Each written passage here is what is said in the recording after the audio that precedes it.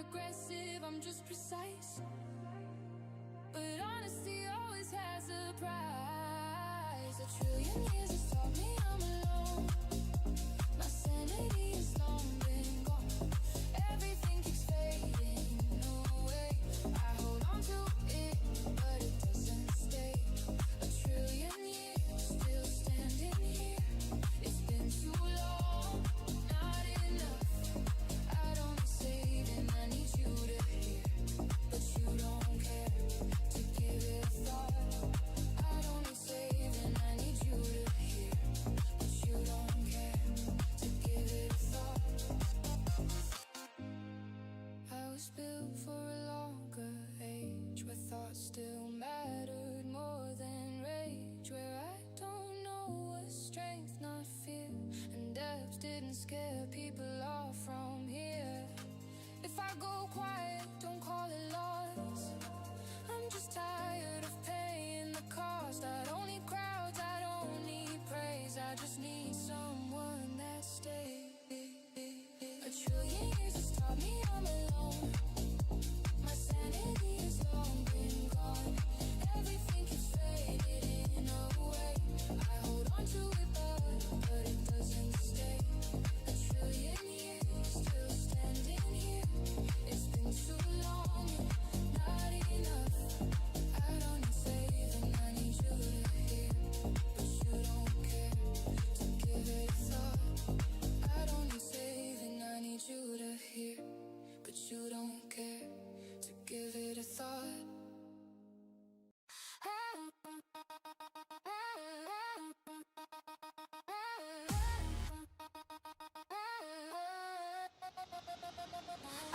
Hey, what is going on, guys, and welcome back to another stream. So today we're going to be reacting to some videos that you guys sent on Discord. Well, I've been postponing this because I wanted more videos to react, right?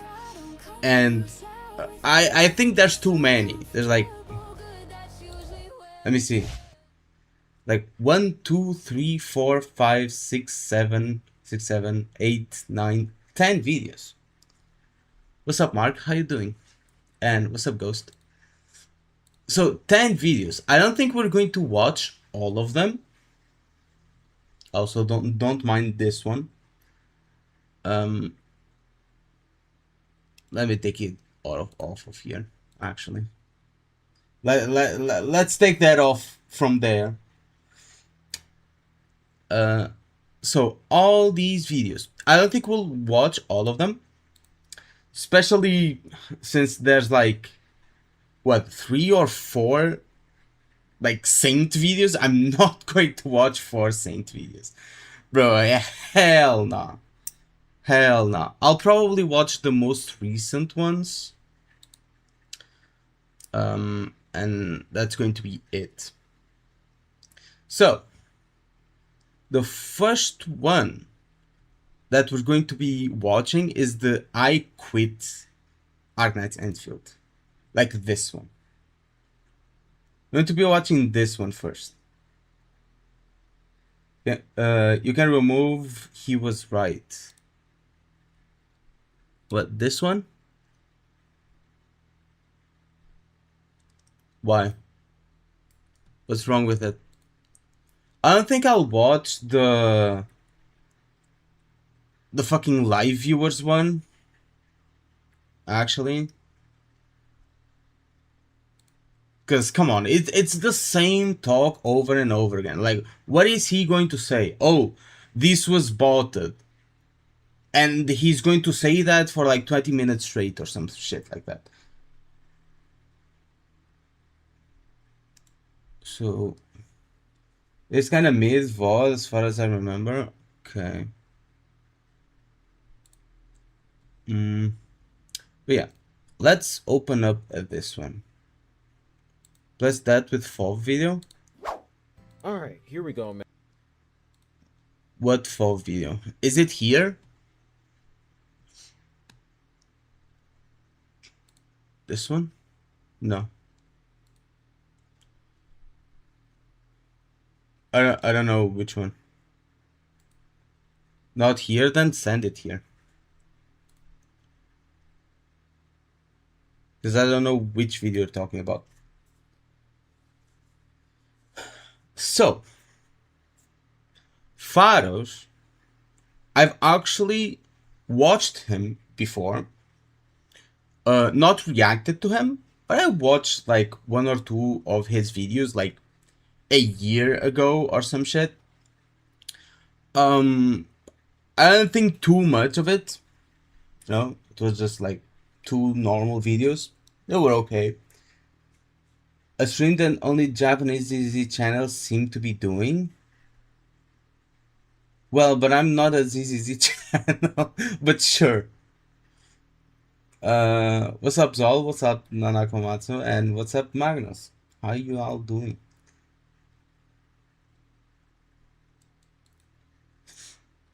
But yeah.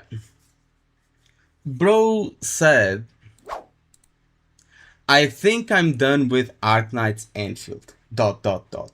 And the thumbnail says, I quit. That's fine. That's completely fine. If you want to quit the game, that's okay. If you want to make a video saying like, oh, I'm quitting Arknight's Enfield, maybe the game is not for me, I just don't like the factory, and so on and so forth, like, that's completely fine. That's not like a bad thing to say, you know? It's just personal preference, and if you don't like the game and you've played the game like in the channel and people are asking, hey, what happened with Arknight's Enfield? Why haven't you played it like recently? That would make sense to make a video saying like, hey, I quit Arknight's Enfield, I'm not making videos on it anymore because I just don't like the game.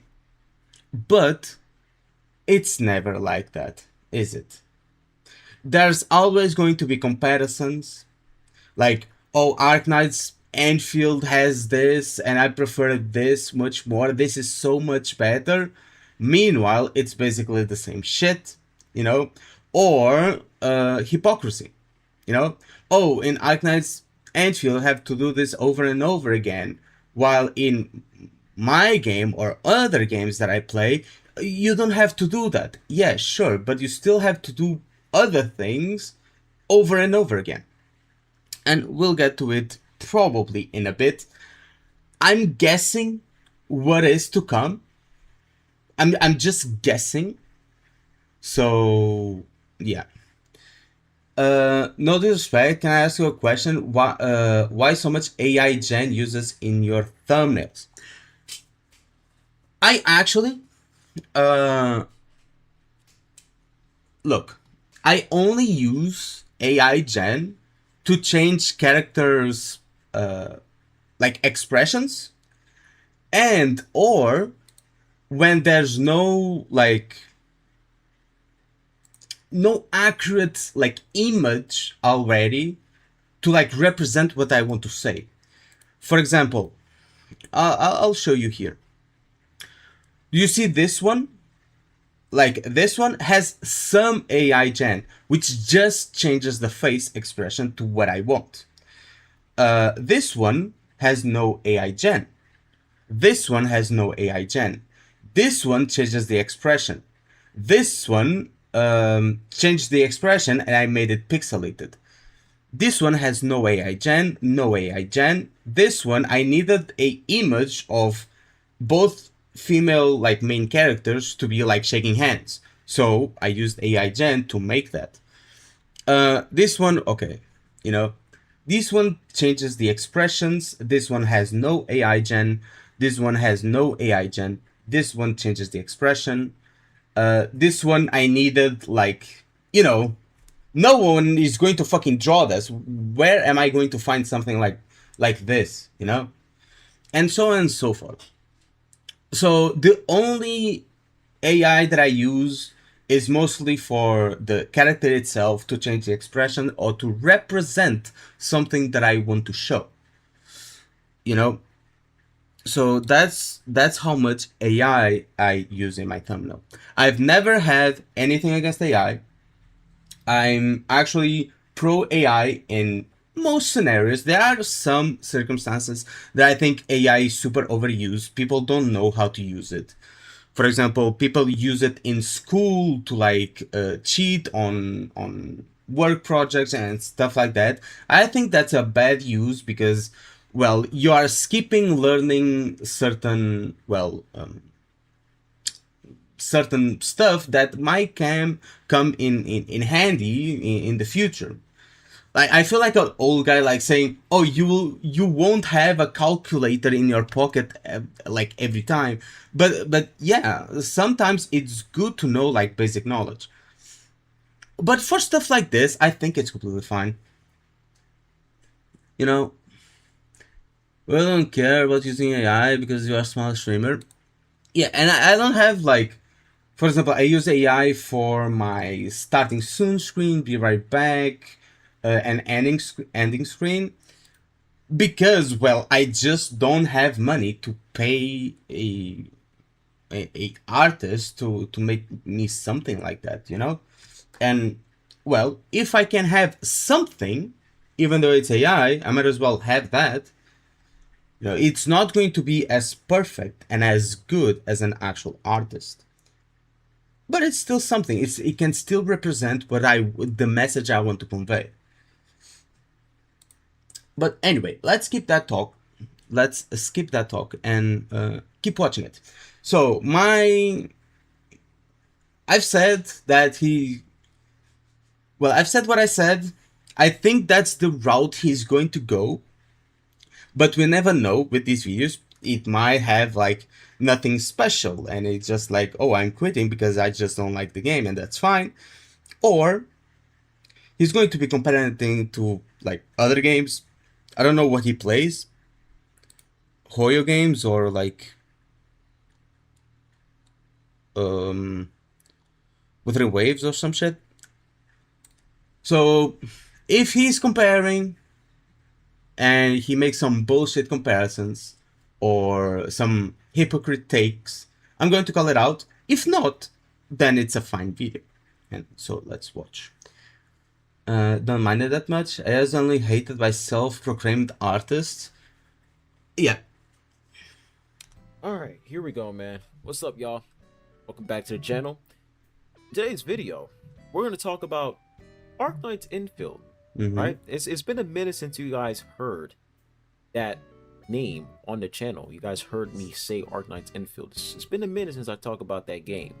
But it's time for me to talk about Arknight's Infield because if you guys haven't noticed, I haven't dropped a single video on that game months. Okay? Well, personally, I haven't noticed because I don't really follow him. And but it's not sure. because I took a break. It's not because, you know, I'm just focused on other games. I just don't play the game anymore. All right, and I'm not trolling you guys. I'm being dead ass. Okay, that's fine. He doesn't play the game anymore. That's completely fine. And I'm gonna give you guys some reasons why, as to why I don't play the game anymore. And let me go ahead and make myself clear. These reasons, I'm not gonna try to like portray these reasons at like I'm not gonna try to make it seem as if reasons as of to why I don't play Arknight's Infield, they're objective, you know, like, oh, these are objectively correct in a way. That's just how I feel personally, right? It's just how I feel. So is he saying that these reasons are not like objective? I think. Is he saying that they are objective or they are not objective? Reasons as of I'm not gonna try to like portray these reasons. Okay, he's not going to try to portray these reasons as like objective truths, which is fine. That's actually a good disclaimer at the beginning, so he can say whatever the fuck he wants, and he's just going to default to like, oh, it's just my opinion. Fine. Okay, that's completely fine. You can still have wrong opinions, but he can default to like, oh, this is just my opinion. You don't have to be mad, bro. So that's an actual like good disclaimer at the end. But we'll see if some bullshit comes out still. Correct in a way. That's just how I feel personally, right? It's just how I feel. So want to make that clear because you guys know how people are in the gacha community, bro. When you say something that they disagree with, they throw a temper tantrum. But here we go, man. So first reason why. Sorry about that. First reason why.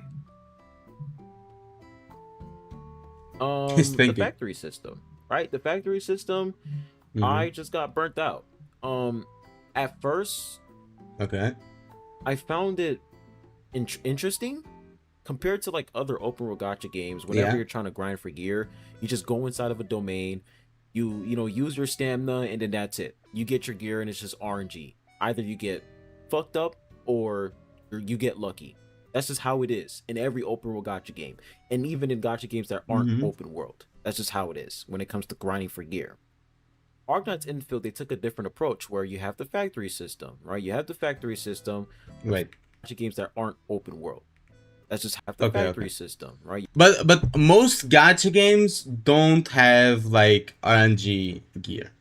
Most actual gacha games, if we take like the grand scheme of things, like like gacha game in general, there's not really like much RNG when it comes to gearing. You have the factory system where the factory is going to pretty much generate these, like they're going to make gear for you. They're going to give you the materials, and then you can create the gear for yourself, and then there's no RNG involved. You get fixed stats, whatever, right? I like the fact that this, like when it comes to you getting gear in Arknight's Infield, there is no RNG involved. No, it's fixed stats only. Fixed stats, that's dope, which is amazing. It's just that the process is just tedious. It's extremely tedious, and the more they release new regions, new areas, new characters, the more we have to do the same thing over and over and over again.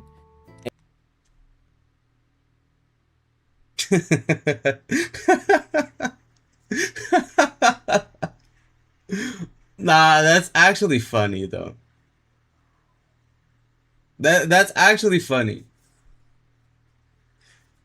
Because yes, you have to keep improving your factory. And yes, if you are up to date with your factory, like every patch, you have to keep like destroying some stuff, building some stuff. You don't have to like completely remake it. You can just like add on top of it. And most of the time it's just like it takes like 5 minutes to add like a new gear like crafting thingy, which is fine. But I understand his complaint. What I don't understand is how is it fine to do a domain over and over and over and over and over again for the entirety of the fucking game.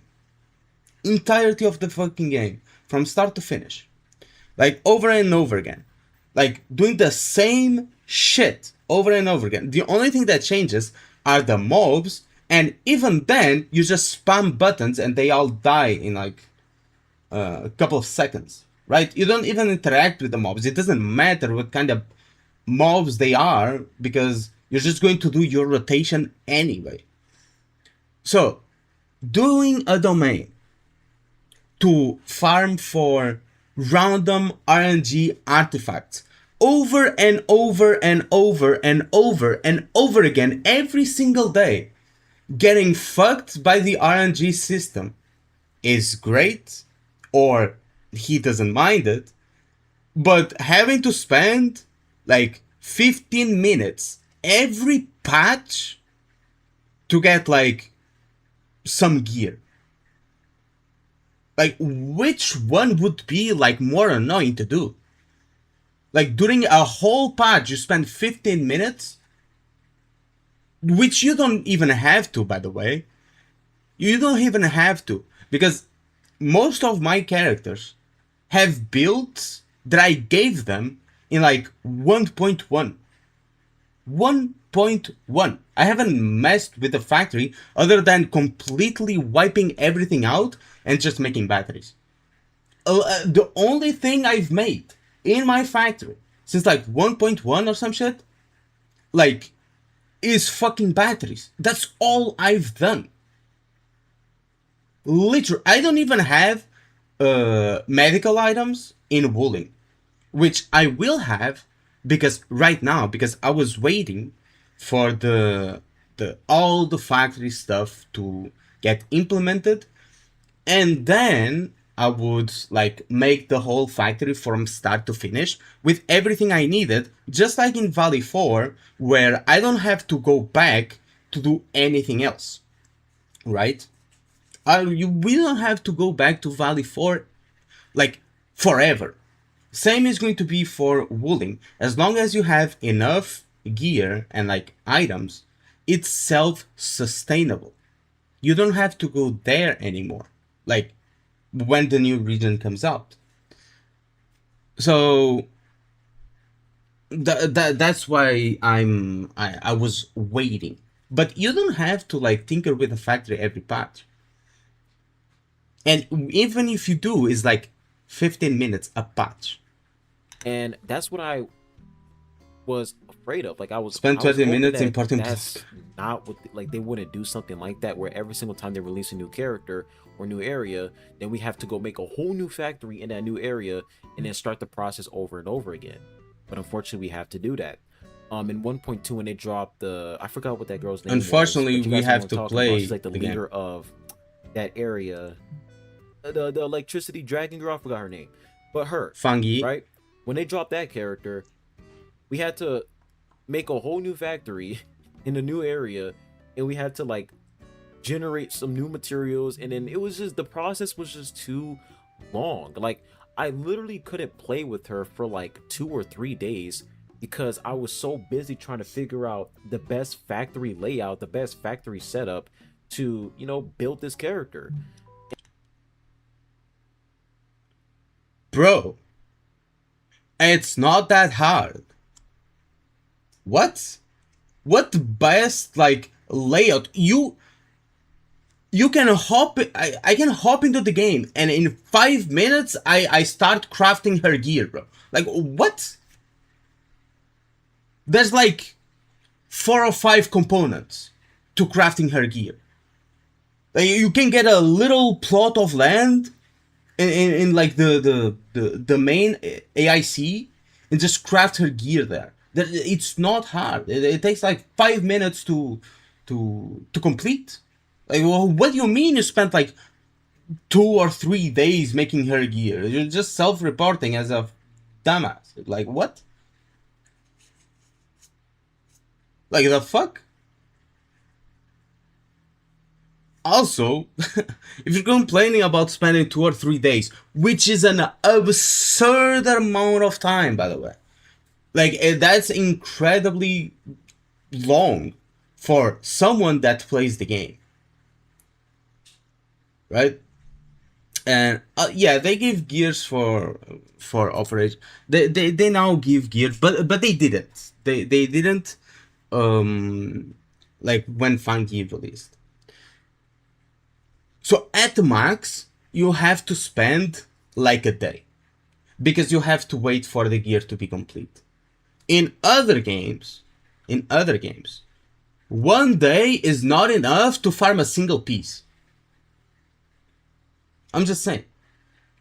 With the luck I have, I farmed for Zani for like the entirety of 2.x after her release.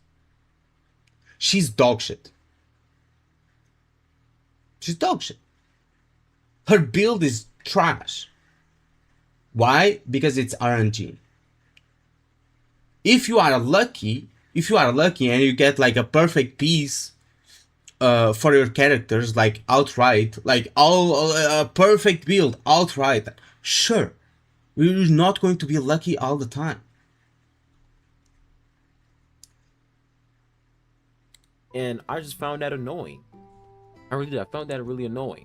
Now, like, if you like, if you don't like the factory overall, that's fine. But saying that you have to spend days thinking about like the best factory layout to craft like a piece of gear for Fangi, which you can like put together in 5 minutes, like that's not a valid reason. That's just you being like dumb when it comes to the factory. I'm not calling him dumb in general, but dumb when it comes to the factory. He doesn't understand it. He doesn't know how to use it, and he just doesn't know. Doesn't know. He didn't learn it. Maybe he skipped the tutorials. I don't know. Think he mean he had to build a new factory for the new gear components? At that time, Fangi patched, but didn't care to play the game in the first place from what I see. Look, if you played... I understand what you're trying to say, but if you played, like, 1.0, 1.1, like, 1.2, and now Fangi came out, all you have to do is, like, spend 5 minutes to put, like, 1 and 1 together. And boom, you started crafting her gear. It's not hard.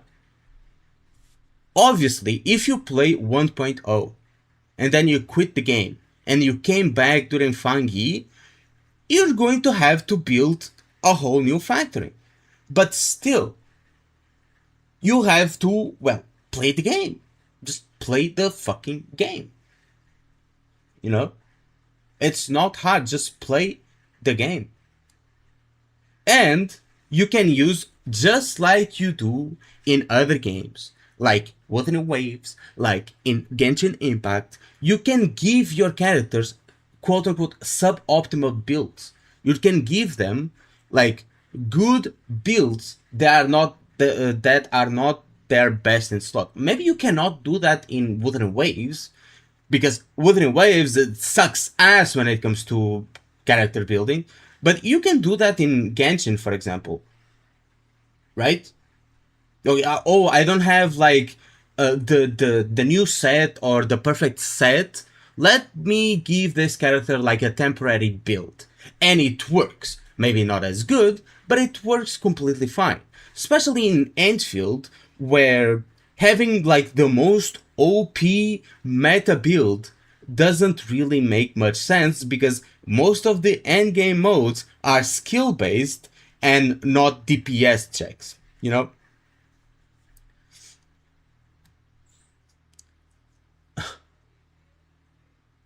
My temporary builds are quite permanent.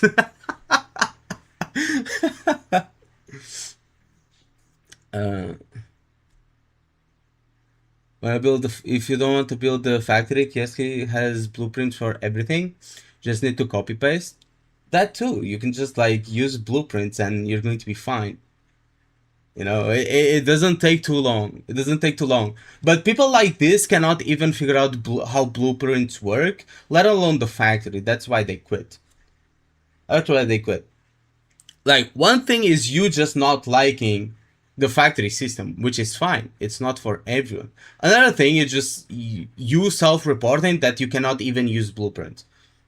You know, that's more of a okay. Yeah, you understand what I mean. Now, is it fair for me to say that, you know, in other gacha games, the amount of time it takes you to like build your character, it could take like 2 or 3 days or even 5 days because of RNG? Sure, right? That's a fair argument, but it just depends on the process, right? It depends on the process, because in those other games, it's like, okay, you use your... So, in those other games, it took you like 3 to 5 days to build a character, but that's one character. In Enfield, you said it took you 3 days to be able to build Fangi, but you're not just building Fangi. In those 2 or 3 days that it took your brain to process like how you're going to build your factory, and then like spend 5 minutes actually building it, you know, it was 3 days. Now you're making gear for literally like most characters. For literally most characters. You're not just building for one character. You're building gear for most characters. And now, especially now in 1.4, the gear that you're going to build, you're going to spend 5 minutes like on your factory to build gear for every single one of your characters. You're not building one, you're building all of them. So, sure, let's say it takes you 3 days to build, to start crafting gear in Enfield. Wow, now you have all your characters like geared up. It's just a matter of time.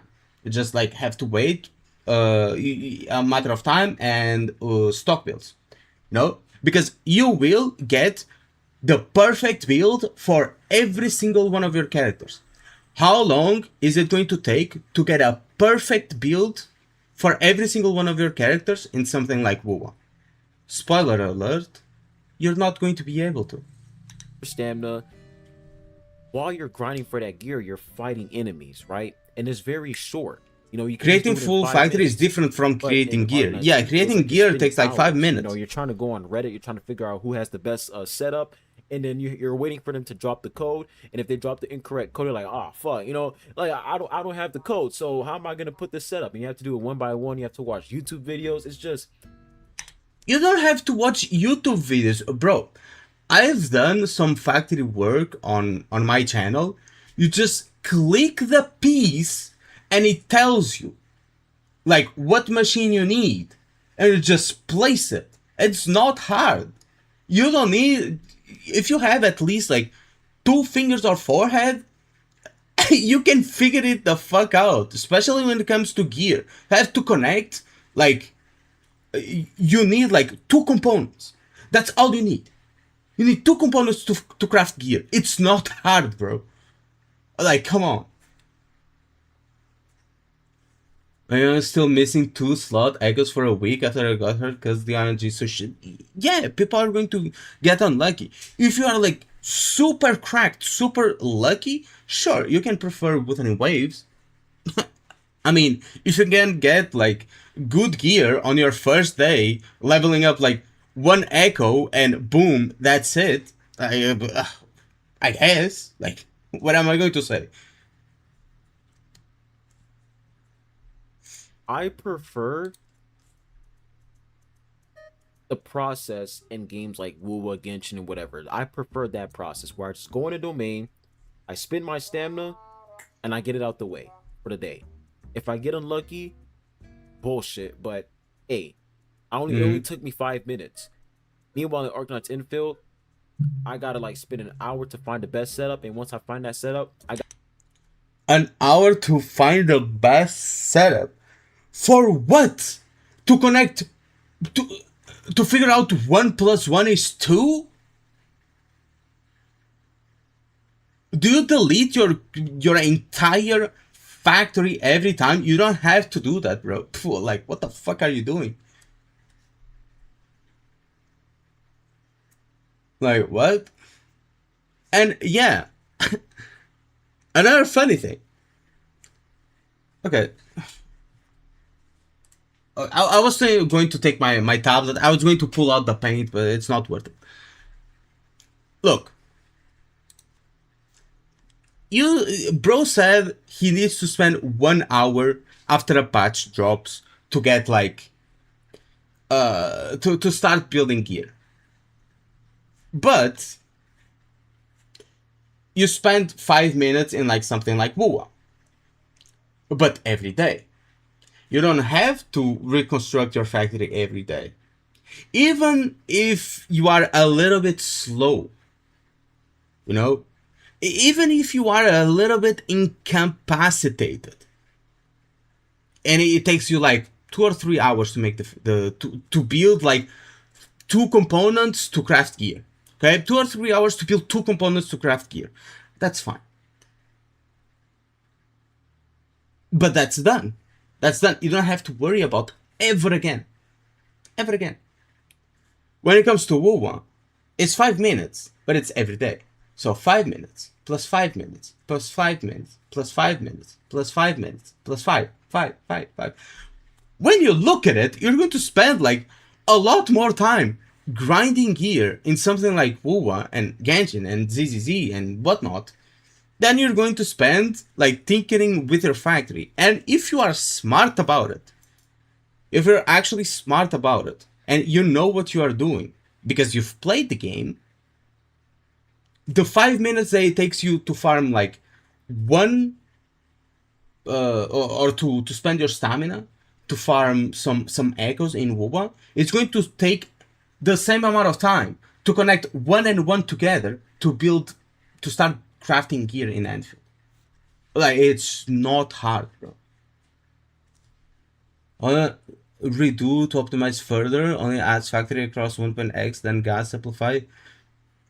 Yeah, that's why I built my factory in 1.0. Then the only thing that I've done to it was delete it and just build batteries. Just built batteries. Like, just that.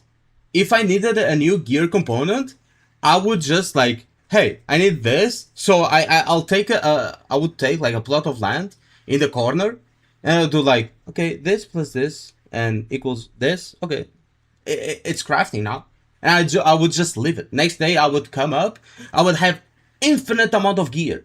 Like, it's not complicated. I gotta wait like what, a day or 2 or 3 days to fully build my character because it takes so long to like get the materials to, you know, assemble the pieces. Is lazy as fuck learning something? It takes a really long time. Bro.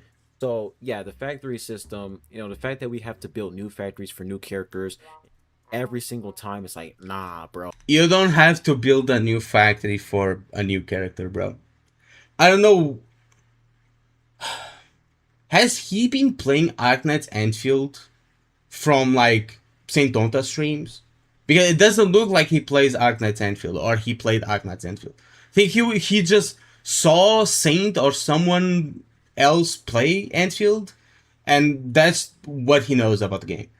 Bro, like I just can't with that. I just can't. Now, another reason why I'll say, so that's the first reason, okay? The factory, the AIC factory system.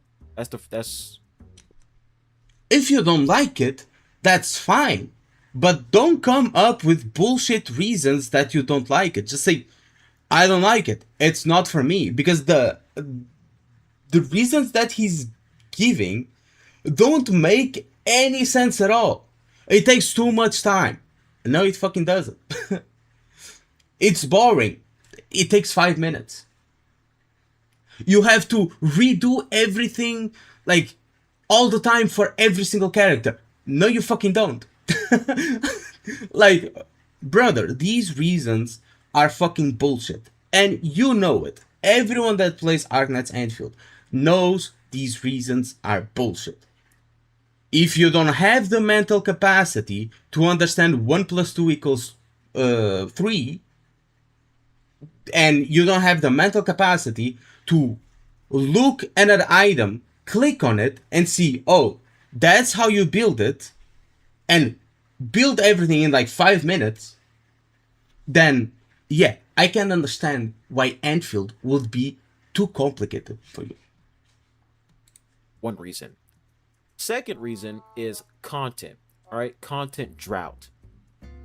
So the last time I touched Arknight's Enfield was version 1.2. I'll say the first half of version 1.2. Yeah, but for that, I meant to say like 1 + 1 = 2, but I said 1 + 2. Then I had to recalculate my thought process there. And during that time, there was literally nothing to do in-game wise in Arknight's Enfield. All we had was that that mode where like you're fighting enemies, and it's like once you get all the like the rewards, sure you can like challenge yourself so you can get like the medal or something like that. I forgot what it's like, a rainbow medal. Sure, you can challenge yourself, you know, there's a challenge there, and it's definitely difficult if you don't have the right characters. What right characters? You can do like those challenges with like a team built out of your ass, but whatever. But that was literally all we had at the time. And Hmm. before that, global launch, I don't even think there was in-game content. Like there was literally nothing to do. Like once you finish the story, all you had was the factory, and that was it. Like that was literally all you had. So I will say, the fact that there wasn't, like there wasn't enough content at the time, and there was literally nothing to do. I just lost interest. I definitely did. I lost interest. And sure, they're adding more content now. Like I'm pretty sure they're That's fine. That's fine. He lost interest because there wasn't too much content at the time. Personally, I can't really relate. I always felt like there was like content for someone like me that doesn't grind these games like every single day. Like I don't log into Arknight's Anfield every single day, same as I didn't log into WoW every single day. I mean, I used to, but now I don't because I found like a more healthy balance when it comes to these gacha games. But I understand if you log into a game like every single fucking day and you want to play like hours at a time on these games, you're not going to be able to. But that's the same for Anfield, Wuwa, Genshin, ZZZ. You're just not going to be able to. The only thing you're going to be doing is just like use your stamina and do your dailies, and that's basically it. But this is a problem for pretty much every gacha game. Now, I understand that there was like a drier, a drier segment in Arknight's Anfield, and that's completely understandable. If he like saw that and he was like, "Oh, I'm dropping the game here," you know, I can understand. adding like new modes. But once you lose interest in something, it's really hard for you to get back into, what you want, like what you once loved. Like for some people, they can lose interest and then they can get right back into it. But me, I don't work that way. Once I lose interest in something, it's really hard for me to get right back into what I was interested before. Like it's just really hard for me to get right back into the game because I just don't care anymore.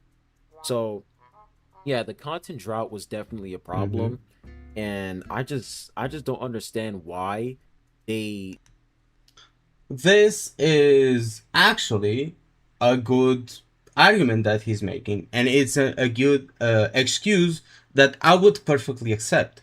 If he started with this and it was basically this plus like maybe some other point that he's going to make that is good, I would be completely fine with it. But the factory bit is just him being a dumbass.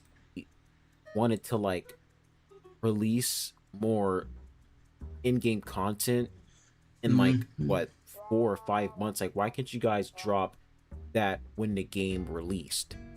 Like why can't you guys drop that when the game launched? At least for games like Genshin and Wuwa, they had like TOA and Spiral Abyss immediately. But in this game, it's like there really wasn't You anything had to do. We Umbra had to wait till like Monument. I think Like version what? 1.1 or later on, like in the game, in order for us to get actual in-game content. So when it comes to like the replay value in Arknight's Infinite, I mean, and to be honest, um, Arknight's Anfield is probably the gacha that launched with the most content. Like out of all big gachas, like sure, patch after that felt drier than the other gachas. Let's not kid ourselves. Like that funky patch was pretty long and pretty barren. But Anfield launched with a shitload of content. Like a lot of content. Really.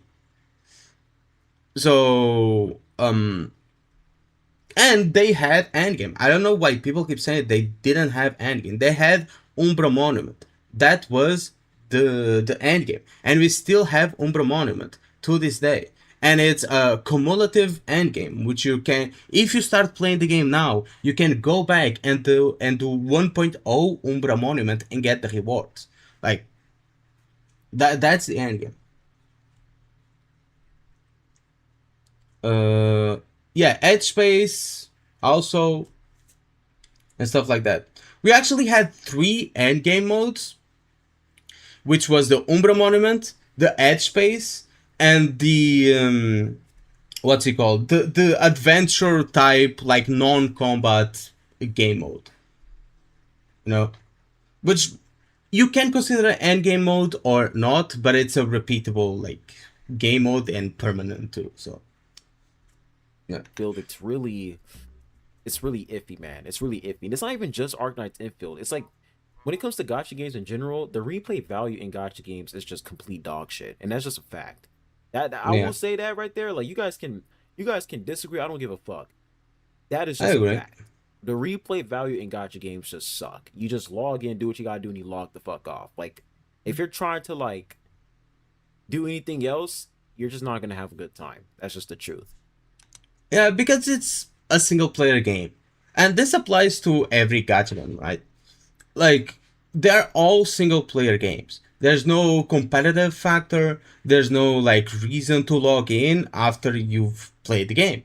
For example, if you play, I don't know, Final Fantasy, like what is the new one? The 16? If you play Final Fantasy 16 and you complete the game from start to finish, you get like all the levels, all the power-ups. I haven't played the game, so I don't know like what you use there. But you finish the story and you finished everything. Like if you log into the game, what are you going to do? Like nothing. You go play something else. But then imagine Final Fantasy 16 launches a DLC. Then you can go back and play some more of the game, right? It's the same in gacha games. They launch a patch, or they launch the game, you play the game, and then when you're done with the game, you go play something else. But then a new patch comes up, which is the DLC. And you go play the DLC, and when if you're done with it, you just go play something else. Then a new patch, which is more DLC. Then you go play something else. And you keep doing that. Keep doing that. And that's how I treat these gacha games. But yeah, so yeah, content drought, that's the second reason why. Third reason why, um I literally wrote this all down. I can't believe I forgot. I have to look it up again. Open world burnout. That is the third reason why. So before NTE launched, we have the only 2 open world games I was playing was Arknight's Infield and Wuwa. And Let me just like leave this here. I'm not saying that he's like completely wrong here, but let me leave this here. Like Kurobots were complaining about, oh, it's not an open world game. I want an open world game. This is not an open world. It's semi-open world. If you compare like performance, the like I compared the performance of like Enfield and Wuthering Waves. All the excuses were, well, Enfield is a semi-open world. Obviously, it's going to run better. Okay, fine. Then, oh, you cannot climb, you cannot glide, you cannot like do all this stuff that you do in Wuwa, which is okay, fine. It makes the game different. It makes the game different. You're not playing Arknight's Enfield like you are playing ZZZ, not ZZZ. I don't know why that came to mind. Like you're playing Wuthering Waves, like you're playing Genshin Impact, like you're playing NTE. That's what I meant to say. You're not playing it the same way. You're playing it a more methodical way. It's more what's it called? I forgot the word for it. It's more linear. It's a lot more linear. The exploration is different. You actually have to think of what you're going to do. If we compare like all the exploration between all these games, like Genshin, Wuwa, NTE, like Enfield is going to be the most different of them all. So if you are looking for like something fresh, Enfield would be actually it. And once NTE launched, you look at what NTE has to offer. Like, you see what the game can offer. You have like hobbies where you can race. You have some PvP events. We have like the new fantasy game mode in version 1.2, which is absolutely amazing. It's really fun. NTE, you have so many things to do in that game. And yes, I get it. Arknights Infield is not a like 100% open world like NTE and WUWA, but at the same time, it's low key and open world in a way. It's just that it's just like different zones, pretty much. It's pretty similar to HSR, but you still have exploration in the game. So when I look at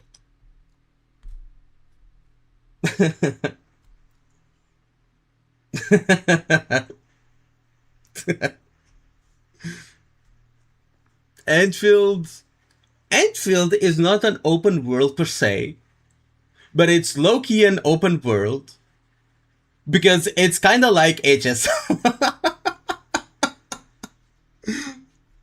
Okay.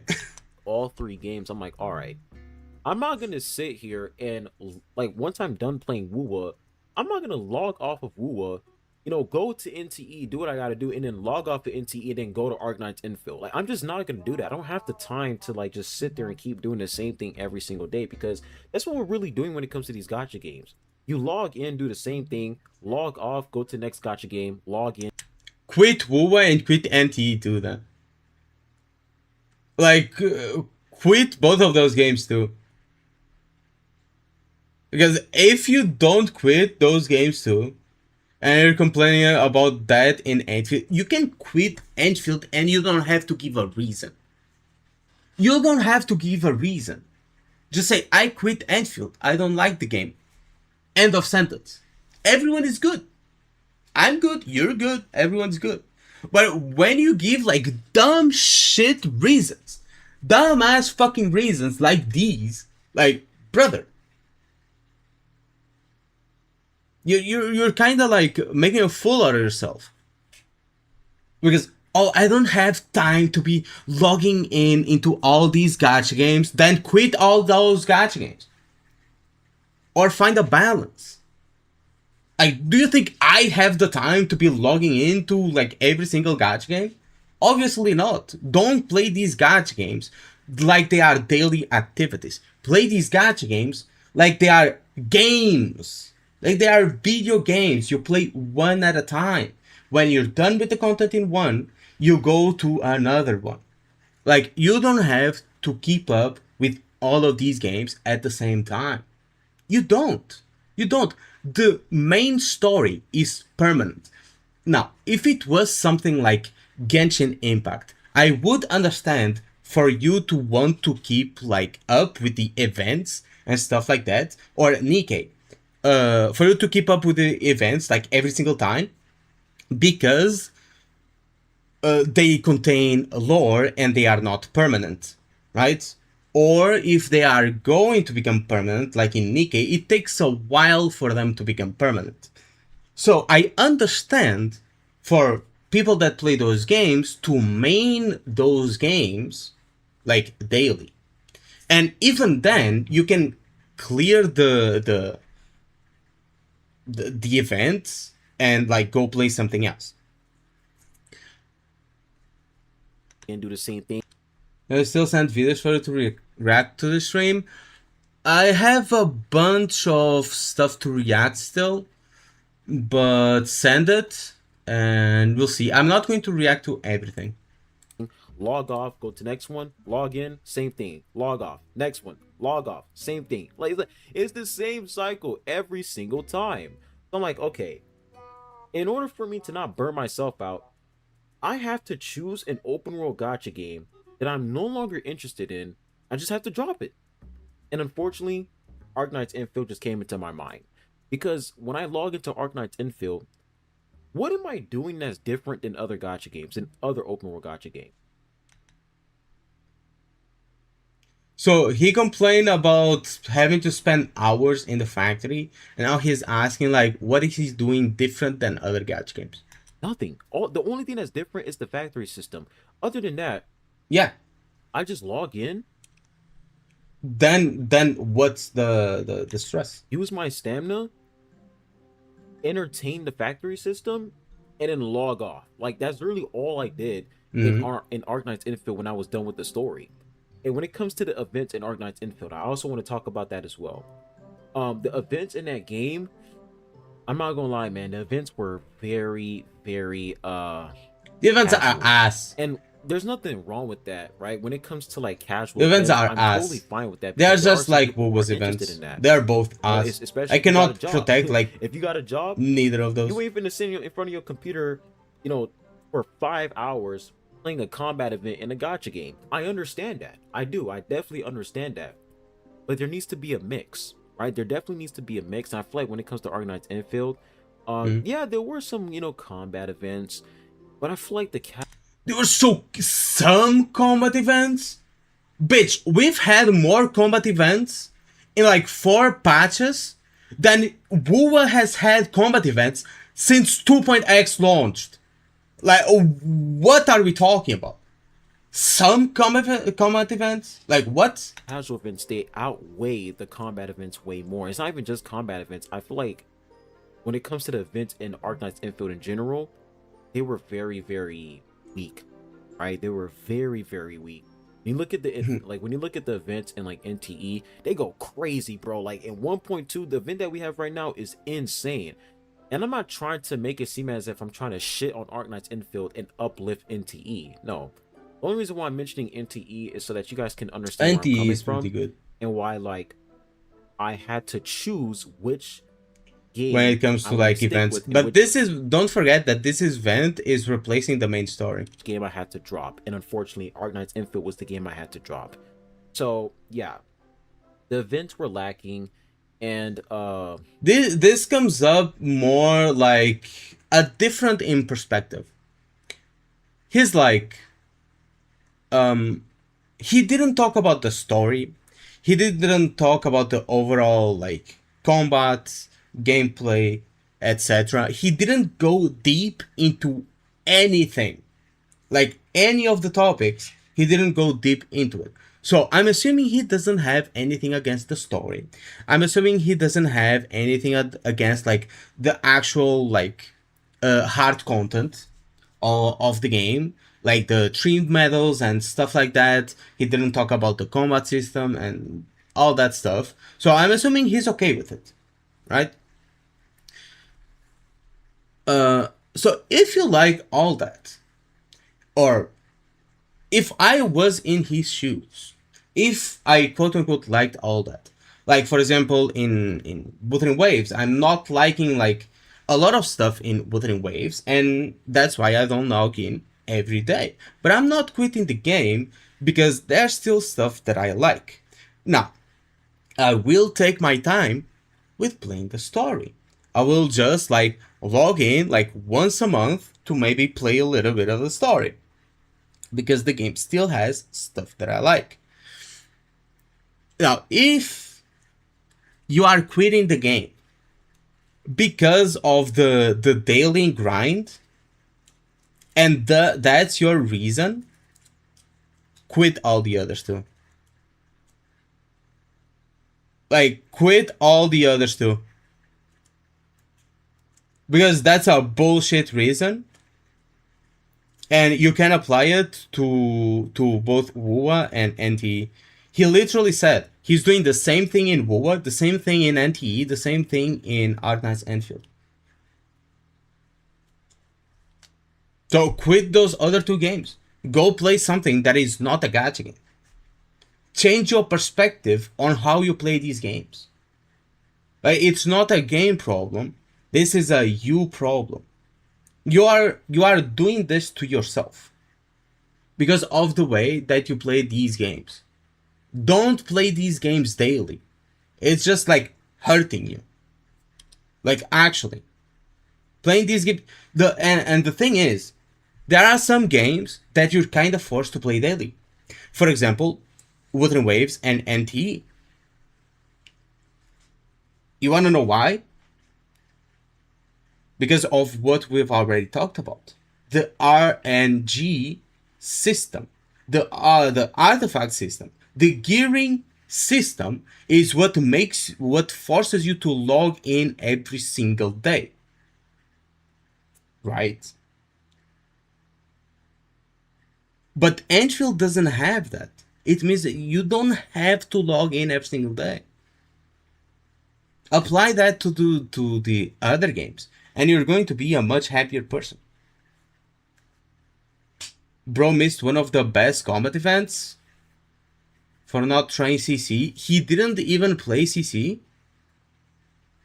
Then bro is talking out of his ass. He didn't play the game, and he's saying that he's quitting the game. Like, I've already seen from the way that he talked about the factory, he has no idea what he's talking about. He's just talking out of his ass. It feels like he tried the game during 2.1.x, maybe logged in during 1.1 to get a character or some shit, and then quit the game. That's probably what happened. Right? I'm assuming, because from the way he's talking, he hasn't played the game much. Well, what was I gonna say? Open world burnout, right? Just logging in and doing the same thing that I do in other open world games. It's just I just don't see the point. But yeah, man, that's all I can say. Those are any interesting combat events a month after CC release is wild. I probably have some more, but those are the main reasons I can think as of to right now. Those are the main reasons. The main reasons I have. Holy shit, I'm stuttering. He said he didn't play that much. The gacha system at all. For all the people out there, how much you guys want to bet?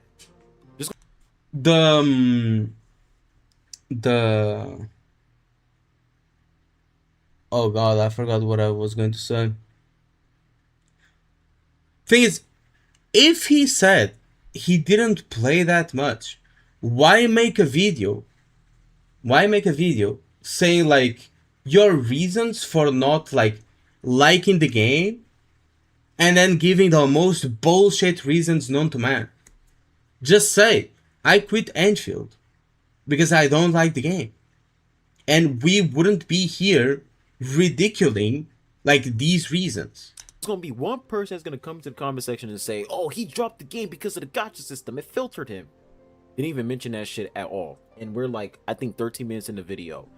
The gacha system, I already accepted that's just how it's gonna be, so it is what it is. Yeah, the gacha system doesn't matter about that shit no more, because that's just how it is. It doesn't fucking matter. But yeah, man, you guys can let me know what y'all thinking.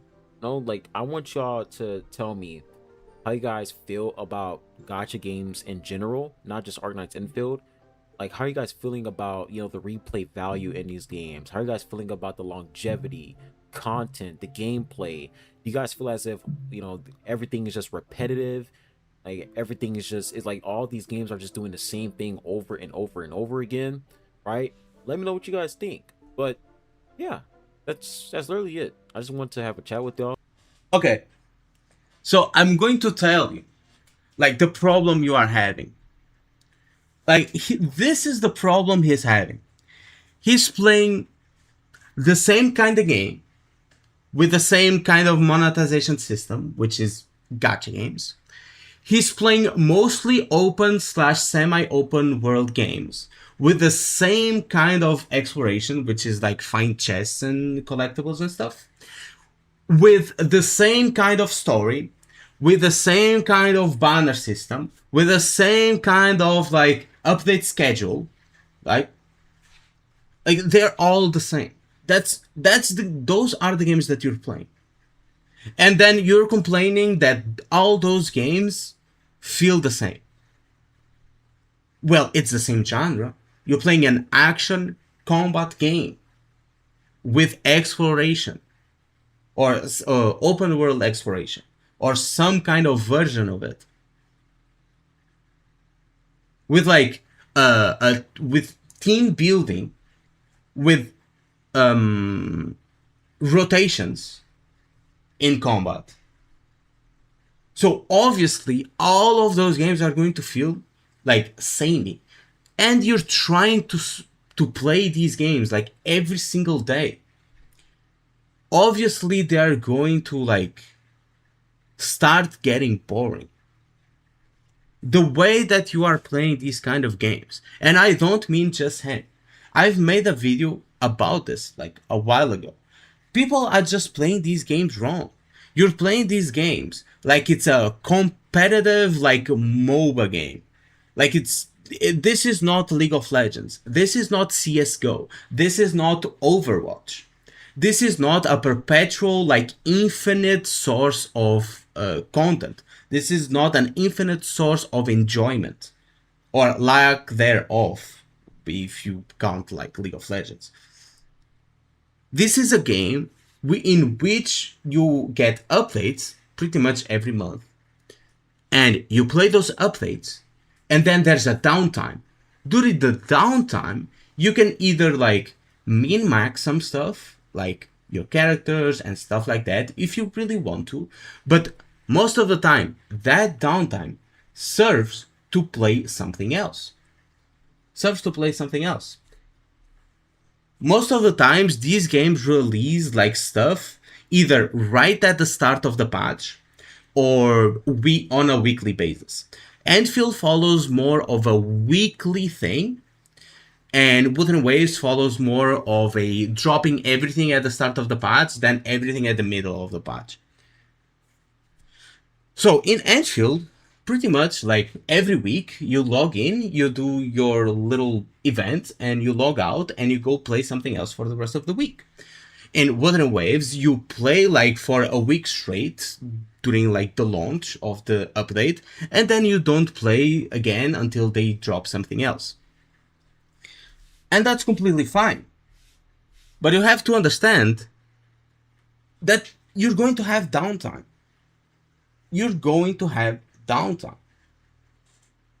Just play something else. Play different genre games. Because you will get burnout. You will get burnout of Wuthering Waves. You will get burnout of Arknight's Enfield. You will get burnout of every single one of these games if you keep playing like this. Especially when you play only the same type of games.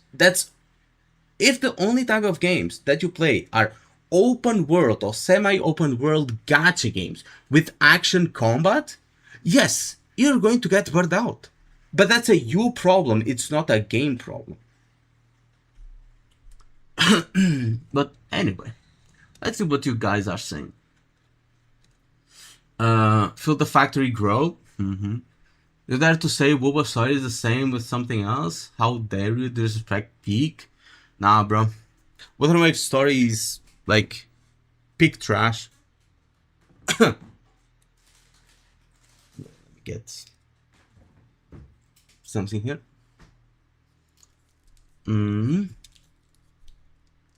May the gacha god have mercy on him. Actually made sense. During downtime, everyone should honestly suffering in League. True. What do you do in other gachas after you're done with story exploration events? Farming RNG stuff is not content. Yeah. Like, RNG farming is not content.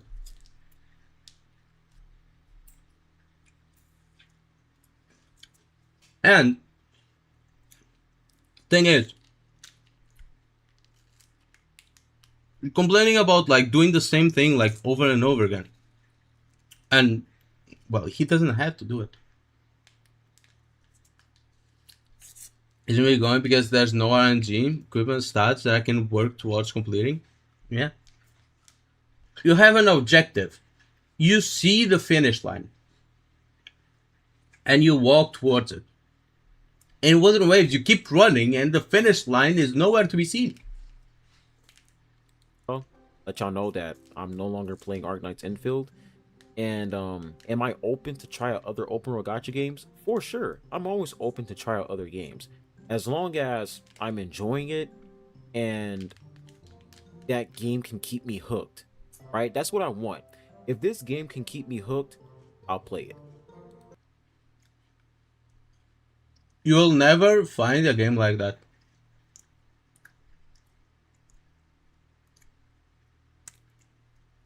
You'll never find a game like that because it's always temporary. Like, the hype is always temporary. If you want to feel hyped all the time and hooked all the time, you're going to be disappointed all the fucking time. Go play Fortnite? Yeah, go play something like Fortnite. That's going to keep you occupied all the time.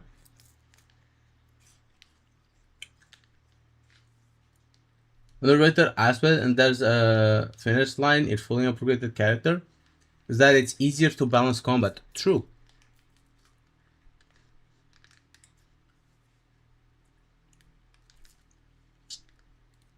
But if I'm losing interest, if I'm forcing myself, that's one of the main things I hate whenever I'm playing a video game.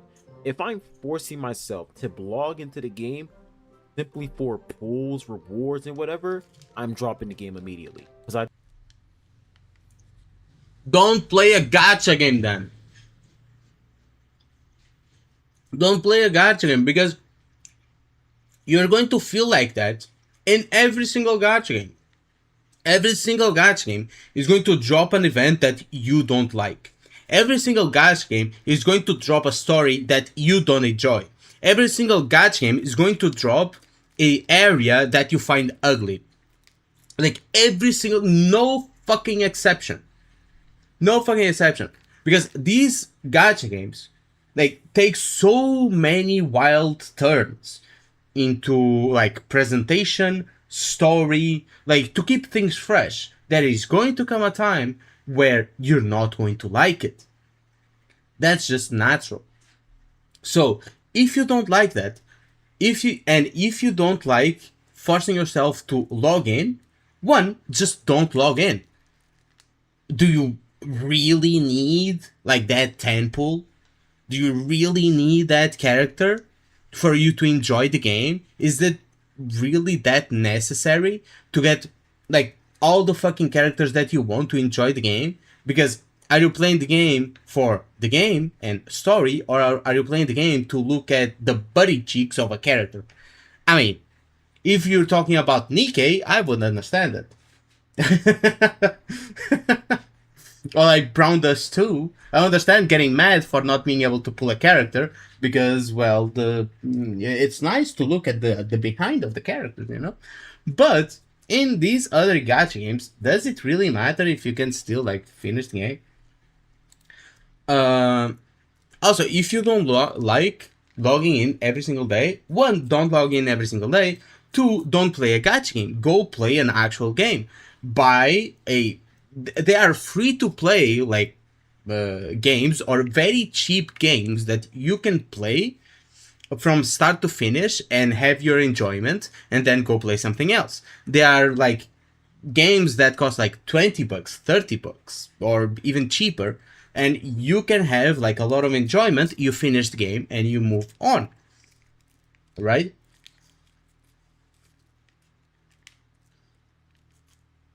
So the problem is you're falling out of love with gacha games, and you're thinking that Enfield is probably one of the culprits because it's probably the one you like least. But when Silver Palace comes out, when another open world gacha game comes out, you're going to feel the exact same over and over and over again, until you realize that the problem is you. The problem is the way that you play these games. You are forcing yourself to play these games, and then you're not liking it because you are forcing yourself to play these games, which are the same genre, the same type of game, over and over again for years. For years. Obviously, you're going to get, like, burned out. In gacha games, at its selling point, no gacha game with a story comparable to any single player ones. There are gacha games with story comparable to single player games. Like, absolutely, bro.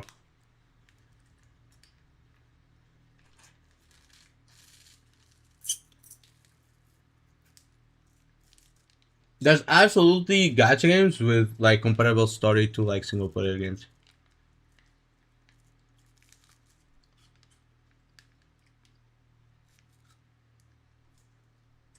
To parry reliant, I actually like the part of it being like parry reliant. That's actually like a positive for me because it's different. Anyway, that's the video watched. What should we watch next?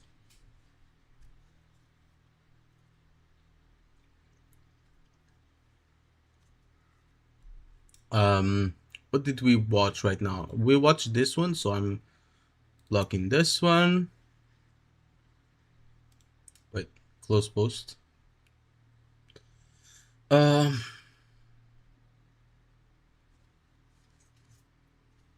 Gacha Smack. Which one?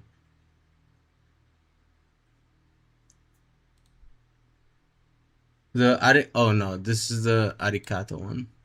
Let's watch this one. Ladies and gentlemen, we are approaching what I would like to believe is the end of an era. And I want to talk to you today about this. I think it's a very fascinating topic to delve into, and it's perfect and ripe for the particular season we're in with gacha gaming. If you are Arikata like me, react and I'm to pretty it? sure you are, many of you are. Then you we're want a not gacha going to watch the same video twice, bro. Oh, and I've watched the Arikata one because I think I've already watched this because I watched Loki Gacha talk about the Arikata reaction to this video. Before Genshin Impact, and you weren't even a gacha player before Genshin Impact. That was the first game you got in. So,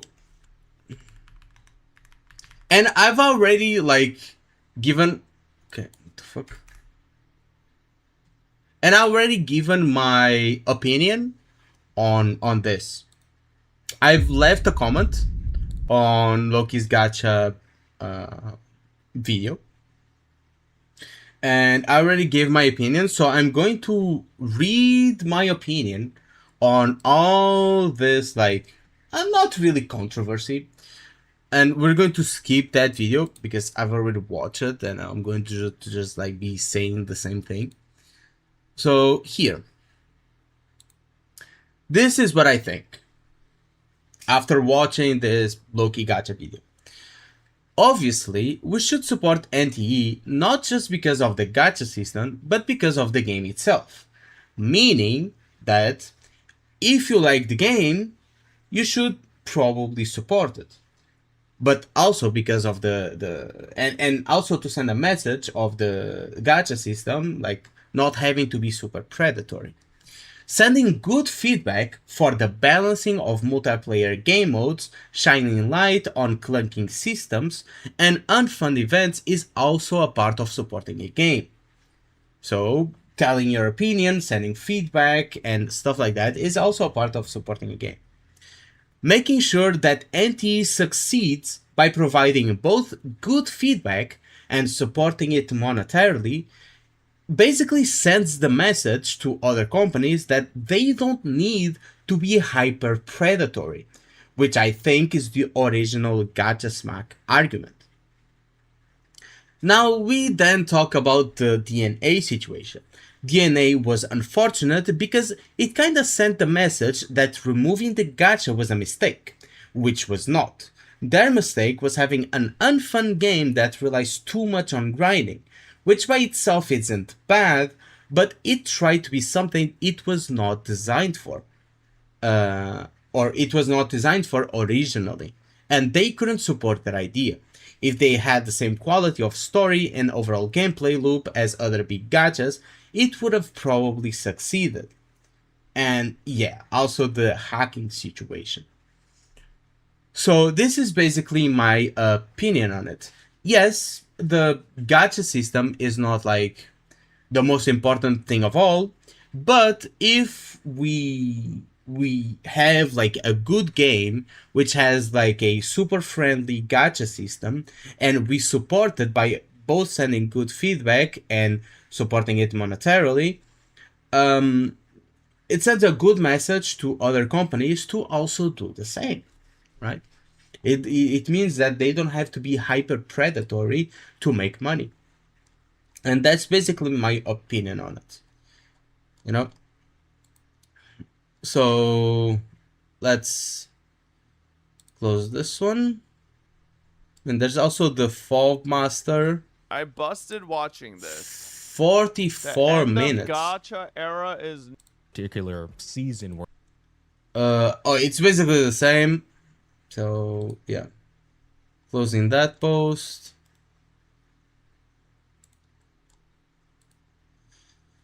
What else?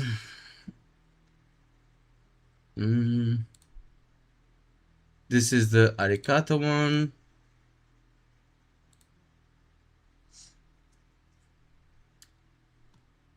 Which one should we watch next? Fob said we should support better game, not just better gacha. Yeah. We shouldn't support a gacha game just because it has a good gacha system. That's why I mentioned that we have to support it also by giving it good feedback, so it can become a good game, so that more people can support it, like through the gacha, you know.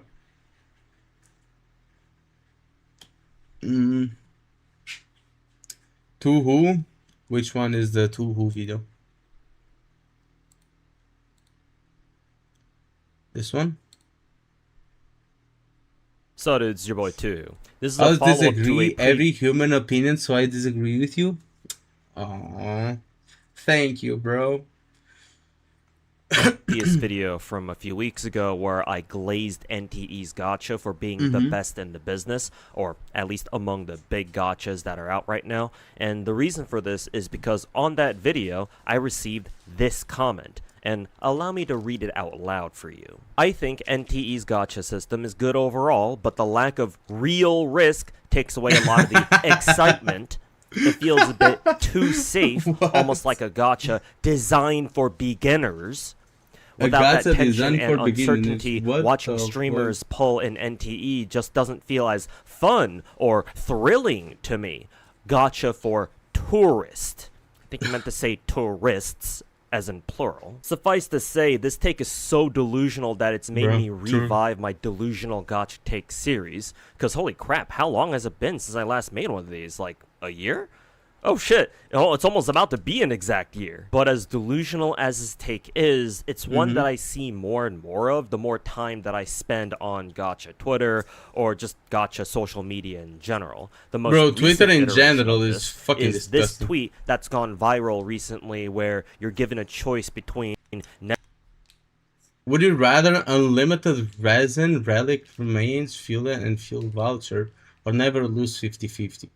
Ever losing any more 50-50s or unlimited stamina, and the op says the unlimited stamina is, quote, the only choice here, unquote. And now that I've seen takes like this go around Twitter for so long, I gotta say it how it is, man. If you unironically subscribe to this whole, you know, oh, the coin flip isn't so bad actually mindset, then to me, you must either be a gambling addict who just doesn't know it yet, or you got more disposable income than you know what to do with. They are just gambling addicts. Like, most of these people are like kids. And they're addicts. They just don't know it yet. In which case, gee, that sure must be nice. Like, seriously, just look at the first dude's comment again. Real risk? Excitement? Too safe? A gacha designed for beginners? Tension and uncertainty not as fun? A gacha designed for beginners. And bro's profile pic is Raiden Shogun.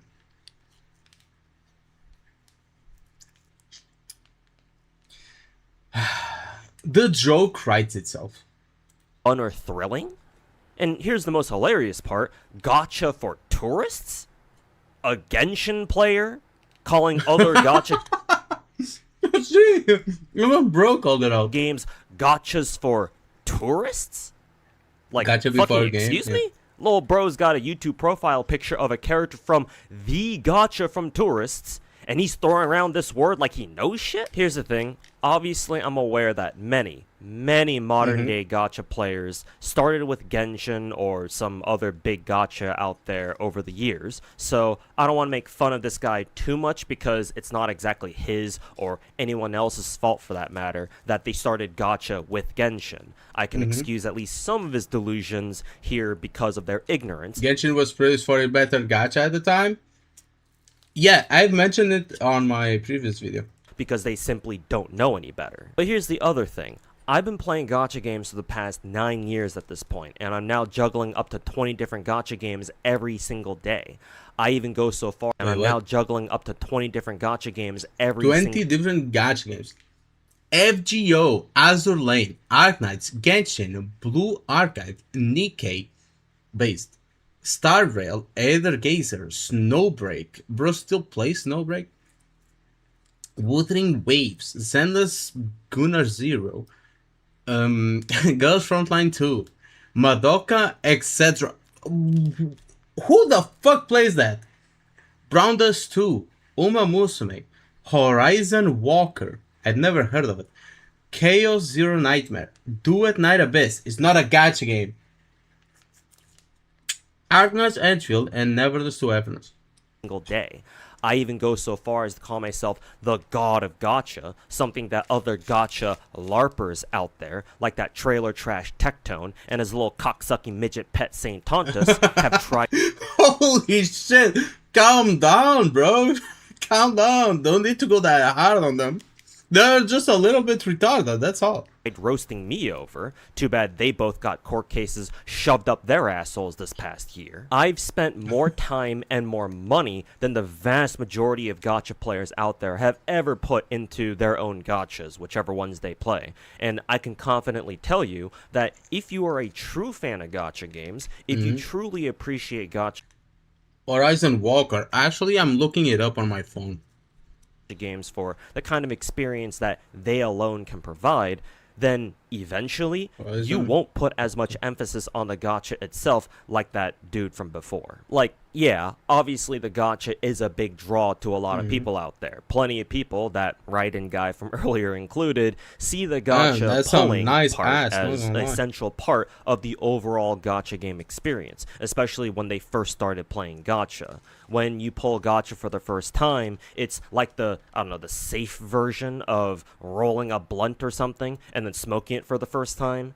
It's super exciting, you don't know what you're gonna get, and it's an amazing feeling when you do get something good. I've been there, I know what that feels like. The gacha part, not the 420 blaze it part. The problem with I know both. this is that y'all are focusing too much on the gacha pulling part itself. It didn't take me very long after I first started playing gacha games to get used to pulling, and within Yeah, pulling characters, like in gacha games, it's just annoying. It's literally just annoying. It's not fun. Okay? It's not fun. Maybe, oh, we can get like it early, blah blah blah. But it's just annoying. Like, just say the character costs like $50 and let me buy it, bro. in like a year or two, for the most part, I stopped caring about the feeling of pulling because outside of like a few lucky moments here and there, everything else about it is pretty damn dull most of the time, and potentially gut-wrenching when you get fucked over the other times. True. More importantly, I care a lot more about the games themselves. Like, they're called gacha games, as in like actually playing the damn games, you know? Because pulling gacha is only part of the experience, right? Like, the gacha part of a gacha game is the monetization system.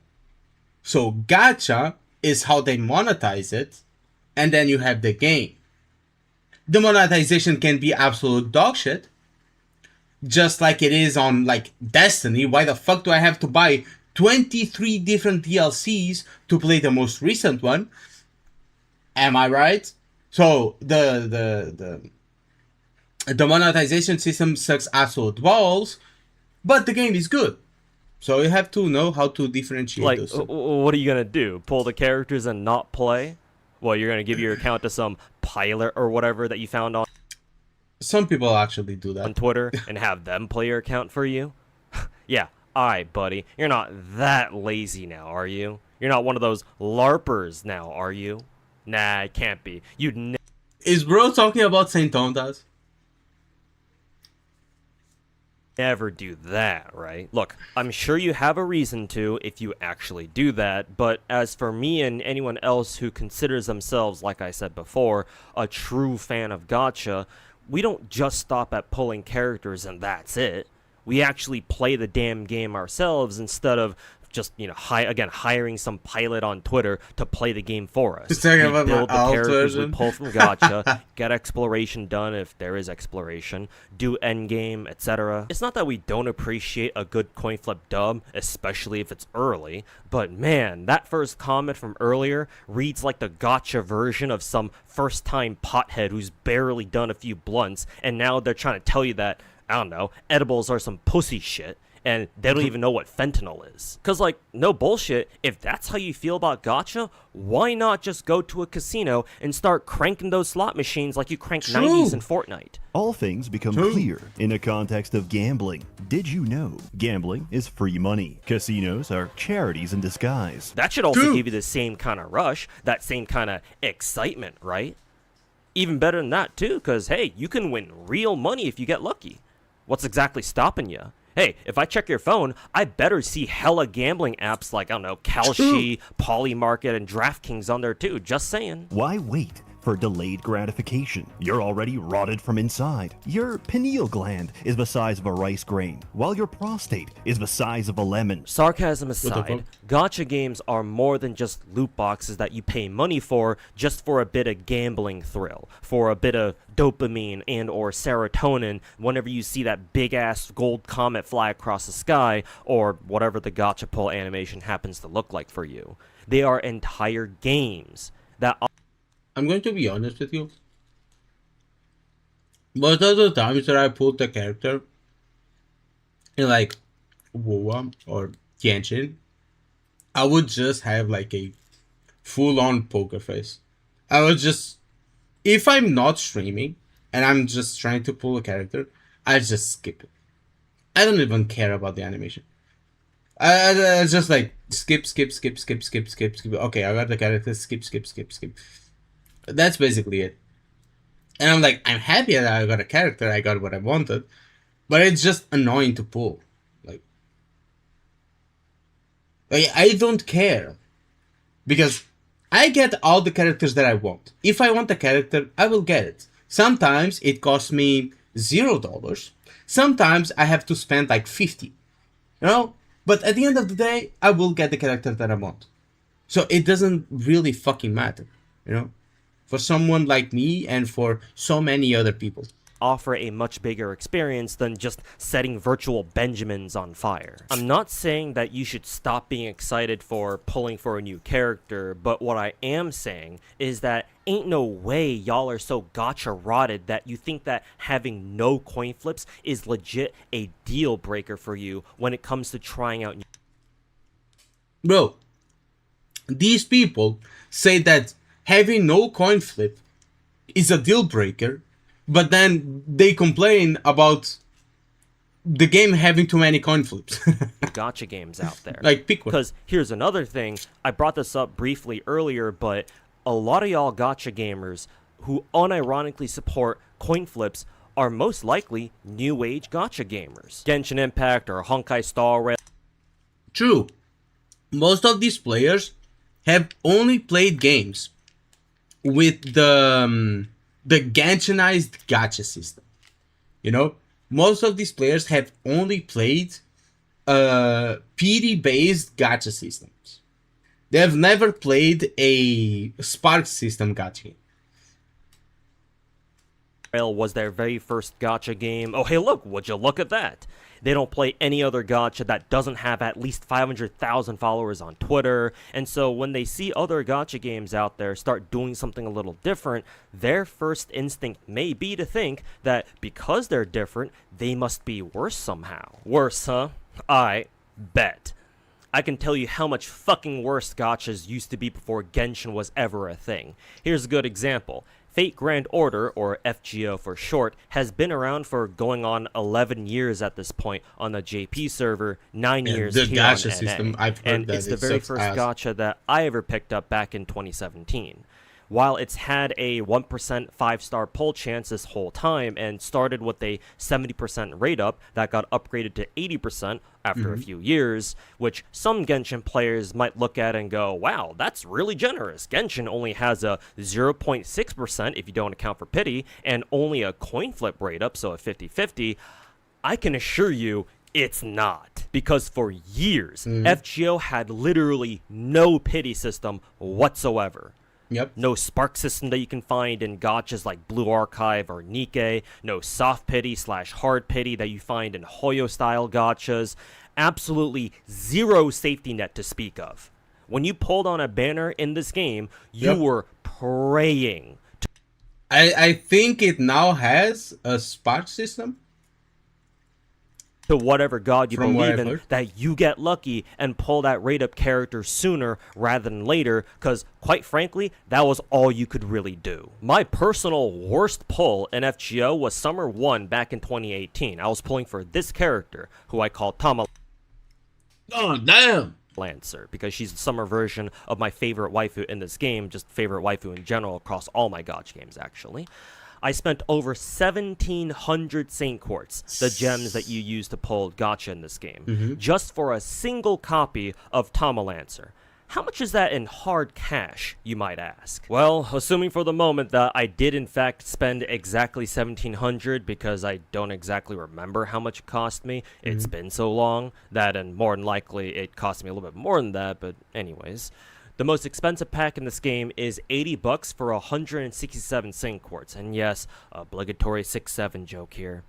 So if you do the math, I had to spend 6-7. over $800 $800 for a single single copy. copy of a God 5-star character damn. in FGO. Compare that to, again, any Hoyo style gacha, where even if you go double hard pity, you spend less than half that amount. A much more recent example is when I tried pulling It's for still another a bullshit amount, by the way, but yeah. character this past week or so in FGO. I ended up pulling 2 5-star characters, but neither of them were the rate-up character I was looking for. Mind you, these days it's a 1 in 5 chance to get spooked by a 5-star character that's not the rate-up. And it happened to me twice within a few multis.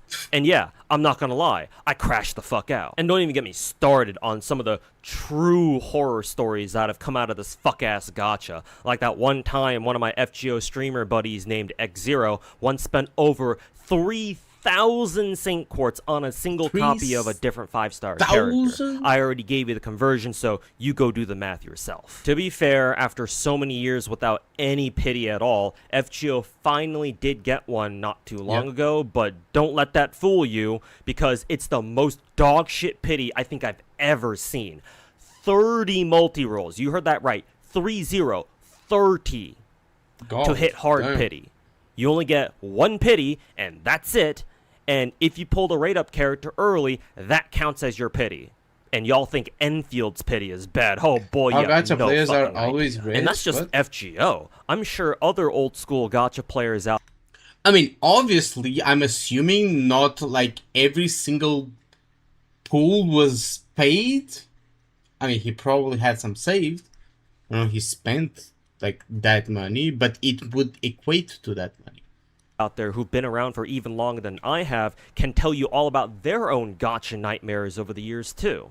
And I don't Hexland used to spend millions. What the fuck? bring this all up in a condescending way, or like I'm trying to be your parent How do you here, have or that- something, telling you how hard it that used to kind of be money back in like that? our day when we had to climb over 2 whole mountains just to get to school both ways, or however that meme goes. I'm saying all this primarily to illustrate that growing up with a truly god-awful gacha before the days of like Genshin or whatever teaches you to respect it, the gacha that is, and to not just full send your pulls at it like you're on FanDuel picking which World Cup team to put your money on.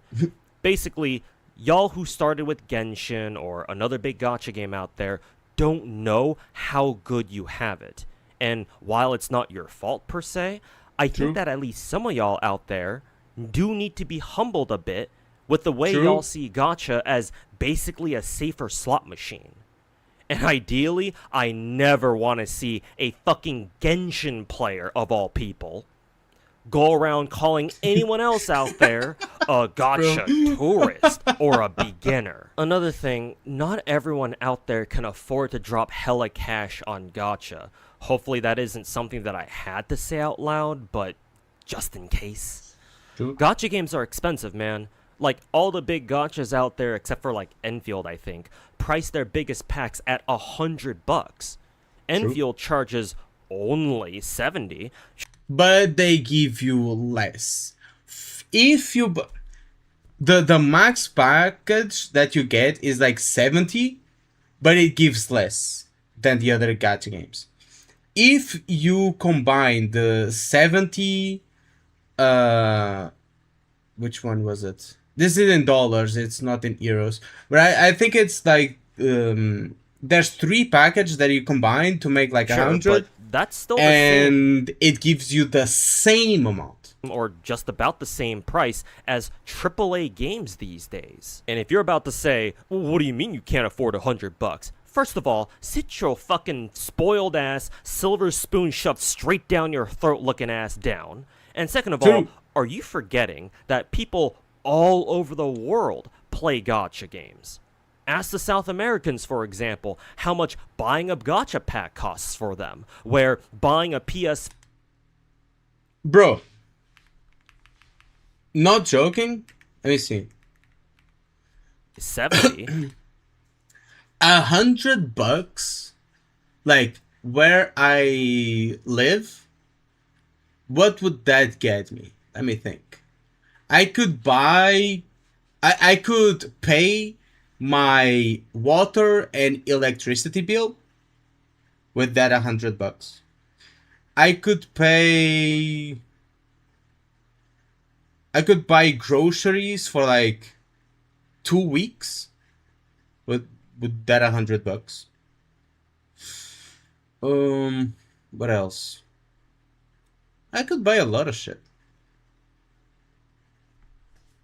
Sure, but that's still the same or just about the same price as AAA games these days. And if you're about to say, Rent what do you mean and you can't afford internet? $100? You're how much buying a gacha pack costs for them, where buying a PS5 is still like a full month's paycheck or even more for a lot of people down there. Again, let me bring up that first comment. This dude says a no coin flip gacha like NTE makes it so that it's not as exciting to watch streamers do their own polls or viewer polls. $100 doesn't even guarantee the character. True. Yeah, it's definitely Which is not bullshit. as thrilling because, you know, you already know what every S rank is gonna be. Does that mean you enjoy watching people lose their coin flips? Are you saying that you enjoy watching people who might have grinded a gacha game for weeks, maybe Also, even months on end, saving up for a character that they're really looking forward to, end up just losing their coin flip and watch all their hard work get Thanos snapped in under a minute just because the game was like, oh, hey, you lost the coin flip, get bent, bitch. What if they spent a lot of their money on a pack just to go through the exact same thing? A large chunk of their allowance money or paycheck to buy a $100 pack only to lose the 50-50 and they can't spend any more money. And so they're fucked? Maybe I'm just projecting here. Maybe you don't like seeing that either, and it's just the pure thrill of seeing what the gacha may or may not give you that you care about here. But I don't know about you, but I genuinely want everyone to pull the characters they want. And for me... Yeah, you know how you do that? You know how you do that? You go watch this video of mine. You send it to these gacha companies and say, hey, make a system like this. Make a system like this, and boom, you have the most free-to-play friendly gacha system. Make the game good, and you have the best gacha in the fucking universe. That far outweighs any like personal enjoyment that I might get out of watching gacha streamers do gacha pulls. I don't want to see people put in so much effort into their gachas grinding for characters only to get cucked by some fucking dumb shit 50-50. I've been there myself too many times to count by this point. It fucking sucks. I'm lucky enough to still get most of the characters that I want by being able to spend money to finish the job if need be, even if I lose my coin flips. But here's the thing, not everyone else out there is. Besides, the main selling point of gacha games is not the gacha itself, but rather the characters that you're pulling. Because if not for the characters, why would you even play gacha games to begin with? Especially with the way gachas emphasize pulling new characters and treat them as their main source of revenue, the gacha model just happens to be the way in which they're sold to you. And even then, some of y'all missed the memo on this too, cause like, I'm sure I don't need to say this out loud, but a lot of gacha players out there don't really care about the characters themselves. They only see them as like trophies to flex to their friends online because they're meta, assuming they have any friends, to brag about whatever double S-rank multi they got while pulling, and to farm their friends for even more serotonin and reactions over Discord. You can see this with how so many gacha players out there only care to pull the meta characters, or even worse, how so many of them don't even play gacha games because they actually enjoy them, but only because their friends on Discord or even in real life play them, and they just want to fit in and have something in common with them. And this kind of behavior puts them at risk of becoming, as our write-in friend from earlier so graciously put it,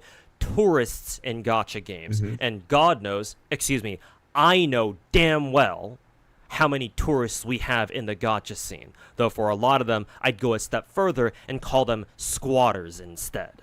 Squatters? I mean, there are a lot of people. I'm not going to say that I'm the most specialized gacha player like in existence. I haven't played many gacha games, like personally. I play NIKKE, Bua. I've played Genshin HSR. I've tried some other gachas, but haven't played much. Played NTE and stuff like that. Like, but even I understand, like, even though I'm quote unquote like a normie player, like I was a gamer before gacha games, and I still play games other than gacha games, like a lot. And even though I haven't had as much contact with gacha games as this guy over here, I've still lost the spark for the gacha system a long time ago. Like a long time ago. I really couldn't care less. Just get me the character. I don't know what excitement these guys have for like the gacha fucking system. It absolutely sucks ass. It's a pile of shit in every single game. This is where I bring up that second tweet again, the one where Op chooses the unlimited stamina and mats over never losing 50-50s ever again. Now, I'm not saying that everyone who picks leftover right is a tourist. Obviously, there can be true gacha players out there who legit would take the infinite stamina over no more coin flips so that way they can grind the fuck out of their gachas to get absolutely cracked out gear for their characters. But having seen how a lot of gacha players, especially on social media, talk and behave towards gacha games over the past 5 years, I think it's also pretty obvious that a ton of people who pick the infinite stamina and mats option are only picking this because they don't want to have to play these gacha games themselves. Because they only care about the gacha. They only want to engage. This is the sad part. Because these people don't care about how good a game is. Like, they pretend they do. Like, and this is both about people that play Poyo games, Wuwa, and other gacha games. They don't care about the game itself. They don't care about the story. They say they do. They say, oh, my gacha game story is so good. But in the end, they couldn't care less. They couldn't care less. They don't know what a good story is. They don't know what good gameplay is. They don't know, like, what a good game actually like brings, because they don't play the games themselves. Like, they play like a little bit and think they are an expert. They are not. They just care about the gacha and pulling characters. That's all they care about. And it fucking pisses me off. Most gacha players do not play games outside of gacha. They usually have 3 to 8 gacha games installed on their devices. Yeah, go play an actual game. Go read an actual book. Go watch an actual anime. Like, experience what a good story is. Experience what a good game is before you give your opinion on how good or how bad this gacha game is, because you're only talking based on how much you like the characters and how lucky you are in the gacha system. With the exciting stuff, right? That being the gacha, and never have to deal with the boring stuff, that being actually grinding for materials themselves. In other words, the real tourists like them are only here for the spectacle. They're only here for the thrill, not because they truly appreciate the whole gacha experience.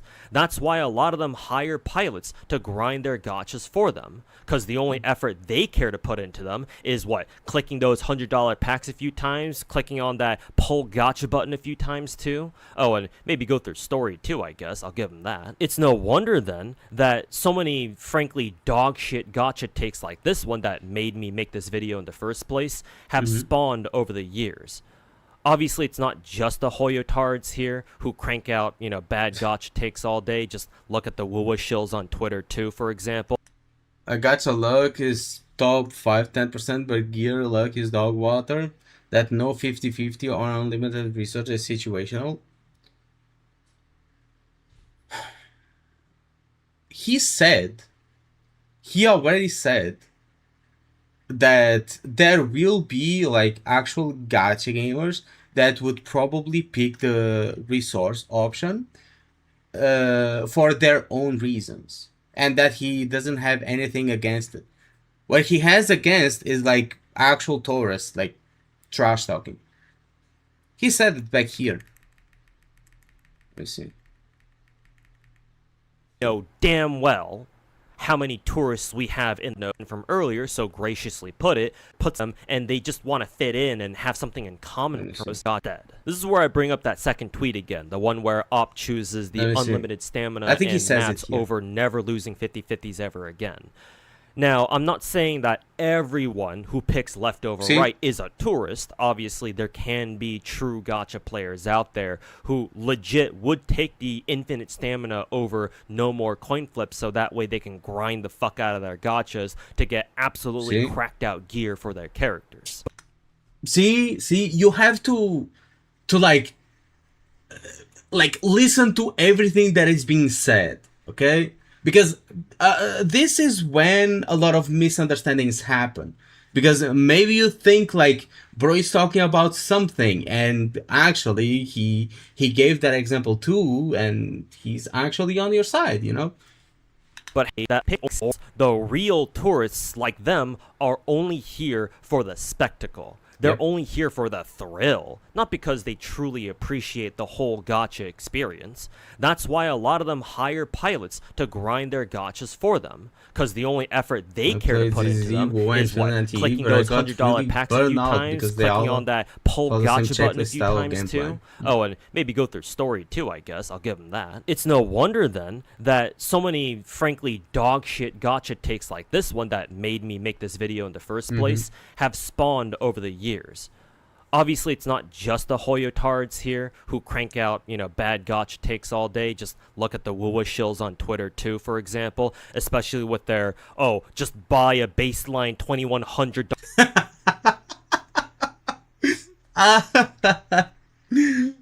Damn, bro. Bro is cooking. PC excuse for why Wuwa runs like ass. But no matter where these gacha takes come from, as someone who's heavily invested into not just one gacha, but a lot, like more gachas than a lot of y'all can even name, More to the point, I'm more so invested into the entire genre of gacha games as a whole. I refuse to just stand by and let comments like these or takes like these. Focusing on the 50-50 is like the physical media on PlayStation. DRM is still a thing. Gacha was worse before 50-50. Bro, I think it's funny because for the longest fucking time, I think ever since like PlayStation 4, like whenever you bought a physical disc, like the whole game was not on it.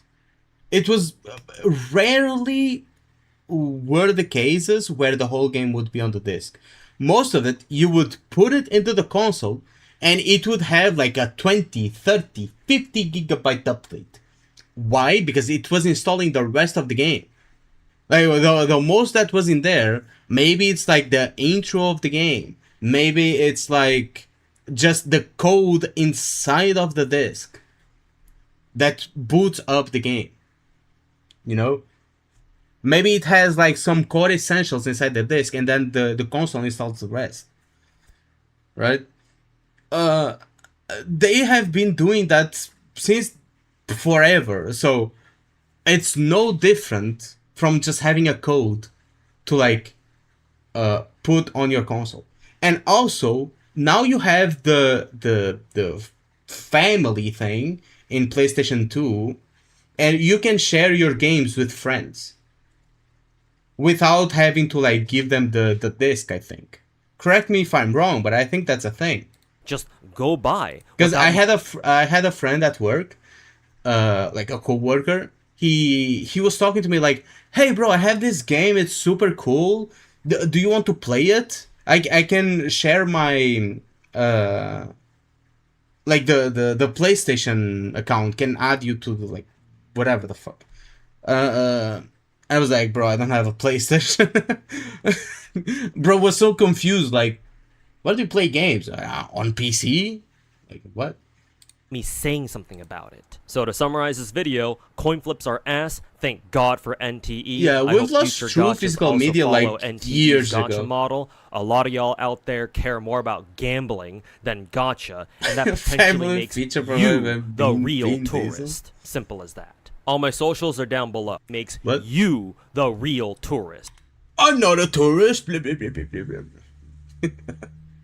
Me not hearing whatever he said before. Simple as that. All my socials are down below. Sub to the channel, follow my Twitter, check out the streams at twitch.tv/. Okay. Good video, good video. You are one, I am one. I am a gacha tourist. I am. Yeah, unfortunately. It is what it is. Sue me. Sue me. Also, guys, only one video per post, okay? Saint being saint. Another saint video? God damn. So, which one did we just watch? This one. Let's close that. Bro, I'm not... There's too many saint videos. I'm going to close this one. Contingency contracts. Not going to watch that one. How long is it? It's 30 minutes. I'm not watching. I watched it like 3 minutes. Oh, bro, I'm not watching this. It's too long. Too long. Let's not like get too long videos. Too much long videos. He said Echoes in WoWa is good. What? Okay, is this like a new video? Alrighty, ladies and ladies and gentlemen, we are back at it again, and this time this is going to be a fun little discussion over here about people who really don't know how to roll echoes in WoWa. Yes, ladies and gentlemen, echo building is one of the core elements of Wuthering Waves, right? It's how you gear your character. Don't know how to roll echoes. Now, people complained about the gacha system in... I mean, people, not people. mammals like Saint Ontas here, like the kind of this creature, this mammal creature, complained that the gacha system in Anfield is too convoluted, there's too many rules, and so on and so forth. Now he's saying that people do not know how to roll echoes. Now, when the game launched, I had my fair share of trouble, like, understanding the ecosystem. So I went looking for, like, tutorials and stuff like that.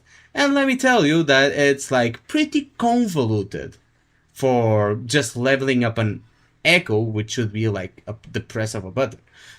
But I didn't really mind it. It's, like, a different way of doing it. And once you understand it, you just like do it for every single one of them. But yeah, let's check what he has to say. But just keep in mind that a simple gacha system was too convoluted for the mind of this guy. Just get them ready for all sorts of different content, and of course, get them ready for the end game. And a lot of people view a good set of echoes as one of the most mandatory. You count him as a mammal? Well, feeling. Isn't that too intelligent? Oh, not really. There are mammals that are pretty dumb. There are mammals that are pretty dumb. He would be kind of like a platypus. You know? It is a mammal, but it's a very weird one. You know? Like, you know how platypuses, like, sweat milk?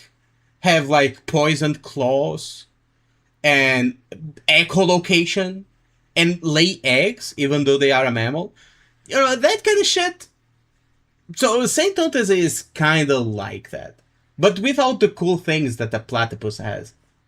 Happy with your account. And here, ladies and gentlemen, I wanted to do a bit of a case study about an individual that has no idea what the fuck they're doing. Because when you hear about the story, and you hear about the recounts, and when you hear the bitching and the moaning being done by none other than Ryuku Sensei over here, who's seen bitching and moaning about his echoes on Twitter, bitching and moaning about echoes on a YouTube video, and then bitching and moaning a third time on another YouTube video. I have never seen in 2026, 2 years after Wuwa releases, somebody that has this much of an issue with echoes and character building. Like,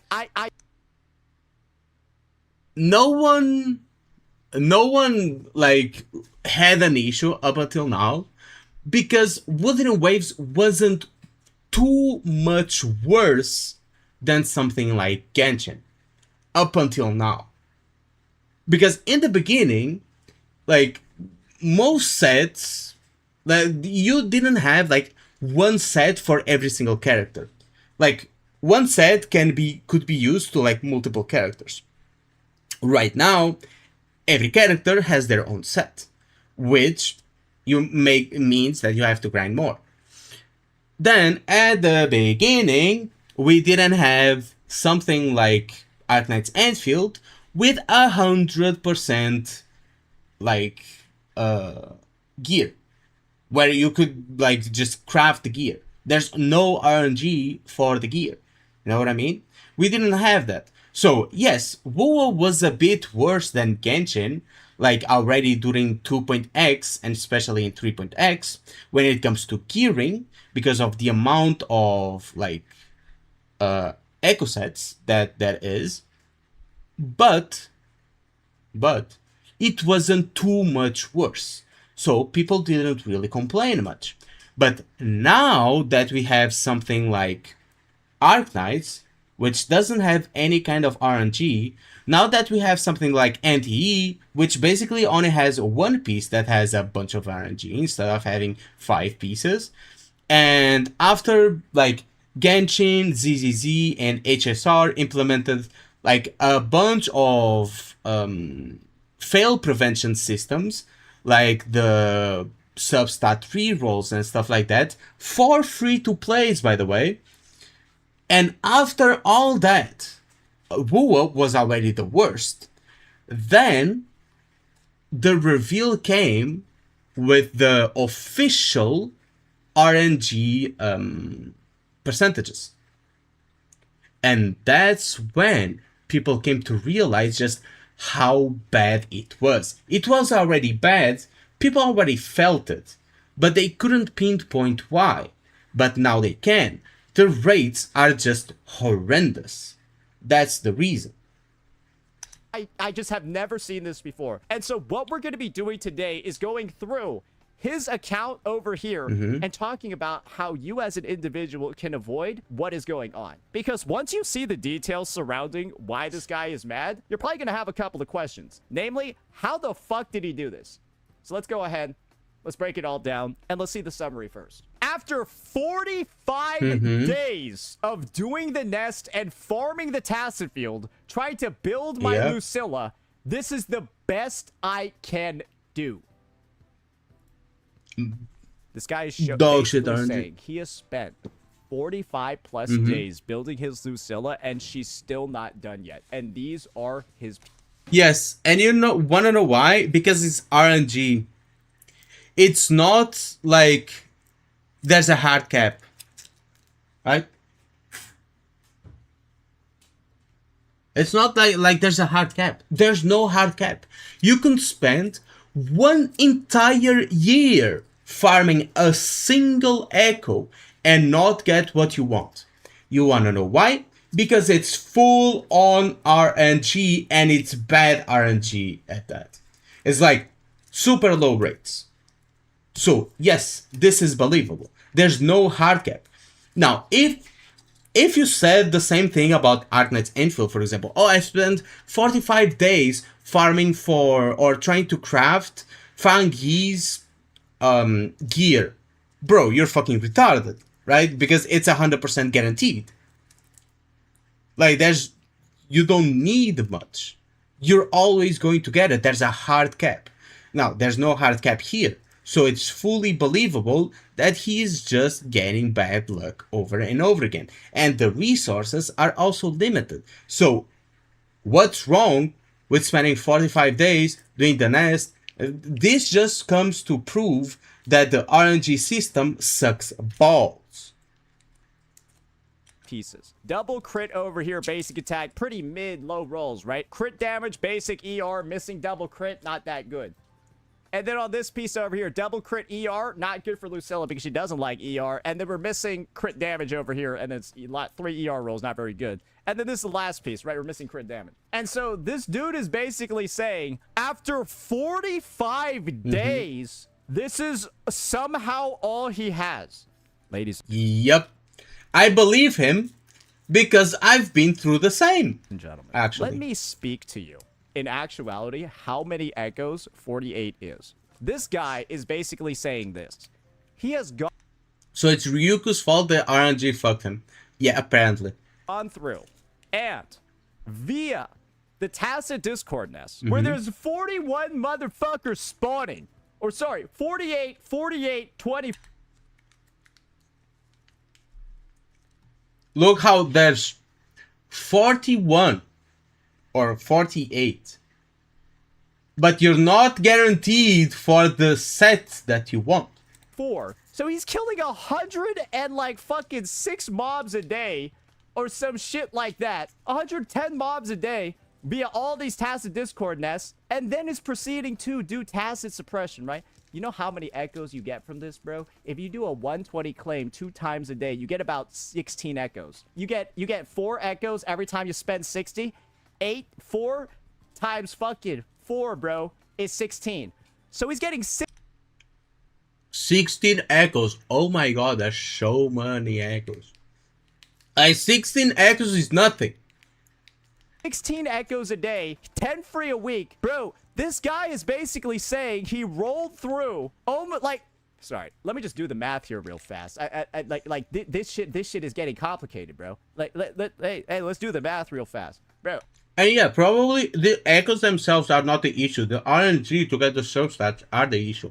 We need a fucking visual aid to see how many echoes this bitch rolled. Okay, so first and foremost, right? We got Tacets. We got Tacet fields, right? Right? 8 a day.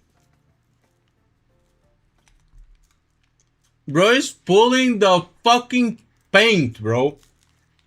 I've never seen him pull the fucking paint until I started pulling the fucking paint, bro. I swear to God. 8 a day, right? Then you got the nightmare nests. And that's going to be 110 mobs a day.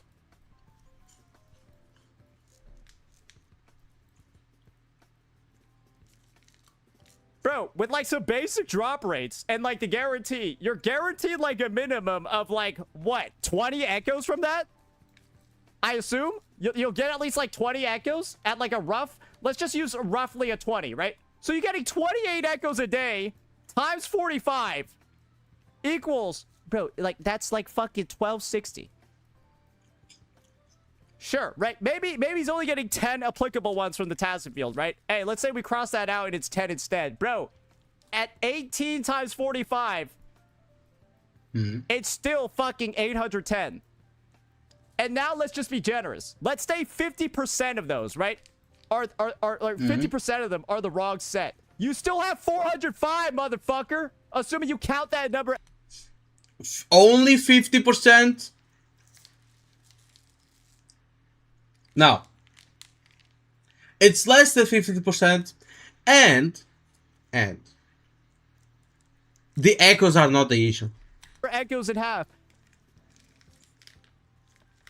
Going by some rough estimates, right? Oh, we also got to add the fact you got 10 targeted merges a week. How many weeks is this? This is, what, 6 weeks? So you add another 60 from targeted merging the set. And then you just select Wishes of Quiet Snowfall. So you're probably beginning to see what's going on over here, right? We're probably at around 465 echoes at like a rough minimum. Somewhere around those lines. 465. And this guy is telling you he still doesn't have double crit on most. Because the problem is the RNG, dumbass. What kind of like...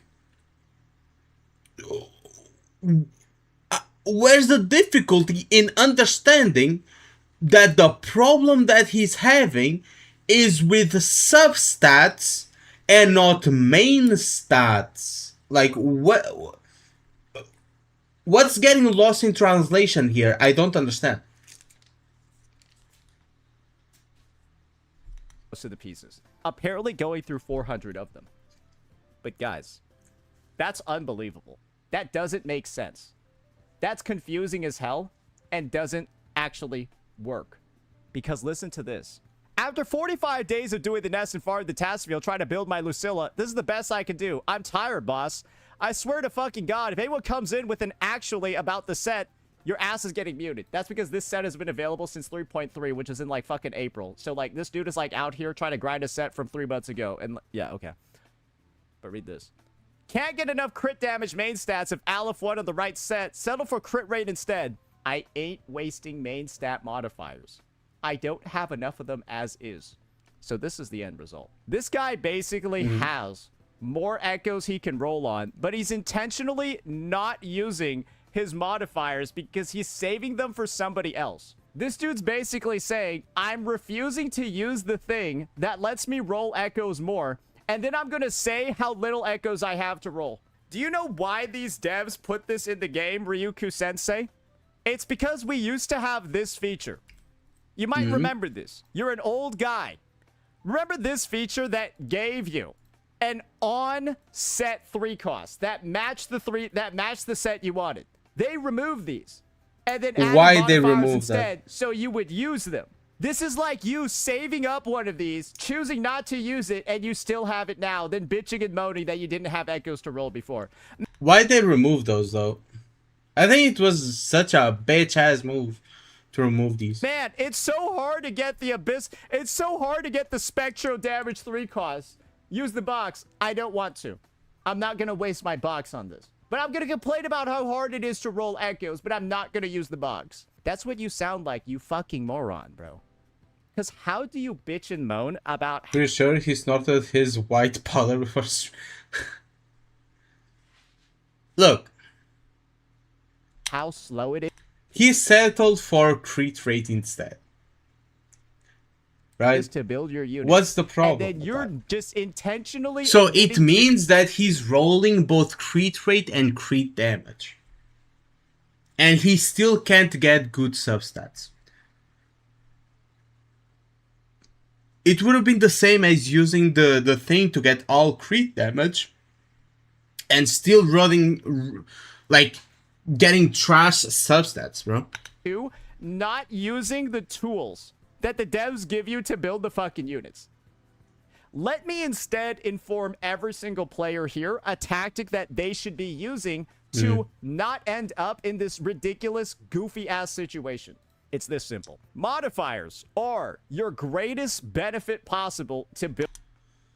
God fucking damn it. I hate watching retarded people talk, bro. Actually, that's not the point. Has he watched Ryuku's, like, video? The problem is not the main stats. The problem is the substats that are so hard to get that it makes it so that it's hard to get enough main substats. It's easy to get main substats, but since it's so hard to get substats, it makes it, like, incredibly, instead of needing 100 echoes with that main substat, which is easy to get, now you need 1,000 because the substats are so dog shit to get. Like, what? Watching and understand is two different things. True. Building a new unit. Like, god damn, bro. And you prioritize away from turn into, and I good. You get the main stat. What about the substats? Bitching and moaning about everything regarding the ecosystem when he's self-admitting. He's bitching and moaning about the substats. You can see it in both thumbnails. Use the tools Kuro's giving him, and he's complaining about how long it takes, about how hard it is. Bro is actually, like, good at rage baiting. Like, holy shit. This gets me mad. Is he intentionally, like, misrepresenting it?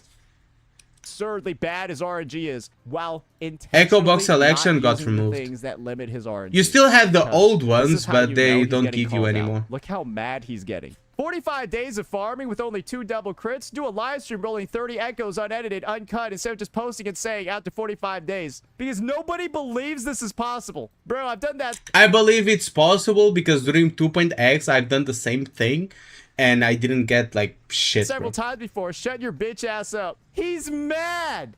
Bro, he's, like, literally angry. He's steaming, bro. He's out here cussing people out on Twitter because they think his claim of 45 days for one unit to have a shit build like this is unreasonable because... Then why you watch Saint? Because someone asked me to watch this guy. Nobody in God's great earth has spent that long on Twitter. Nobody is putting down what he's selling. Bro, he's got basically almost as many comments as replies because they think he's, like, on...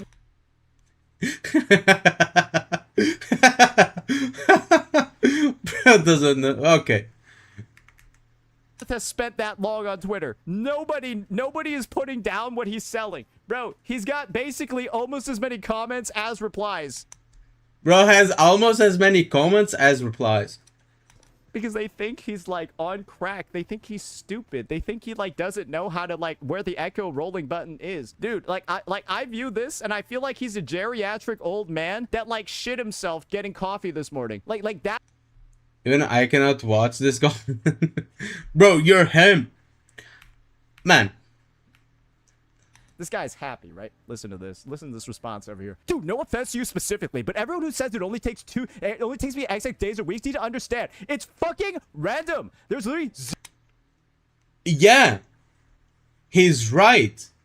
It's random. There's zero way to guarantee anything. It's absolutely random. You cannot guarantee it. Oh, but I got it my first try. Well, you can pick that echo and shove it up your ass because I don't have your luck. And I swear to God, these accounts, like Wooden Waves accounts, are fucking seeded. They are fucking seeded. I swear. There's no way they aren't. They are seeded for how lucky you are in gacha, and they are seeded for how lucky you are in the fucking echo grind. they are seeded. Because the amount of people that I see, oh, I farm every character like day one first try. It's so easy.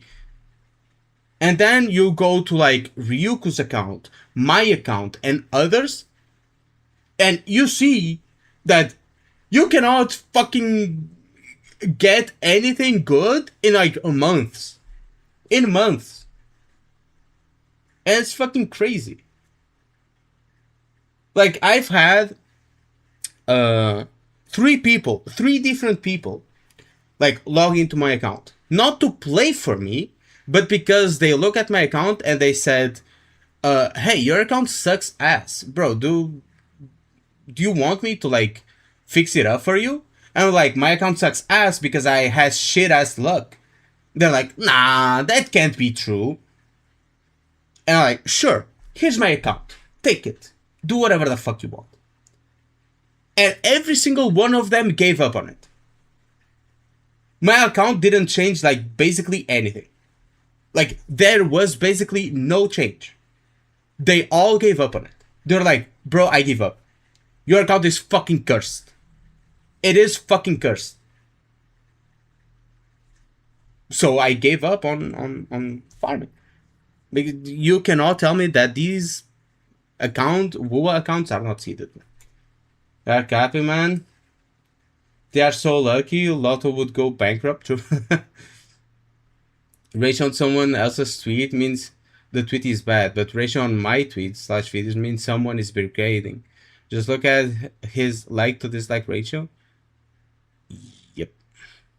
Zero way to guarantee anything. It took me at least 2 months to get a sentry for Carlotta with the right main stack, just CR and CD. And that's what farming that bitch every day. But I have trash ratios in my videos. This guy is saying it took him 2 months to get a double crit sentry. My channel average is like 86%. Have you ever heard of anybody take that long to get a piece? Which is like crazy bad. 60 days?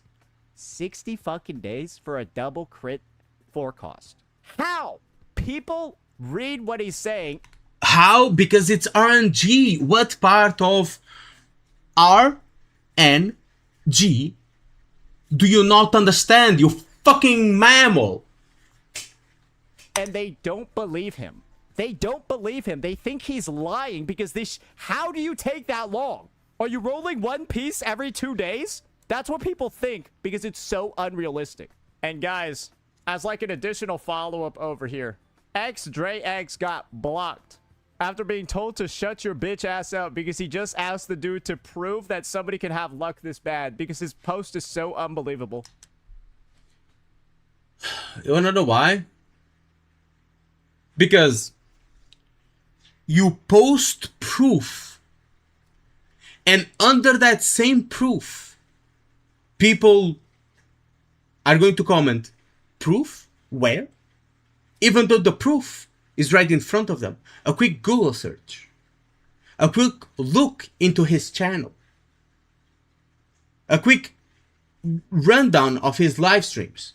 People would have seen that he has done that. Bro, your post is so unbelievable. Nobody would have that after 45 days. He's just asking you to prove it, and you got mad at him. Same guy that have every relax, Fossil OG character he has built no matter what game. Why weigh your echo so bad, man?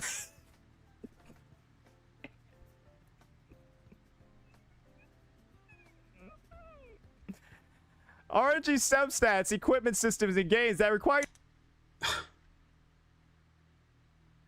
Bro, people don't understand that not everyone has the same luck. This guy, this Edvard guy, is probably just rage baiting. But if he's like actually being serious,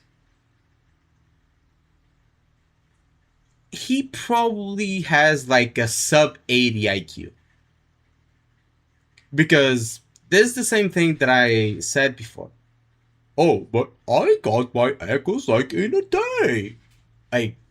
Good, cool, but do you know the meaning of RNG? You can either hit jackpot or not. It's like someone winning the lottery and like making fun of people that didn't win the lottery, saying like, bro, just win the lottery, it's that easy, look, I played and I won, why don't you do the same? Like, it's fucking retarded. It is so fucking dumb that it's impressive.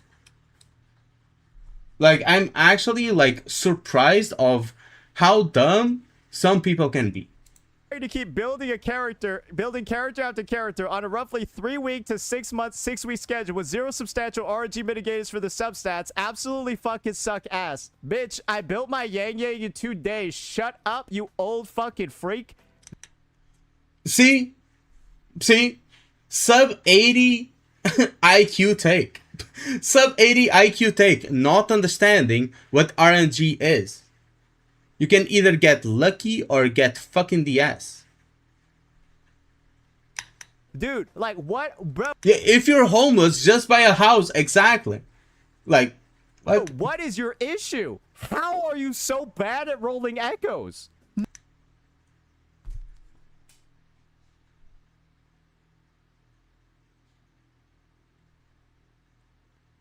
how are you so bad at the slot machine?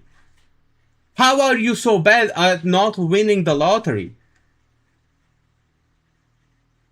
Like, what kind of fucking retarded ass take is that? What the fuck?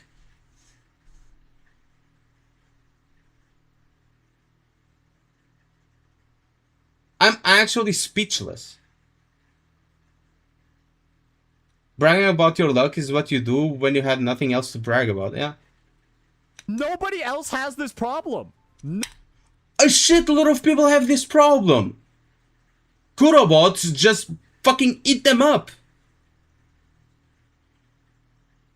People are afraid of posting like their issues online because they get brigaded.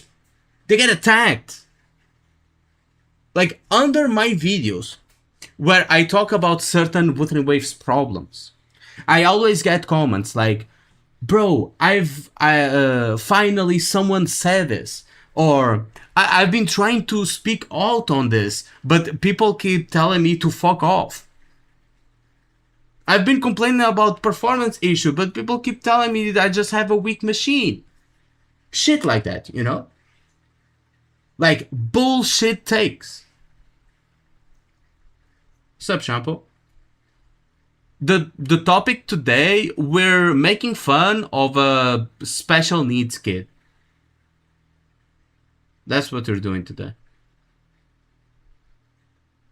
And other React Slop. But right now we're making fun of a special days kid. Special needs kid. Nobody else has this problem, bro. Like there's no motion here.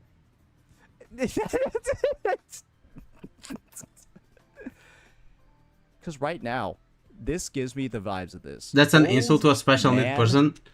Actually true. I'm sorry. I'm reacting to this mammal. I'm reacting to this mammal creature. This mammal animal. That's like to the left of me.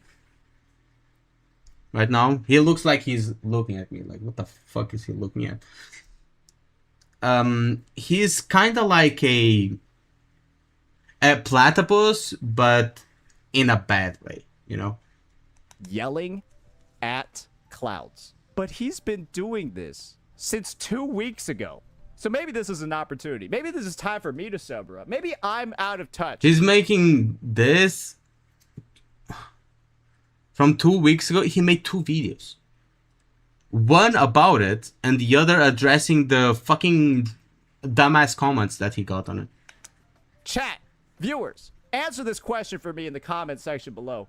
Does it take you 2 months to get a double crit forecast? After 45 days of you farming a character, would yours look like this?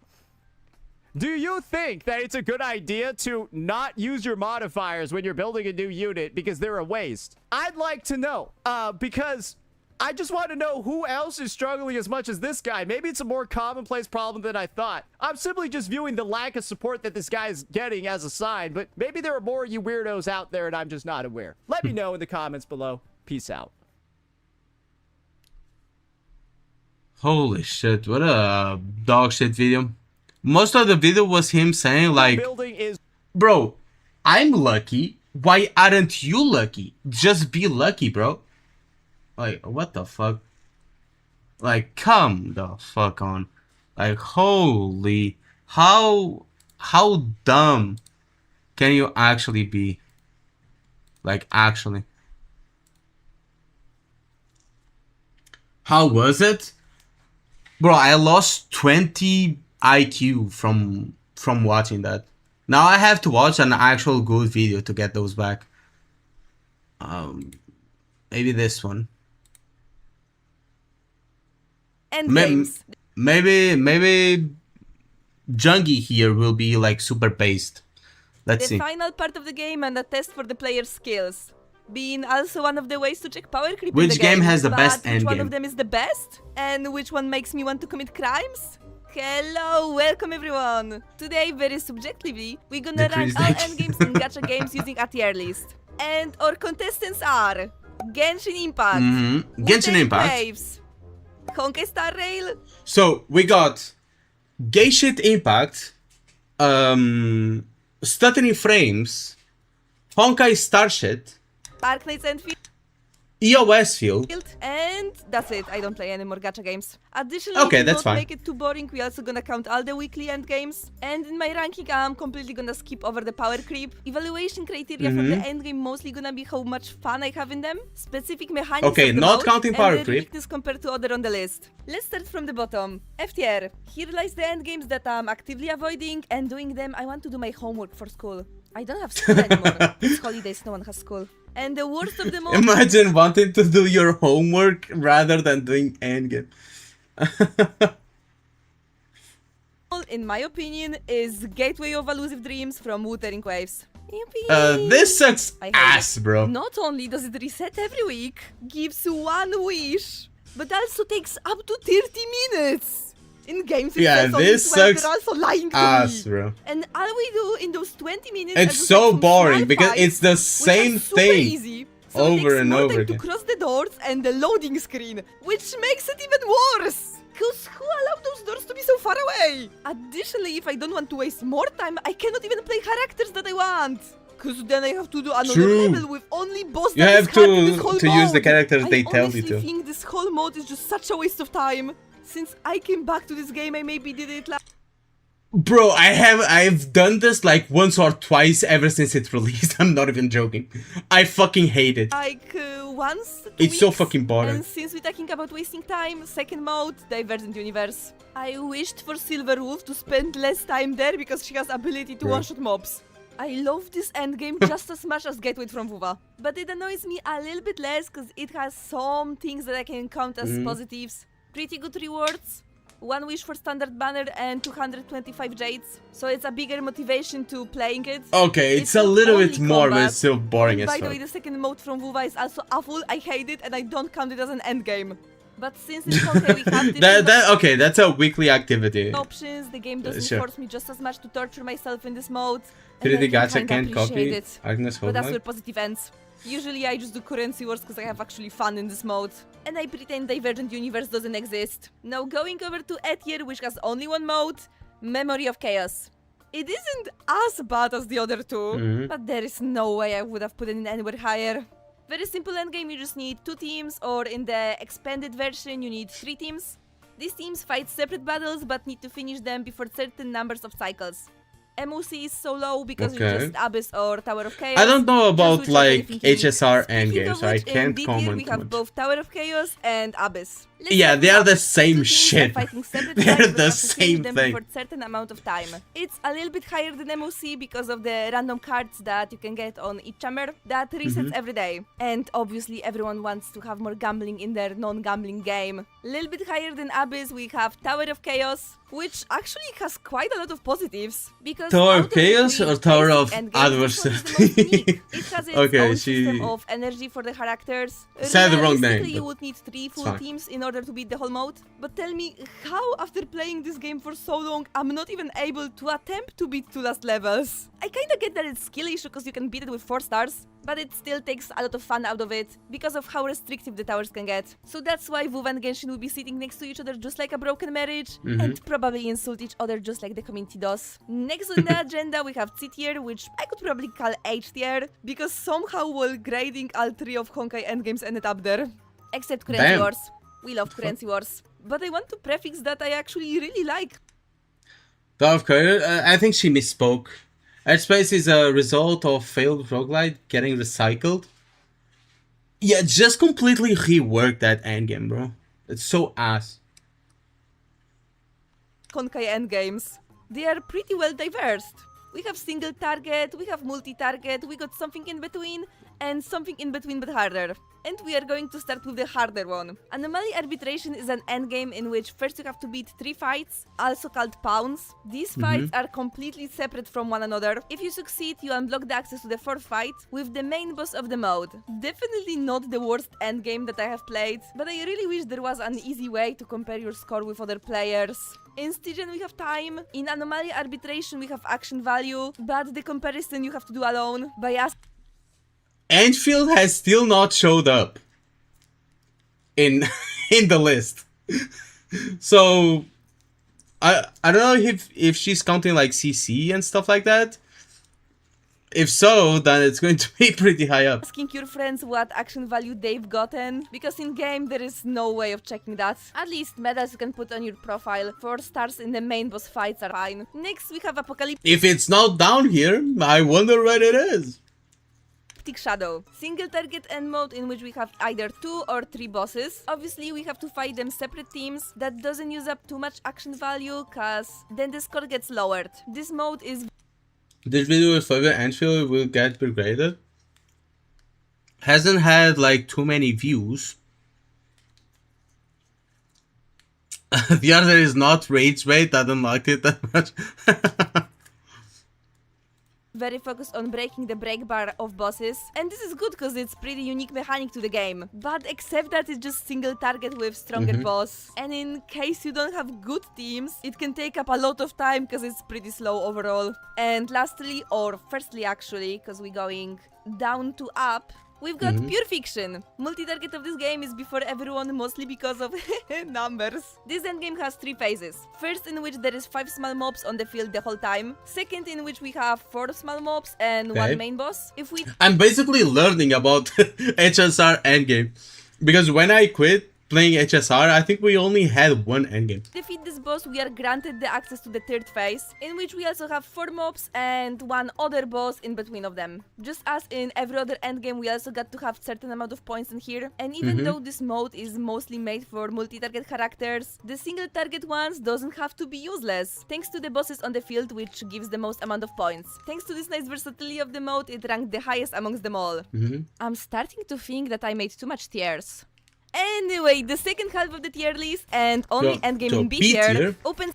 Whimpering Waste, that's actually pretty high up. Because Whimpering Waste is so chilly for some characters, you know? But the thing is, she's not counting power creep, it's more about like the fun factor, which is understandable.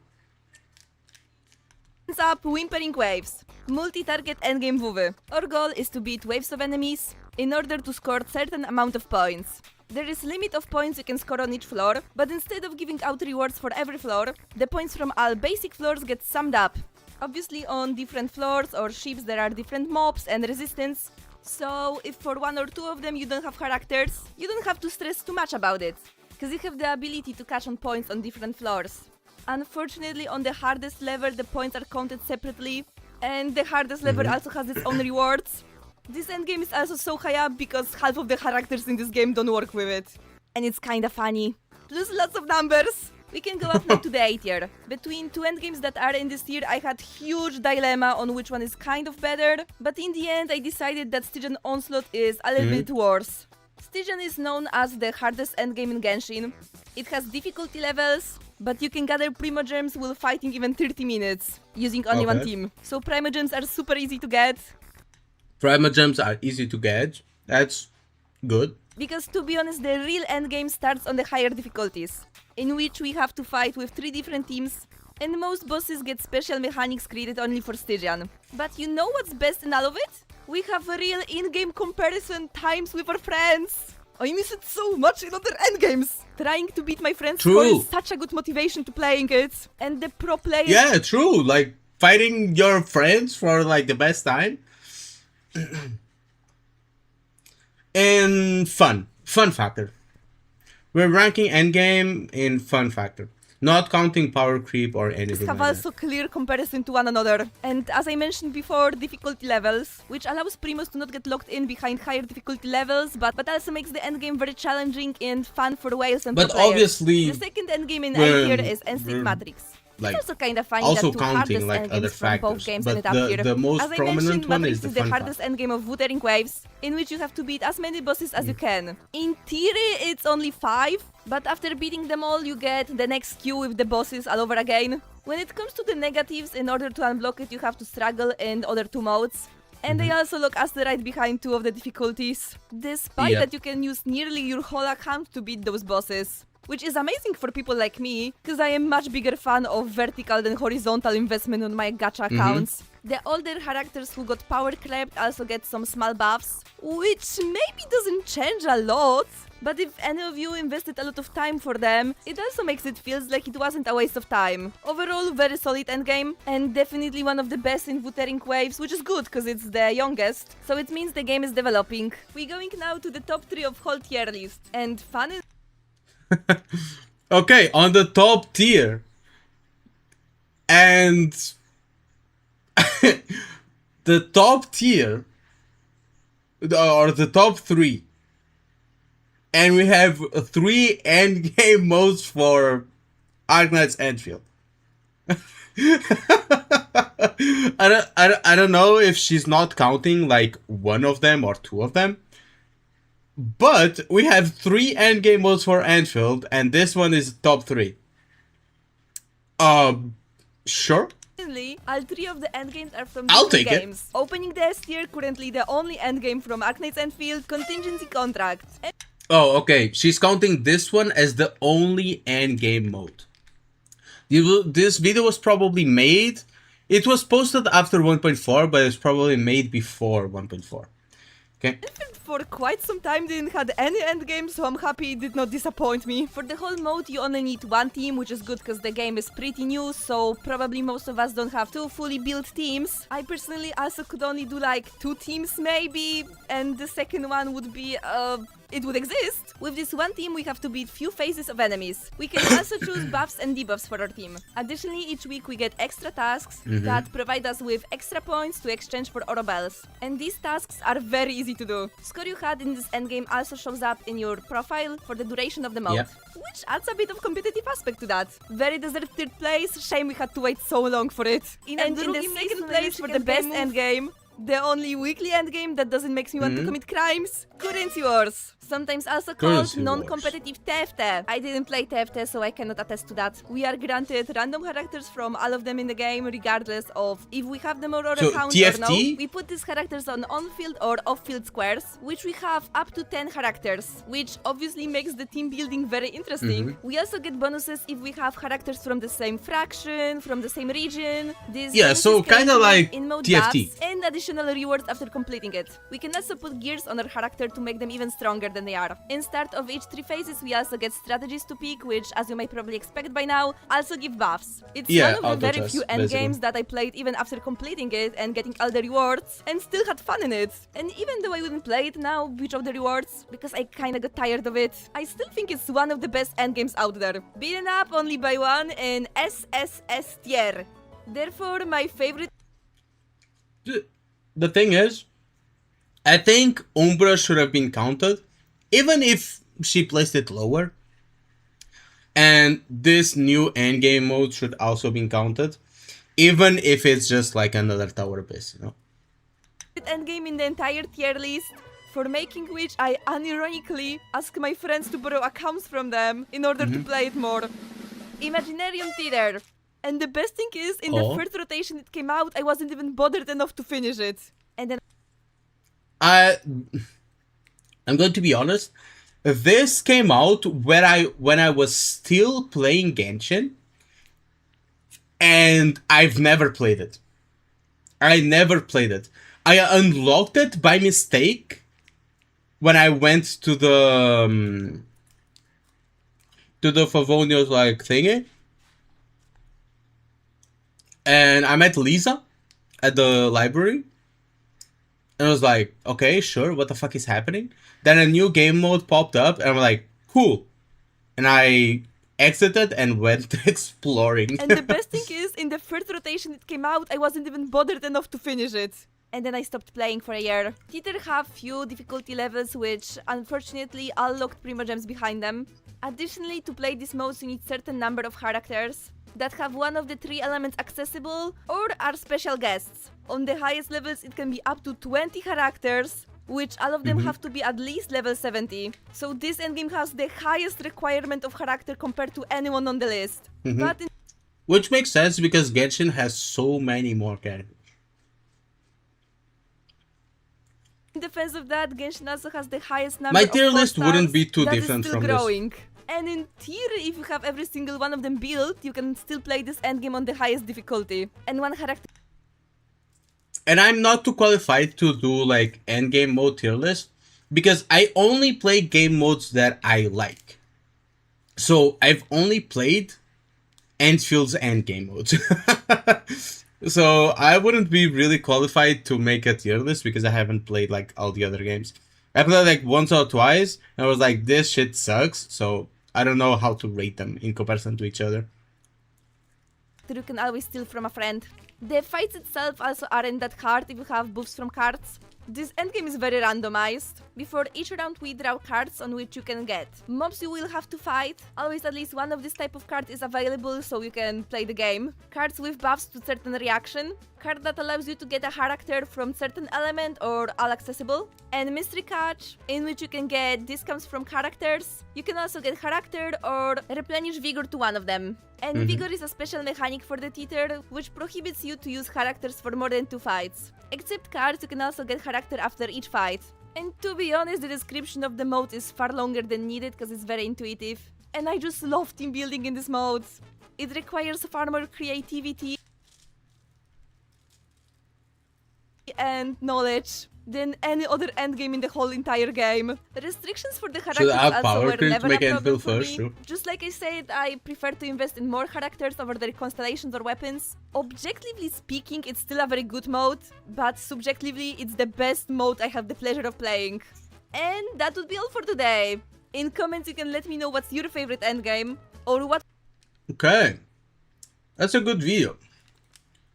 Guys, go there, leave a like and a nice comment.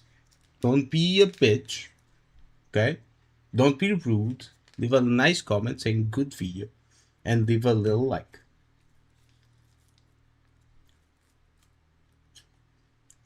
What would have you changed in my tier list? And if you enjoyed the video, I would highly suggest to like and Says Isa, bro. I'm not a bad guy, man. It's a nice video. I think Umbra should have been there, and I think the new Enfield endgame mode should also be counted. But that's fine. subscribe so you wouldn't miss any other video. I wish you. Yeah.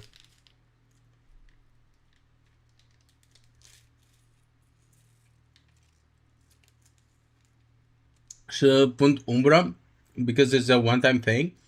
Yeah, but they keep adding more, you know.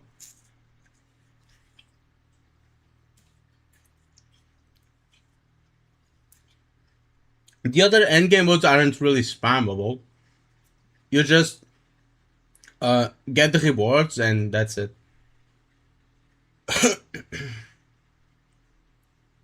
Yeah, it's the same.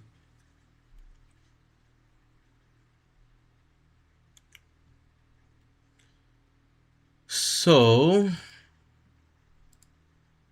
what other video should we watch?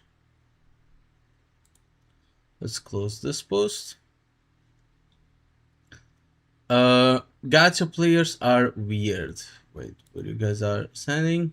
Worst to best gacha systems. I'm kinda tired of talking about gacha systems, not gonna lie.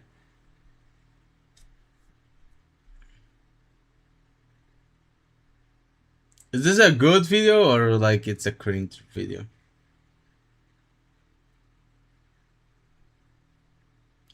Moose?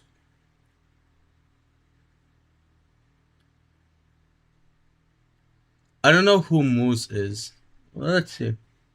Hi, welcome back. We all know that every gacha game is just a casino in disguise, and while you've... Wait, do I know who he is?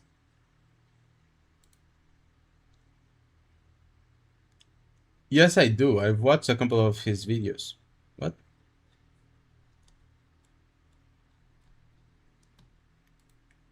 got people on the internet arguing with each other about which gambling system is the worst. The CEOs of these companies are quite literally best friends, sending each other cakes and visiting each other's concerts. In every gacha game, you will get shafted and get unlucky.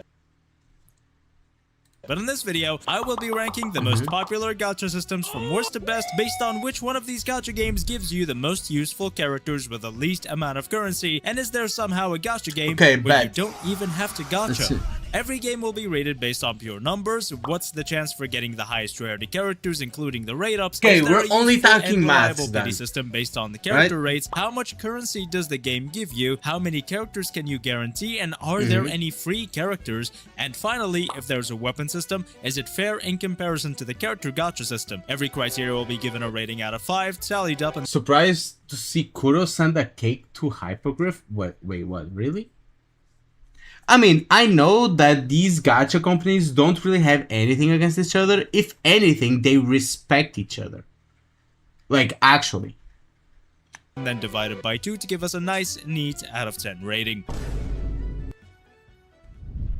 And with that, we'll segue right into games that aren't even in the list technically because of how dog shit their gacha systems are. I won't even give them proper ratings. Dragon Ball Legends is perhaps the single biggest PvP gacha game of all time, and we all know how insanely greedy these games are, and DBL's gacha system is perhaps the worst, with a chance of 0.35% for Ultra units and 0.5% for Legend units. These are already some of the worst rates you'll ever see. And even though pities are also insanely high at 500 and 600, the one saving grace for this gacha system is that it has quite a few banner events, step-ups, and other bits and pieces that help you get more with less currency. Step-ups are common in Japanese games, but DBL might have some of the most powerful... Bro, Japanese games are, like, all have, like, the worst gacha systems. Japanese games have so... Like, the Japanese gacha games, gacha systems are so fucking predatory, it's incredible. Like, holy. Like, every single one of them. Powerful systems here. Still, doesn't make it any better to digest when you have to pull hundreds of times just for one unit. But when talking about bad gacha systems, you also have to mention Fate Grand Order, the most famous gacha game out of Japan, which also didn't have pity for the longest time, but a few years ago introduced a pity of 330, but technically 300 since you only need to do 30 multis, since each multi gives you 11 pulls for the cost of 10. Still doesn't make it better though, because in this game you can guarantee around 1.5 to 2, maybe sometimes 3. I hate when companies do this. 1.5 for the cost of...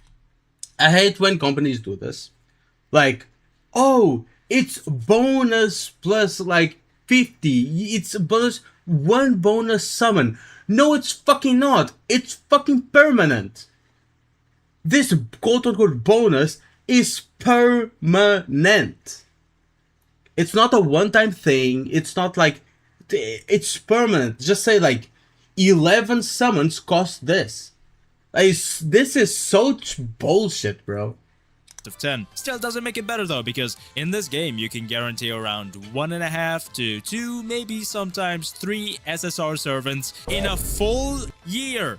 Not every 3 months, not every 6 months. Hey, at least these games don't even have weapons, I guess. And now we actually get into the top 10. We'll start with the most mid gacha system of all time, which isn't absolutely horrible and gives you just enough to leave you wanting so much more to spend, but not so little that you stop caring about the game. Of course, we're talking about the most infamous gacha game of all time, Genshin Impact. It has a 5-star character rate of 0.6%, which equates to a 3 out of 5 rating, but there's a 50-50 on every rate up character, so you only have a 0.3% chance of getting a rate up, so a 1.5 out of 5 rating, but every time you get a 5-star that isn't the rate up on rate up banners, your next 5-star is guaranteed to be a rate up, so let's meet in the halfway point. There's a 50-50, but you're gonna win half of them, and when you lose one, your next one is guaranteed. I'll give it a 2.25 out of 5 rating here. It has a 95-star pity with a soft pity that starts increasing the chance of the 5-star from around 74 pulls until it slowly reaches 100% at 90. But with the 50-50 system, the hard guarantee for any one character is 180 unless you lost a 50-50 before, which makes it 90. Even then, you will never be guaranteed, underline that word, guaranteed, more than one rate up 5-star in any less than 180 pulls. We've seen some low extremes with FGO and DBL, and we're gonna see some much better pity systems later on. This 180 guarantee or 160 This system was praised to the moon when it came out. to 170 with soft pities will get the mid score of 2.5 out of 5. This game doesn't really give much currency. During a few patches it looked like they were gonna pick things up a bit and start giving their players a bit more, but in the end it's still around 60 to 70% No mention of Genshin capturing radiance. of what this game's sisters and competitors give their players. guess we'll Every get year that. has 8 patches of 42 days, and in the last 8 patches, Genshin Impact had an average of 80 pulls per patch. And don't forget that, assuming you have every 4-star C6 and no 5-star C6, 80 pulls a patch guarantees you 40 Masterless Star Glitter and 10 more from whenever you get a 5-star, meaning you get an extra 9 to 10 pulls every patch from the gacha rebate materials. That means you can guarantee a rate up 5-star once every 2 patches, or with soft pities you will get a bit more than that. There's also the commission thing to get constellations for all the characters, and that's pretty cool, although you can only get one for each character and only 4 times a year. You won't be saving much, and usefulness depends on the character, especially because they're old. I'll give it a 0.5 bonus for that only. Otherwise, other games will get a 0.25 bonus for every free limited highest rarity character they gave in the last year. The weapon banner in this game is infamously bad. It even has slightly worse rates to get the weapon you want because there are 2 rate ups on each banner, and you can still lose to standard weapons. The only saving grace of it is the pity is 80 instead of 90, but that doesn't make it much better. Still absolutely garbage. I'll give it a 2 out of 5. So Genshin Impact, the game with the number 10 spot on the list. I guess they improved the weapon banner, but it still kind of sucks ass. Will get a 5 out of 10. And its sister games, Honkai Star Rail and Zenless Zone Zero, will be right after. The only thing really pulling these games down is the Genshin gacha system itself. The only thing they improved upon is the weapon system, and of course, the insane generosity of both of these games. Honkai Star Rail will be in the number 9 spot with the same rate and pity ratings as Genshin Impact, but weapons are where this game starts to change because the rate is 0.8% instead of 0.6%. There's only ever one weapon on each banner, and it's a 75-25. Odds are way in your favor to get the weapon rather than not in your favor, so it gets a 3 out of 5 instead of 2 out of 5.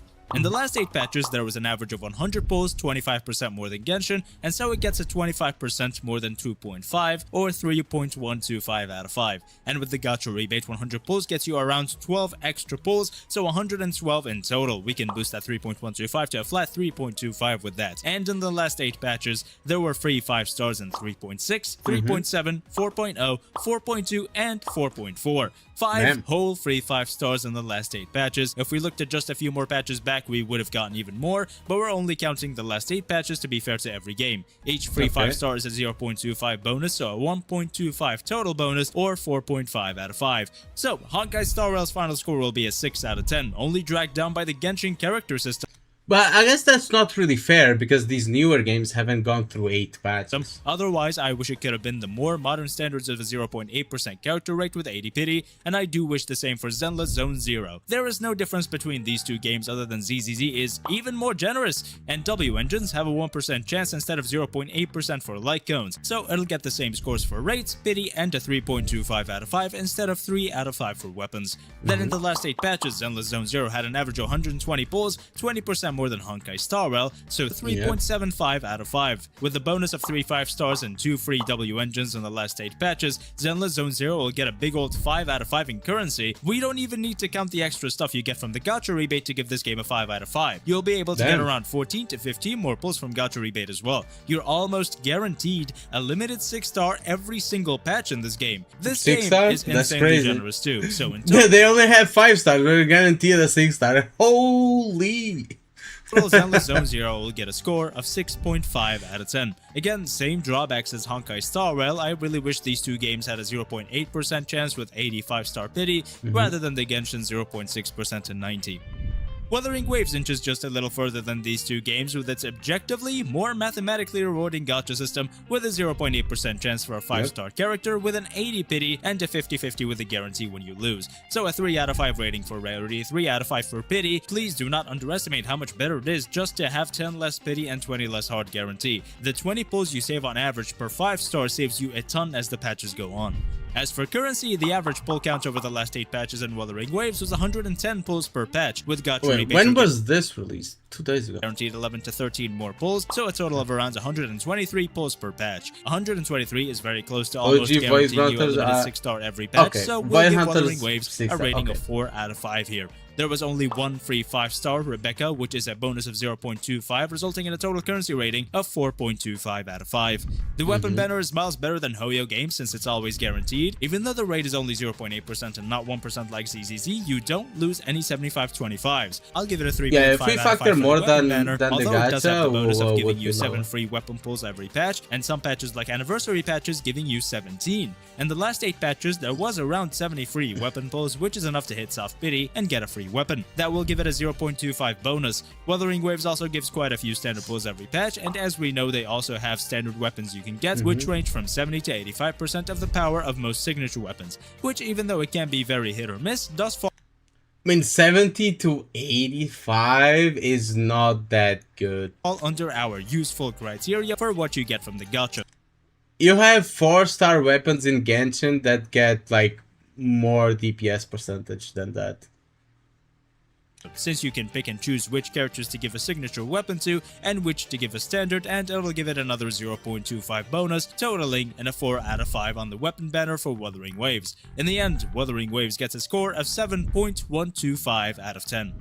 Now, I don't need to explain to you why Arknight Zenfield is the most hated gacha system in a very long time. That's kinda obvious why. Pity doesn't carry over and you can lose infinite 50-50s, and to some people that's a death sentence. But in the end, a lot of what people don't like about Enfield isn't that you can't get more characters, because the much lower hard pity guarantees you way more characters. What people don't like about Enfield is that you can't be a casual player who just logs off once a week and logs back off after doing 5 pulls. So a 6-star chance of 0.8% and a 50-50 without a guarantee is a 2 out of 5 rating, since only 0.4% of the 6 stars you will get will be limited characters, although there's a 2 out of 7 chance to get a previous limited character from the last 2 rate up banners instead of a standard character, which is obviously extremely useful, especially if you skipped a banner to save for a banner right after. The chance to get a limited character is then 64% instead of 50%, or a 0.456% chance for a limited character, so a 2.25 out of 5 rating. Now, Enfield has a separate pity and guarantee. Every 80 pulls guarantees you any 6-star, but doing 120 pulls on a limited banner without getting the limited character beforehand guarantees you the 6-star as well. The 80 pity does carry over between banners, so if you pull on one banner 60 times, you'll get a 6-star within 20 pulls also get like after, but the 120 guarantee doesn't carry over, so you will still need to hit 120 on every banner to guarantee the 6-star. The strategy here is to, of course, only pull when you have or can get 120 pulls, so that you don't lose any of them. While it is definitely not casual player friendly if you fail, the 120 guarantee is so much lower than the 140 soft guarantees to 180 hard guarantees in other games, and the single biggest reason I don't think needing to save is an issue is because in other games, most F2P players still save up to get a character they're looking for. I'm giving it a 4 out of 5. At this point, it's genuinely a preference thing, where if you really can't save up, Enfield is just not the game for you, but mathematically, you will get more characters because of the much lower hard guarantee. And now when talking about currency in Arknights Enfield, I've been keeping F2P counts over the patches, not including expiring pulls or dossiers, and there's been around 130 pulls on average per patch, although that is heavily buffed by the launch, which has tons of permanent aura barrels, so we will have to see how much we get soon. It'll be a lot more weekly soon though, because I am expecting. But if you average out per patch, you get more pulls than the guarantee per patch. So per patch you can guarantee one character. Okay. Expecting we get a weekly mode and a roguelike mode in 1.5 and 1.6, so we'll see And what still happens save and 10 revisit pools. this after a while. Now there's this Enfield bookkeeping doc a lot of people like to point back to, but when people do, they usually leave out a few of the sources that you do get in-game, like aura geometries and a lot of the rebate, and they usually don't inform you of the expiring tickets. While you shouldn't include expiring tickets in overall counts, you should leave them as a footnote since every player is still going to use them and they do count Yes. towards the pity. I've also found that this bookkeeping doc also had bookkeeping for Should other be big games, 110. but Yes, they should be also 110. frequently undercounted pull counts when compared to other sources for these other games. So when sources conflict, we can take the average of what they say, as I did for every other game. So there's around 110 non-expiring pulls on average per patch in Arknight's Enfield. And when you include the expiring pulls, you should be able to get around 120 pulls every patch to guarantee a character. And while that does constitute a 5 out of 5 rating, I will not be giving Enfield a 5 out of 5 rating here because I still do really think Enfield should change the expiring pulls and dossiers and make them permanent instead. So Yeah, I I'll also only give it think a that. 4 out of 5 Same. rating for that. We did get 2 free 6 stars so far in Enfield, although they're standard and you do eventually get every single standard character. Although standards in Enfield are extremely powerful, especially when you're using physical teams, so I'd say that's worth a 0.25 bonus for both the Selector and the free Ardelia. Now the weapon banner is also a huge debate. Now while the rate for the limited weapon is a 25.75, the overall weapon rate is a 4% I don't know if they're for counting- 6-star weapons. I think meaning they the limited are. weapon has a 1% rate just as much as Zenless Zone Zero. It's not insanely not in your favor and you're gonna lose every time. It's a 1% rate. You're gonna get the limited weapon 1% of the time. You're guaranteed to get a weapon in 8 arsenal issues though, and since 99% of your weapon currency will come from character gacha, this translates to around 180 character pulls or 240 if you're extremely unlucky. So for every 2 or 3 characters you hit 120 pulls on, you will guarantee 1 or 2 of them a limited weapon depending on how many 5 stars and standard 6 stars you get. The issue comes along when you get lucky and get characters earlier than 120, although there's not much of an issue there because every battle pass gives you free alternative signature weapons that range from 80% as powerful as the real Sig to sometimes even more powerful like Camille's weapon. Now if you do get lucky on character gacha, you won't have to worry since weapon banners last 3 character banners as well. So you've This got is what some I've been time to get a saying, weapon like, before all it the goes away. time, In the bro. end, this weapon banner system only has Preach, one real brother. issue, and that is you can't get much arsenal tickets outside of gacha, meaning there will eventually be an F2P player who misses both a real signature and an alternative signature, so I'll only give it a 4 out of 5. Now there was a mode that gave us arsenal tickets in the first beta, and it's rumored to come out soon, so we'll see in update 1.5. In the end, Arknight's Enfield gets a 7.25 out of 10, only having a small edge over Wuthering Waves, really weakened by the rate because 50/50s are infinite until the guarantee. And now I did want to talk about Silver Palace in this video, although the gacha system is still probably in the process of getting changed multiple times. What we have right now is a horrible mismatch of different gacha systems, and currently it's at a 25.75 for the rate up character, meaning a 0.2 It's a spark system with a hard limit of 100 pulls. 2% rate for every limited unit, so unless something drastic changes, Silver Palace might get a horribly low rating when it comes out. Other than that, right before we enter the top 5, let's talk about a couple honorable mentions that a lot of people wanted me to include. Punishing Grey Raven is one of the most F2P friendly gacha games of all time, or so I've heard, and its gacha system is equally as F2P friendly. If I did give it a rating, I bet it would have been around 8 to 9 out of 10. Same thing goes for Goddess of Victory NIKKE, which I've heard tons of F2P friendly things about. If this gets enough attention from NIKKE and PGR fans, hey, I'll try and talk about them in the F2P accessibility. Bro, NIKKE is the best fucking gacha game to ever exist. The gacha is the best gacha. The story is the best story. The characters are the best characters. Everything about the game is good, bro. Prove me wrong. You can't. Video, but without any mistakes and after actually playing them this time. And with that, it's time we enter the top 5 gacha systems of all time. And in the number... It's not. Bro, it's okay for you to have bad taste, bro. It's okay for you to be wrong. I'm right. You are wrong. That's it. It's okay, bro. It's okay for you to be wrong and me to be right. Number 5 spot is going to be Neverness to Everness, taking the 3D gacha world by storm when it announced it That's won't why have we watch. 50/50s. It has a 0.99% S-class rate, basically a 1%, no 50/50, so a 5 out of 5 rating. It has 90 pity, a very low number compared to every other major 3D gacha I mean, game, we and very will easy be to playing rely on NIKKE when in you a get bit. slightly unlucky without Actually, costing let too me much, update while the also game. having a soft pity at 70, so that also gets a 5 out of 5 rating. So far, there's also been definitely enough pulls every patch to get around one S-class character, so that's another 5 out of 5 rating for currency. In the end, weapons are also practically and functionally free, where you can get one limited weapon every single patch as well. So that's another 5 out of 5 rating, but even though it got a 10 out of 10, it's not the number one game. Gameplay? Because all the other games are also getting 10 out of 10. Have you seen NIKKE's gameplay? Hello? What the fuck? The reason it's What kind number of question 5 is is that? because in Neverness to Everness, you will simply get a lot less useful characters than in the games higher up on the list. That is because the next two games don't do limited and standard banners the way you're familiar with, while also having super high rates for characters. Reverse 1999 will take the number 4 spot on the list. It has a 1.5% character rate, but it does have a 50/50 with a guarantee, meaning we'll do the averaging trick we did earlier again. The average between 1.5% and 0.75% NIKKE has gameplay? 1.125%. Yes, NIKKE has gameplay. Enough to get bro. a 5 out of 5 rating here as well. It has a pity at 70 and a soft pity at 60, guaranteeing you the rate up. Get a 5 out of 5 rating here as Wait. well. It has a pity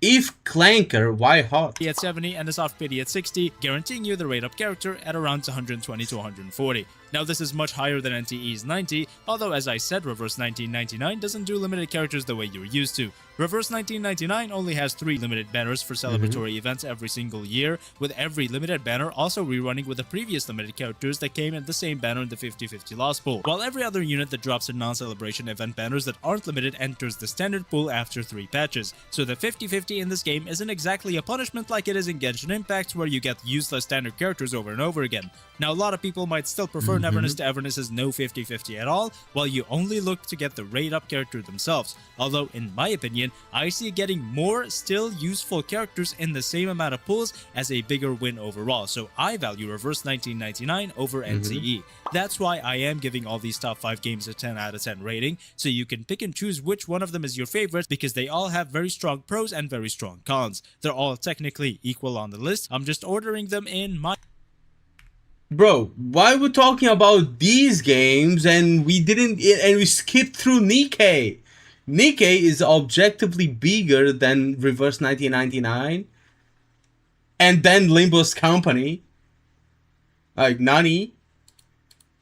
on the list. The game in the number 3 spot only inched over Reverse 1999 slightly in my opinion, because it's more generous with currency and has much more powerful gacha rebate. Of course, this is the gacha game, Arknights. Arknights has a 2% character rate with infinite 50/50, so a 1% rate up character rate, or a 5 out of 5 rating. Although limited and standard banners in Arknights have slightly different rate up rates, standard banners have a 50% rate up for the current or new standard character. Losing a 50/50 gives you a pool of all the other 6 stars in the standard Best pool. game Limited in banners are multiverse, slightly we all know different. it. There are 4 of them every year, with 2 rate up units in each banner, one being limited and one being standard, with a 35% chance for each, leaving a 30% chance to lose the 70/30 and get a character from the lost pool, including the current standard pool and other limited operators from the same limited banner last year. Now there is a disgustingly high hard pity of 300 for every limited banner, although that's for guaranteeing a limited on banner 6-star, and there's a soft pity at 50 that increases the rate for a 6-star by 2% every pull above 50, with an average to get a 6-star if push comes to shove at 65 pulls.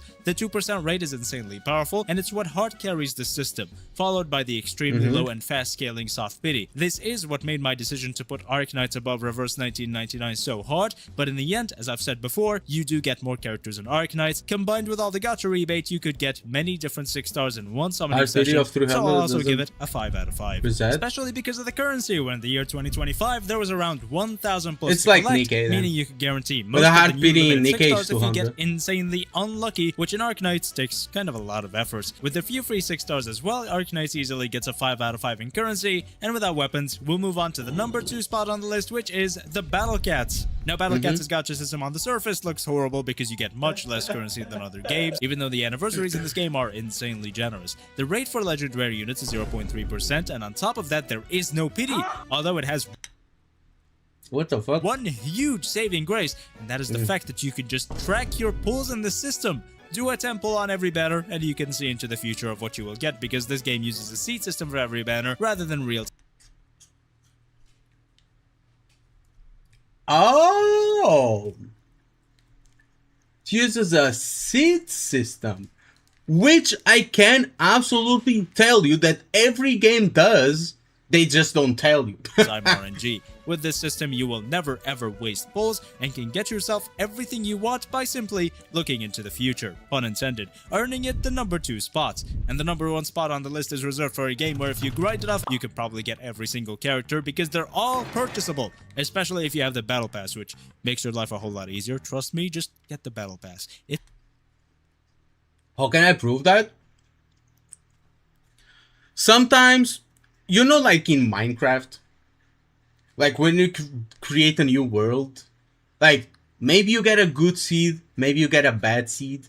So when you create a new account in Wuthering Waves, or in Arknight's Enfield, or in Genshin Impact, maybe you create an account that, damn, you rarely lose a 50-50. You rarely go to hard pity. You know? You get like a bunch of doubles and shit like that. Like, damn, this account's super lucky. But then you log into another account and you always lose the 50-50. You always go to hard pity. That's a bad seed account. You have good seed accounts and you have bad seed accounts. Then you have like average accounts. It's worth it for the time you would spend afterwards. Most people will get average accounts, but some will get like incredibly unlucky, and some will get you want to get most of your incredibly characters lucky. with shards while saving your lunacy, the gacha material. Yeah, your for shit either is when the you're UID, desperate, I literally. guess, or on a limited event like Walpurgis or Arknight's Collapse. Although the gacha system itself isn't the best when you do spend your lunacy. Overall, though, this game still gives you the most amount of characters, giving it the number 1 spot. And as I did say earlier, I gave all these top 5 games the number 1 spot because I believe they can all have the moniker of best gacha system depending on how you look at them, as they can all give you tons of characters for very little effort compared to every other gacha game below them. You might enjoy NTE's no 50-50, Arknight's 2% rate, the middle road between these two, which is reverse 1999, or you might prefer skipping gacha altogether with Battle Cats and Limbus Company. So that would be it. Thank you so much for watching. Make sure to like. That's a good video. That's a very good video. Very informative. So here we learned that Enfield actually is not the worst.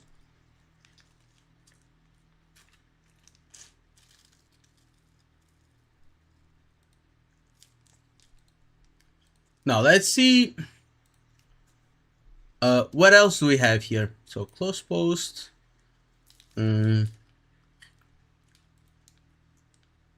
we have these ones.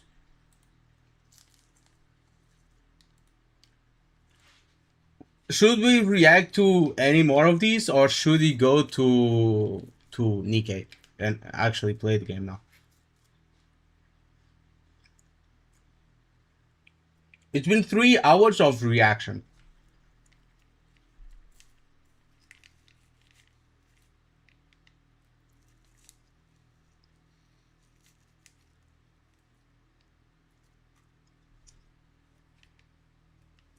NIKKE and play the game. It's updating.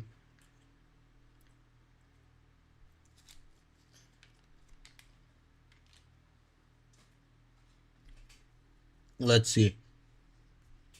Oh, they are still using the summer thingy. I didn't do the hard summer event. So I didn't get the last thingy. I was going to, but I completely forgot.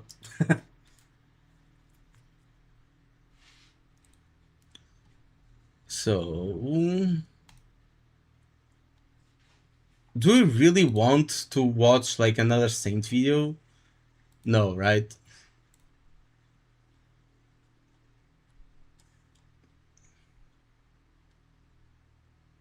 So I'll make a poll. More react or we play NIKKE?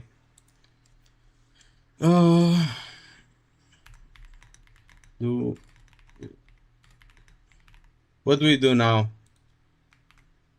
More React Slop? Or play NIKKE?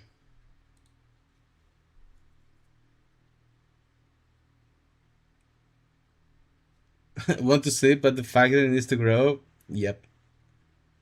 Factory must grow, brother.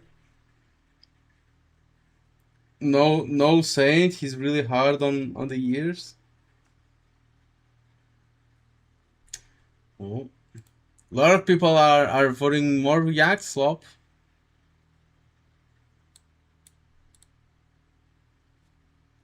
Guys, I promise NIKKE is very good.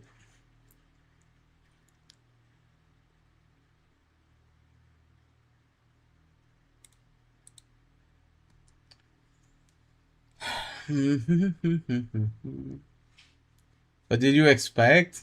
Bro. Are you guys posting?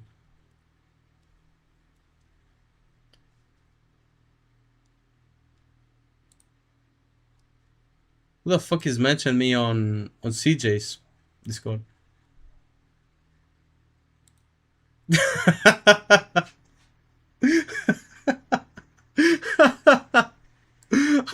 Because I'm trying to get through Saint's echo, it's kind of funny.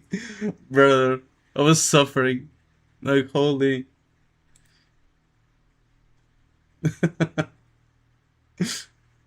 Brother.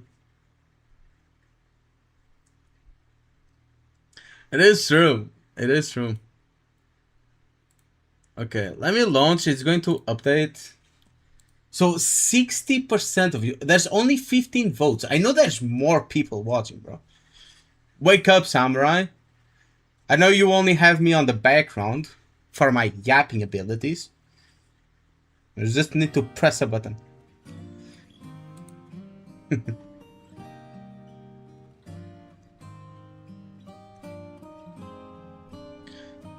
Let's see. I guess we'll watch one more React Slop. We'll watch one more, which would be the gacha players are weird. Let's check this. If you're a Genshin player like me...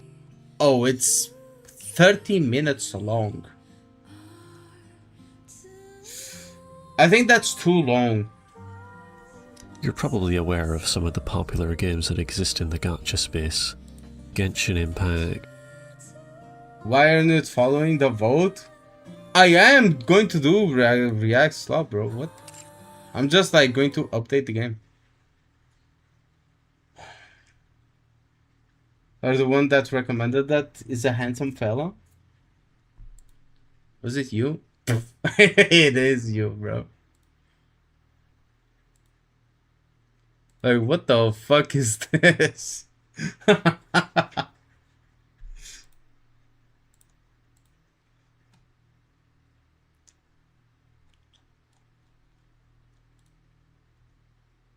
That's you? That's actually similar to me. No, I'm not watching. It's 30 minutes long. I'm sure that the video is good.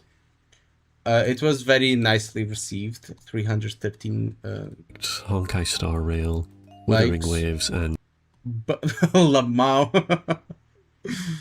Zenless Zone Zero, for but yeah, we'll watch like something else.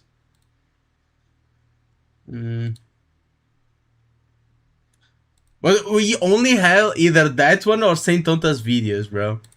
Okay, we'll watch the Silver Palace one. We'll watch the Silver Palace. It's 26 minutes. Fuck off, bro. That's so long. What about this one? Alrighty. That's even worse. Like, brother. Actually, forget about that. We're watching this one. example. Fuck And it. apparently, since I started writing this script, even more big budget anime gacha game Slop has infested this space too. These games dominate the gacha gaming market and popular discourse about gacha games, and you may very well play more. Wait, you've spent months writing this script? Brother, how?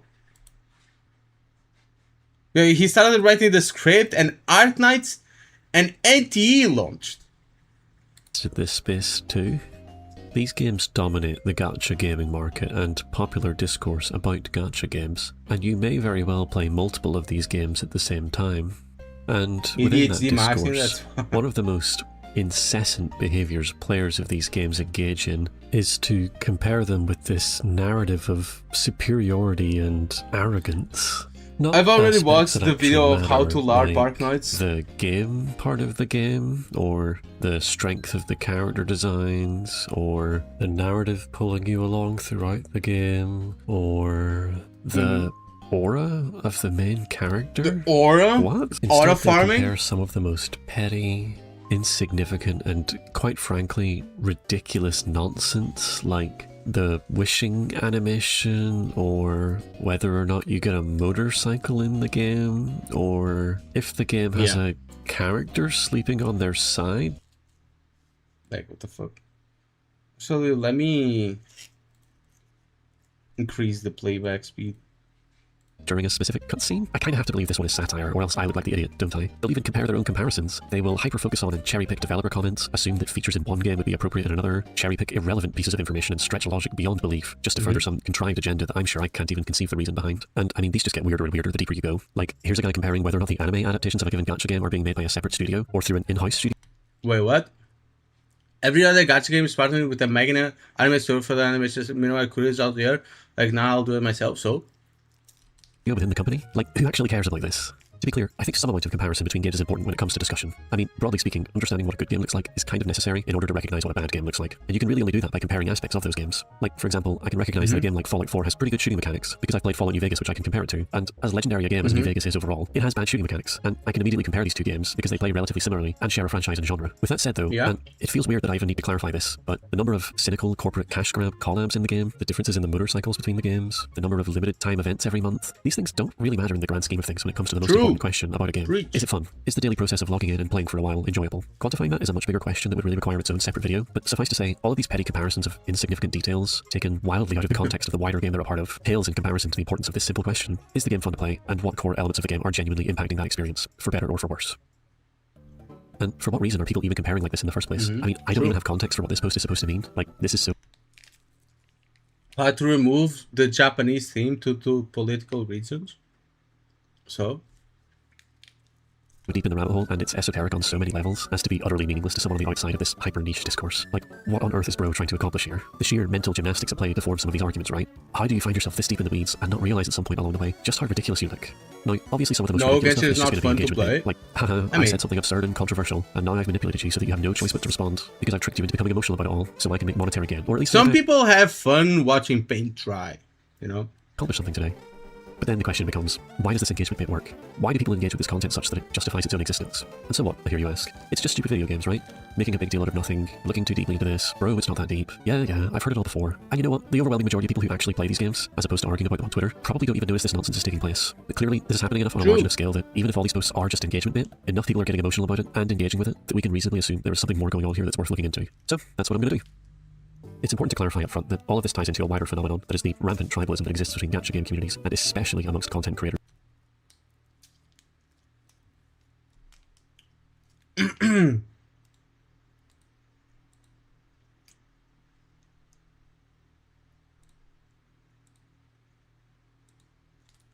who directly benefit from this tribalism. However, this subject is outside of the scope of this video, since I'm not really interested in criticizing people's behavior. Instead, the purpose of this video is to offer potential explanations as to why this behavior propagates. First, we need to establish what kind of game a gacha game is. Gacha games, as the genre title implies, revolve almost entirely around their gacha systems, inspired by the gachapon machines that are popular in Japan. The premise is simple: put some money in the machine and you get a prize. The key element being that you don't know what you're going to get as your prize, and you have no practical way to guarantee that you get the thing you actually wanted. Gacha games, naturally, adapt this premise to video games, albeit usually with safeguards in place to guarantee you will eventually get the thing you wanted, in order to more effectively keep you engaged with the game long term. Because of course, these gacha systems are the main way these games are monetized, and losing players due to becoming demotivated is essentially a lost sale. And that's it, essentially. This is the core of what a gacha game is. Everything else is built around this loop of gaining gacha currency to spend on the gacha, and hoping you get the thing you wanted, usually in the form of a character to play as in the game. This cycle of gathering currency dominates the gameplay experience, as the most valuable rewards the game can reasonably give you has to be the item that is monetized, which is always going to be whatever allows you to pull in the gacha. Of course, this currency needs to be time-gated in some way so that you can't earn too much too quickly, without spending real-world money, of course. You might have noticed that I haven't mentioned anything to do with the parts of these games that you play, like the combat or the narrative or whatever. We'll get to that a bit later. I mean, you still have to have a good game so that people spend money on that good game. Because if you don't have a good game, then why would people spend money on a bad game, you know? So, you play your chosen gacha game, or games, plural, every day, and maybe spend some money along the way, and if the game successfully hooks you, this process might extend long term. Players will spend countless hours, days, weeks, months, maybe years playing these games. I mean, that is a huge time and potentially money investment to put into one game. When you have a person that has spent that much of their life playing just this one game, they usually start needing to believe that that time and money spent was worth it. However they choose to quantify that. This ties into a psychological phenomenon called sunk cost fallacy, where a course of action no longer makes any logical sense to continue pursuing, but because you've spent all these resources pursuing it already, to abandon it would cause psychological distress, because it would mean those resources were wasted. So, even though it's illogical, you continue to pursue that course of action, usually while making up ad hoc reasons to justify why you're pursuing this illogical course of action, which is probably a large part of why we see this exact behavior. Players constantly bicker between games, not because they want to convince each other to actually play their preferred game, or out of any particular love for their game, but to justify to themselves that they've made the right decision. How many gambling addicts are pulled in not for the gameplay? I mean, I know, but that's why you have to know how to differentiate, like, actual players from those people, because those people are going to give feedback, and that feedback is going to be absolute dog shit, you know? Decision in their choice of game for the sake of protecting themselves psychologically. This is probably one So of the you primary shouldn't reasons that forms listen this to culture of those gacha tribalism, this us versus them mentality that leads people to this utter insanity of a never-ending and completely pointless conflict. They have a need to believe that their time and money was well invested because they devoted so much of it to this one game. And let's face a harsh truth, gacha games, as video games, are really not that great. Like, I love Genshin, it's by far one of my favorite games, but I can't deny the reality that in the grand scheme of things, it's a 7 out of 10 game. Therefore, these games that demand so much of your time and money being relatively mediocre games makes the player so much more likely to begin questioning whether their time and money was well invested, because they're actually quite quickly going to start hitting the point where they aren't having fun anymore, which is what kickstarts this process of needing to justify that investment, leading to our phenomenon of comparing. I hope it's very obvious that this is a very toxic relationship to have. That's why whenever I put money in any of the games that I put money on, I know that money is gone. Like, gone. Like, gone. For example, I spent over $400 on Genshin, like, a week or two before I quit Genshin, by the way. Like, before I quit Genshin, I dropped a 400 bomb on it. And then I quit it. And I do not regret it. Wanna know why? I could be here, oh man, I regret it so much. I'm going to ask for a refund. Bro, I don't regret it because it was my choice to do so. It was my choice to do so. I know that the game, the money is going to be gone. I'm paying for a product here. It's like going to a fancy restaurant, right? Dropping like $100 or $200 on that fancy restaurant, and then eating the food, getting out and being like, man, I regret that so much. I'm going to go back in, throw everything out, and ask for a refund. No, bro. No, you chose that. It's a one-time thing. It is what it is. It's gone now. With a game, but if it isn't, let me explain. If you have a constant need to justify to yourself and to other people why you like something, this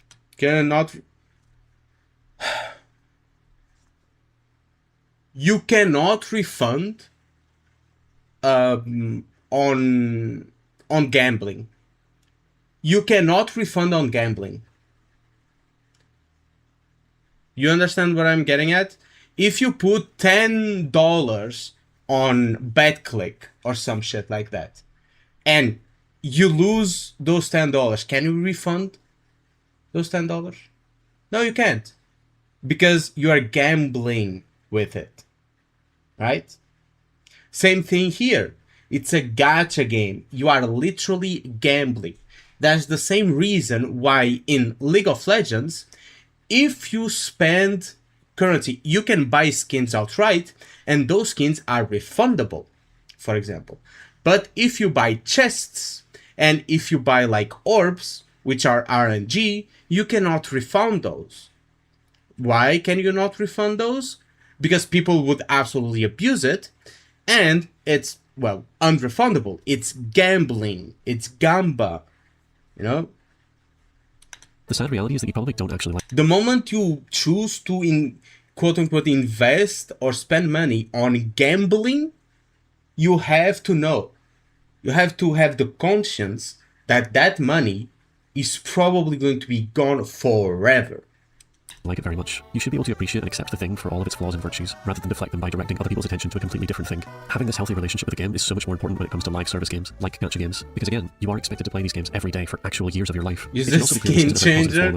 I mean, they allow it. The players don't even enjoy the game that they're playing, and are instead held hostage by their own sunk cost fallacy, where they're spending more time protecting their own psychological well-being, rather than trying to have an earnest interaction with other players. You are going to get a toxic fandom that despises each other and any related fandoms, which I believe is exactly what we're seeing. We see these players say horrible things to each other, making personal attacks or baiting players of other games into an emotional response for the sake of engagement or content. And unfortunately, it works, because everyone is constantly on edge, ready to jump at any outside information, and it suggests they've wasted resources or time when they're supposed to complete the game.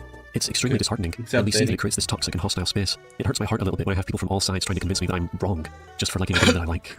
Something else to consider is that a lot of these people probably don't even like gacha games, or video games in general. Instead, they enjoy the rush of getting lucky and getting a rare character or something from the gacha. And as soon as they're no longer able to keep rolling the gacha, usually as a free player, the well of fun suddenly most of these people aren't even gamers to begin with. They started the Genshin, like their first video game other than probably their first video game other than Flappy Birds was probably Genshin Impact.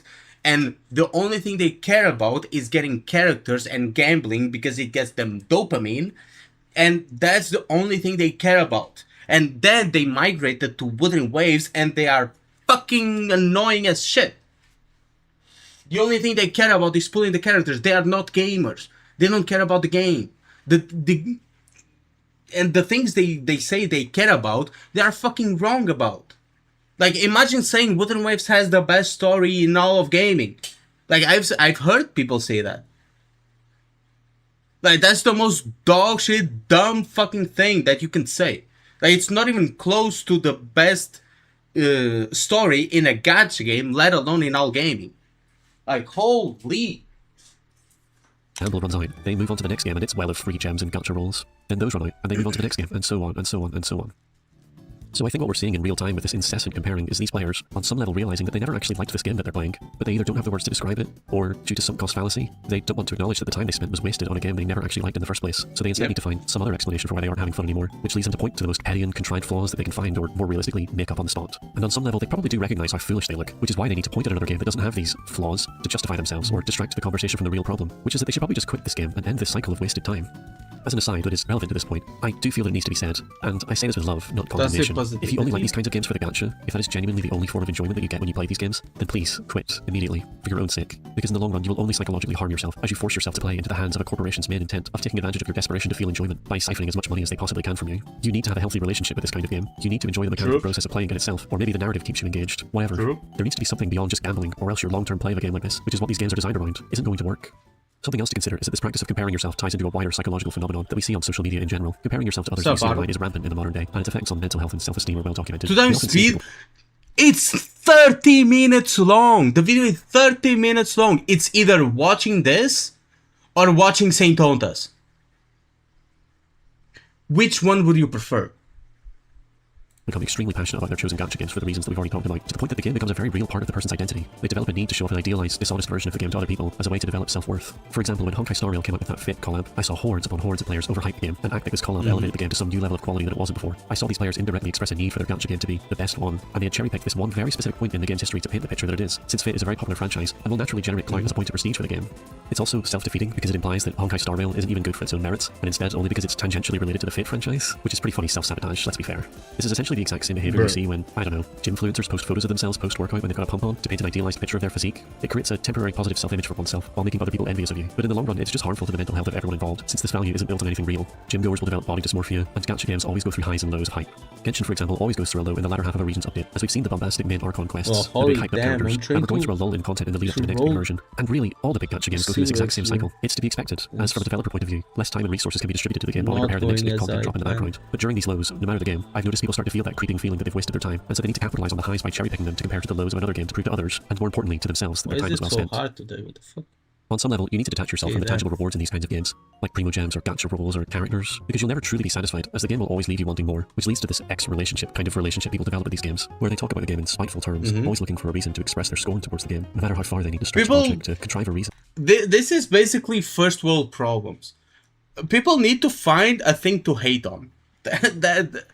It's as simple as that. People need to find something to hate on.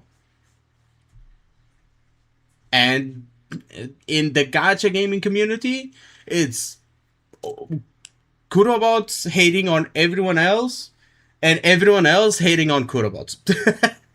It'd be how it'd be. You need to find a happy middle ground with the game developer's deliberate stinginess, especially as a free player, where you genuinely enjoy the process of playing the game, such that you can tolerate sometimes not being able to get the character you wanted. To go on a relevant tangent, I used to play MMORPGs, and I saw these exact same kinds of behaviors in that space as well. And this makes sense, since both gacha and MMORPG games demand similar amounts of time and money from the player to continue playing with a reasonably enjoyable experience. I can't even count the sheer number of times I would see players compare every single MMO to World of Warcraft, constantly nitpicking small, insignificant elements out of a need to one-up the titan of the genre. It sounds familiar, right?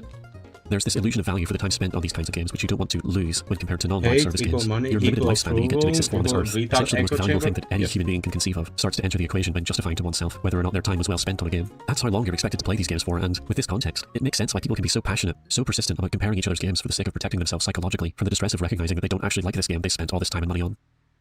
So as we've already established, there is this element of protecting one's ego when it comes to this. The time and money invested and the need to find or create value for it starts to become a very real part of the person and their identity. To be told this game you like is bad, or that you wasted time on it, starts to become a real personal attack. If I tell you that this gacha game you've sunk hundreds, thousands of hours into is bad, you might take it as me telling you that. Yeah, you're basically telling someone, like, you're basically telling someone that their time is, like, useless, or that their decision making is ass, or that they are wasting their life away. No one like getting told that. Imagine you like going like running, and someone like stops you, and it's like, "What the fuck you doing?" I'm going for a run.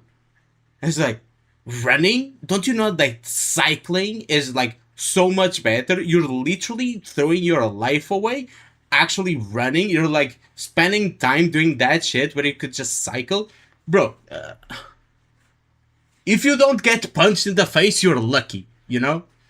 That you've wasted your life. So of course you're going to react defensively. And the ironic thing is, What's it's up, not Darwin? people like this expend to prop up their preferred game by comparing to another. The end result is that they just make their game look bad. By cherry-picking hyper-specific aspects of games to compare to, you remove them from the wider context, which in turn makes the game seem so small in scope. Like, I saw someone trying to say Wuthering Waves is good because of this one small section in like one quest, where you just fly through an automated section without needing to press any buttons at all.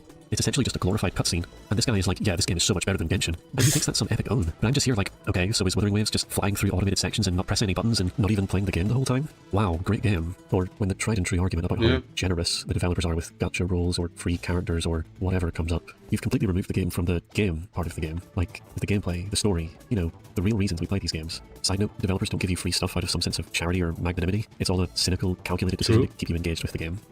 Like, you failed to convince me that this game you're glazing actually has value. But as we've established, that was never really the point, was it? Convincing me to play Wuthering Waves was never the goal. It's like the other video that we reacted to the other day from the Nigerian perspective, where he was like, oh, other games should copy WoA because WoA copied Genshin and got success out of it. Also, Wuthering Waves' success is because their gacha game, their gacha system is basically Genshin's but better. Like, brother, what? And at the end of the day, it's just a grift. Like I said, I don't think this person's goal is to even convince you Wuthering Waves is a game worth playing. It's to convince people who already play WoW that they made the right decision in their choice of gacha game. It's this manipulative cult-like behavior where everyone is trying to reaffirm each other. Bro, in this my echo chamber, punch doing is their best to faster reject than your contradictory bike, bro. information, no matter how petty and contrived they need to be about it. Like, here's another joker making a gaffe about how Genshin doesn't get any collab events with other IPs, and how this somehow means Hoyoverse hates Genshin. This one particularly. There must be a law to make these games give offline mode when they EOS. I think it will help with the fandom toxicity. There is trying to be, like, you know, the Stop Killing Games movement, but I think they are kind of getting cut by some politicians, you know, but they are trying. It annoys me because it doesn't even make any sense. I mean, Genshin has consistently pushed itself forward to new and exciting places ever since it was first launched 6 years ago. The passion and creativity Hoyoverse has for this game just bleeds onto the screen. Even if we assume the most cynical version of the company, Genshin is by far Hoyoverse's most profitable brand, and we can reasonably assume they make the decisions they do because they believe it will maximize the player's engagement with the game, and therefore, the profitability of it. Simply put, it's obvious Hoyo has decided that collab events have no place in Genshin because they would just make the game worse. Which kind of checks out with how terrible that Honkai Star Rail Fate event was, doesn't it? But sure, Genshin hasn't done much in the way of soulless corporate I think marketing they are techniques like still collaborating with another IP, trying you know, to the most get, bottom-of-the-barrel approach to like, begging people to come check out your back game. up. Hey, you recognize Fate, right? Fate is a thing people know about. Come check out Honkai Star Rail. It has Fate in it. What about the Star Rail part of Star Rail, though? Who cares? We have Fate. Like, you see what I'm saying, right? It doesn't make any sense. Genshin stands on its own without outside intellectual properties being cynically mixed in for the sole purpose of reaching a broader audience. Thing is, they rejected Stop Killing Games on a basis that it didn't have anything to do with the actual movement itself. Like, they misrepresented Stop Killing Games. They attacked points that Stop Killing Games didn't even, like, mention at all, or just gave it as an example, and used, like, select few cases of, like, companies, like, doing quote-unquote good, like the Concord situation, where Concord launched, and it was so dog shit that Sony gave refunds to literally everyone 2 weeks in. Like, they use that as a good example of, oh, companies aren't really that bad, look at what they did. Like, and they lost because of that, which is absolute dog shit. I think they could have come up with a lot better statements to win against that, you know? And I think they should, like, keep going. I think they are. I'm not up to date, but I think they are trying. Because of the sheer creative power and love for the brand behind the people who make it. And somehow this means Hoyoverse hates it. Like, Hoyoverse respecting the integrity of its own brand and the players that enjoy it for what it is somehow means they hate it. But again, this post probably isn't even intended to encourage you to play Star Rail or ZZZ or whatever else. It's just a grift. Genshin is popular, so grifting against it is going to generate a ton of engagement. Just like the collab events this post is using as a sticking point, it's tactics born of pure cynicism intended to take advantage of people's naivete. It generates views or likes or whatever from people who already disliked, in this case, Genshin, and were looking for any sort of cherry-picked evidence that validated their dislike of Genshin. Why did they need this? Well, as we discussed throughout this video, any number of reasons. Maybe they're second-guessing all that time and money they've burnt on the game they play. Maybe they're bitter Genshin is more popular, or maybe they burned out on Genshin in the past, and they've developed this one-sided ex-girlfriend type relationship with it. Like, here's another post comparing Genshin and ZZZ character models one-to-one. Now, normal, well-adjusted people like you or me understand that Genshin Impact and Zenless Zone Zero are very different games. Genshin is an open-world game where the characters you play as need to exist in many different states and perform many different tasks, like basic movement on a flat plane or at an incline. They need to jump, climb, swim, and glide in a large, continuously rendered world. This is of course going to demand a different design ethos for your character models, which probably to some extent involves making them less geometrically complex for the sake of optimization and allowing them to appear natural during complex movement. Zenless Zone Zero, by comparison, takes place on a flat plane, with its gameplay hyper-focused on combat in a controlled environment, which probably allows for more complex character models because you can confidently assume the states those character models will exist in, since there are significantly less variables involved when it comes to a gameplay. Like, most of us inherently understand these two things are not a one-to-one comparison, but I guess jokers like this will do anything for engagement. And it's mostly because, like, the overall aesthetic of the game too, because if your game is all, like, low polygon, and then you have, like, a hyper realistic, like, character model, then it's going to look out of place. So yes, Genshin is slowly increasing, like, the quality of the models and stuff like that, but they can't just, like, drop a Wuwa character on Genshin and not think that's not going to look out of place. There are some games that don't care about that. For example, Wuwa doesn't care about that because we've seen time and time they keep evolving character models, which is a good thing, but it also makes the game, like, not look cohesive, right? It looks a bit all over the place in certain moments. So it's not all bad, it's not all good. It also depends, like, on what the developer wants. To the gameplay. Like, most of us inherently understand these two things are not a one-to-one comparison, but I guess jokers like this will do anything for engagement. And you know what? In the interest of fairness, here's someone doing the exact same kind of grift for Genshin. So if I see someone comment something along the lines of, "You've been glazing Genshin, so you're just as bad," because I have Genshin background footage or I happen to be a Genshin player, then I know you didn't actually watch the video. And also, you're just engaging in the exact same grifter-like behavior, because whataboutisms and other manipulative tactics intended to distract from the real argument is just textbook grifter behavior. My God, you can really hear the utter contempt I have for these people in my voice, can't you? So, what's the key takeaway here?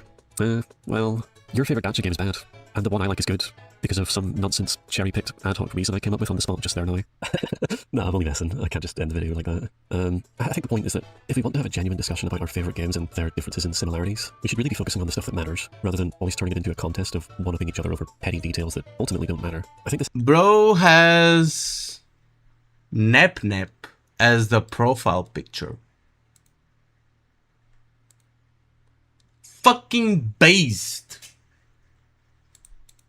I just noticed. It's important for gacha games because it's so easy for these kinds of games to catch you in a net and never let go. So I mean, if you're going to be playing the same game for the rest of your life, you at least want it to be a good game, right? And so, I think we as a player base should be better at communicating the virtues of our games to others. If your preferred game genuinely has value that makes it worth playing, wouldn't you want to communicate the features that matter? The gameplay loop, the story, and the character designs, for example. These are the things that stick with you long term, the things that you remember that make you want to come back and play some more. Not this heady, hyper-specific garbage like the number of 4-star characters released recently, the amount of free stuff you get on like one day of the year, a cherry-picked case of bad voice acting in like one dub of the game, the number of collabs with other IPs, the... What? Ask yourself a simple question. Voice acting in like one dub of the game, the number of collabs with other IPs, the... What? What? Players have no right to say things like these, son? Wait. The designers. How do you know we never see an actual woman IRL? The designers. And posted like a tweet. Ask yourself a simple question. If you truly liked the game, would any of this insignificant nonsense actually matter to you? Or would you prioritize what actually matters? The game. And what the hell? Okay, that's the that's the last video that we're going to watch today. That was a good segment, a good like React Slop episode. Don't forget to leave your like and stuff. But now we're going to play some NIKKE. And I know most of you are not here to watch NIKKE. You're all here to watch like drama slop, which is understandable. Drama slop is something that many people enjoy eating up. But if you guys want to stay around for some NIKKE event, which this event will be pretty good. I already know it. This event will be a fucking banger. It's Project Matisse. We're going to get to know like the backstory of Matisse, which is like very important for the main story. So if you guys want to stick around, please do. I'm sure you will not regret it, and maybe many of you who don't play NIKKE will probably find interest and maybe start playing. Also, let me see if we can snipe. Okay, Laplace Ultimate Hero. Think we can snipe her? Actually, I still want Marciana.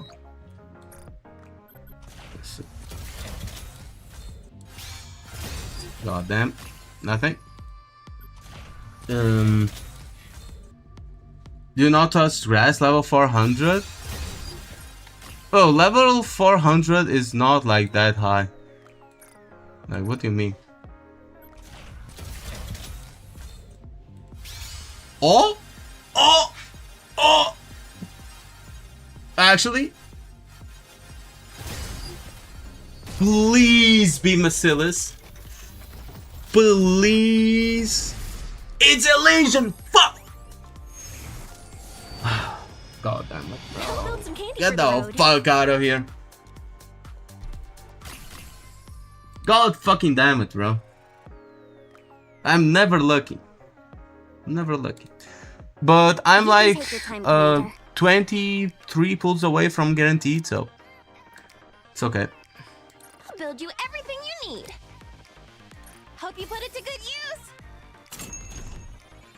Let's see, anything with Matisse is goated. Maxwell is still one of my favorite NIKKEs, and Laplace, however, I will probably not come back. Legit have to hit 200 for basically every character. What? Hit 200? Oh, on the PD? Like, how? What are you looking for? Looking to get something That's crazy. You're giga unlucky. Just in time. Saw teeth, entire buildings, you name it. I can make it for you and fast. That's giga unlucky. That's unfortunate that you have to hit like 200. It can happen. It can happen. The guarantee is only at 200. Even though the SSR rates is like 4%. It's still very unlucky. Yeah, and that's very unlucky. That's unfortunate. Fully active. Pierce But through. anyway, I'm going to take... What's gacha? Gacha costume? Oh... Wait, is this a rerun? I feel like I've seen this costume before. I feel like I've seen this costume before. Yes. Fucking knew it. Right discounts. Don't miss them. Are there any free tickets? No. Sometimes they give free tickets, sometimes they don't. I don't understand. But anyway, I'm going to take a small break. I'm going to take a small break and I'll be right back. And when I come back, we'll be playing some NIKKE. We'll be playing the NIKKE event.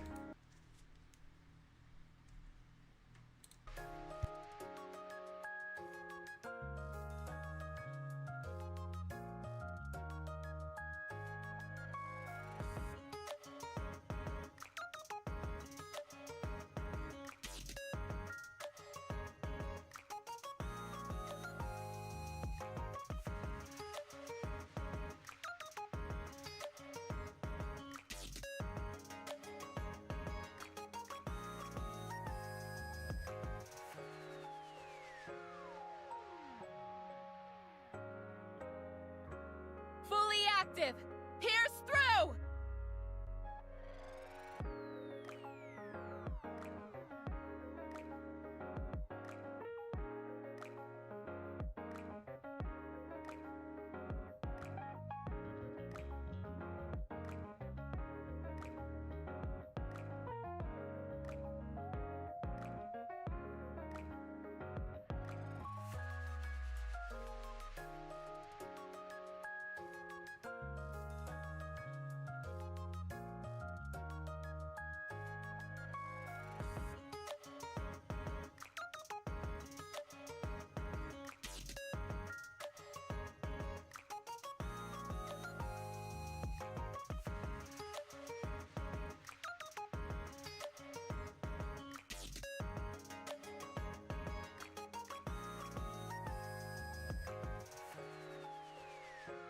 Fully active. Pierce through.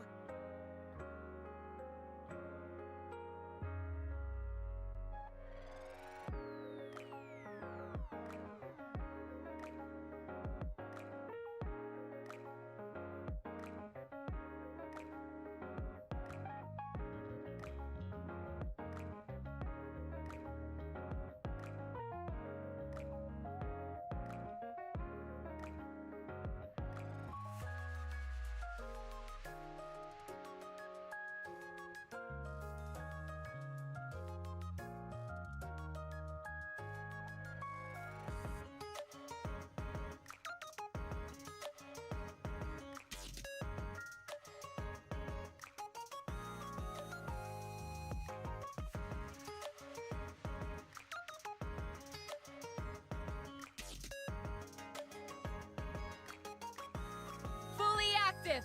Pierce through.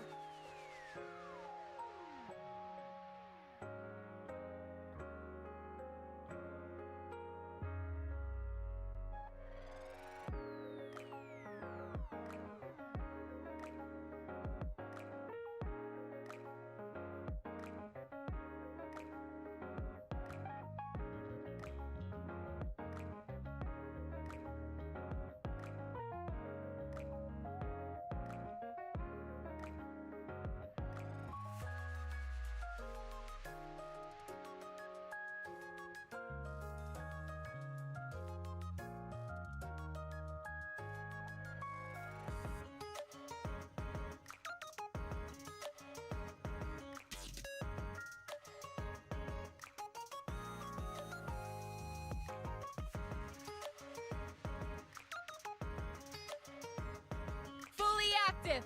Pierce through.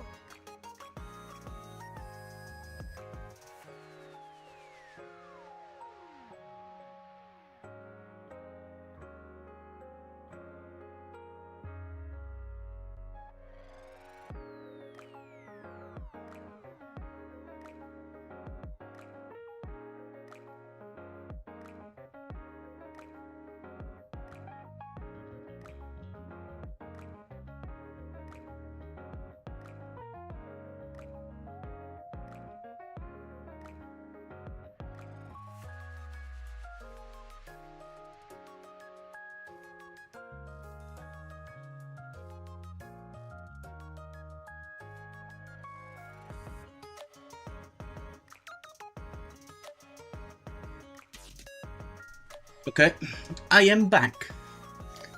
I'm back. What's up, guys? And let's start with the game. Yeah. How's everyone coming along? What's up, bitch? Ewan's here. It's Ewan. What? Why do you look so surprised? Am I not allowed to drop by? No, that's not it. It's just unexpected. You've been so busy lately. You haven't come by to run tests yourself in a while. Considering the current situation, with the Third Surface Reclamation War coming up, I've got to do my part. Besides, there's something on my mind, too. Something bothering you? It's nothing. Anyway, how are preparations going? It's going splendidly, of course. Also, did they change Laplace? Something about her is different. Is her pose different? I could swear to God it's different. Like, I know this is the quote-unquote new Laplace, but we already had the new Laplace in story.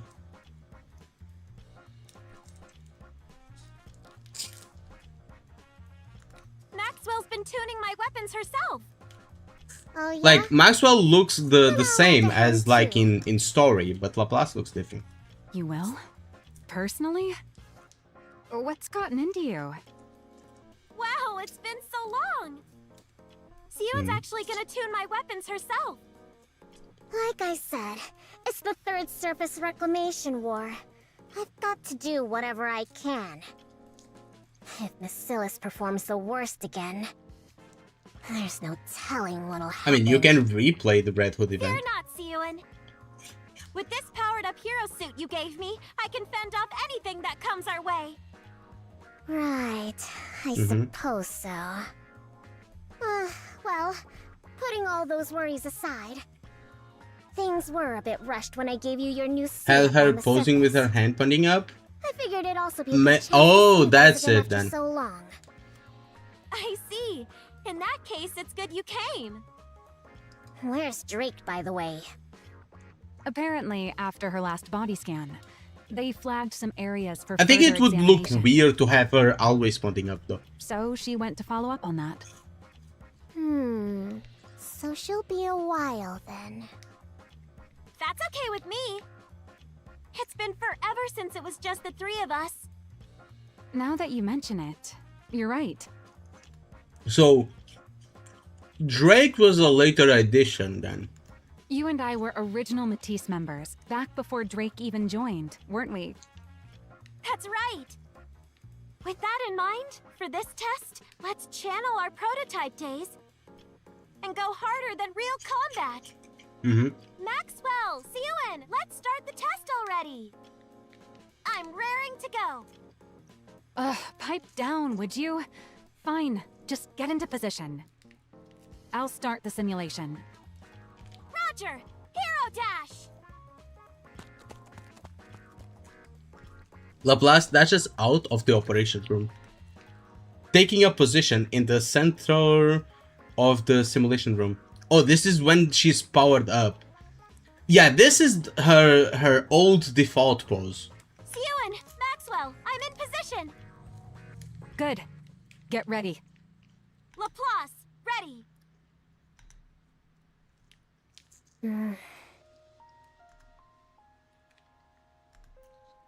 Suen gazes at Laplace, standing in the center of the room. Then looks over at Maxwell, who is watching the monitors in the operations room. Just like it used to be.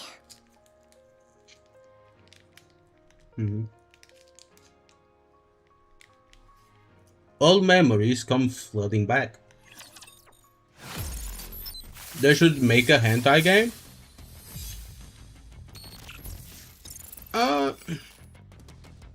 I mean, I personally wouldn't mind, but the strong point of NIKKE is not even the characters, it's actually the story.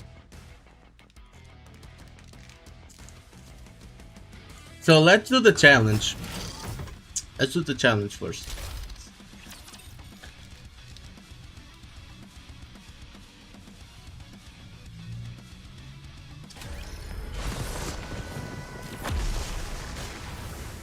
NIKKE devs want to make an open world?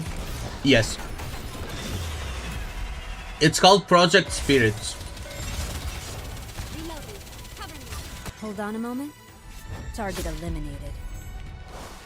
Down with those who would threaten the kingdom. Which will probably be the best gacha game ever made. The party isn't over yet, is it? Not even joking. Let's go back and enjoy ourselves.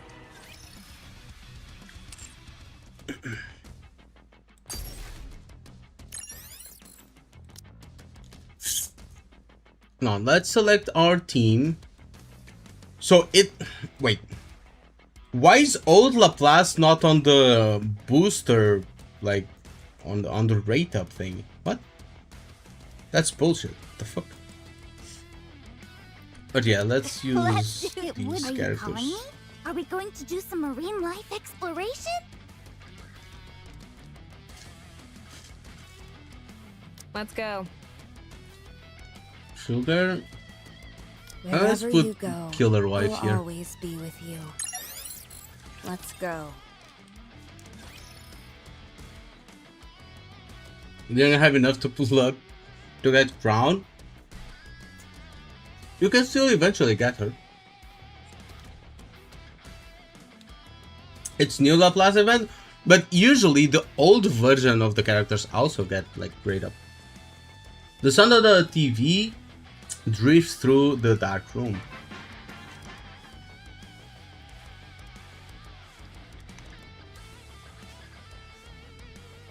Grand music swells as stylishly dressed female hero appears on TV.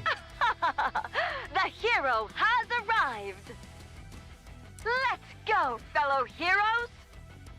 Onwards! Oh, it's Suin. The girl's eyes sparkle. Evil, come forth!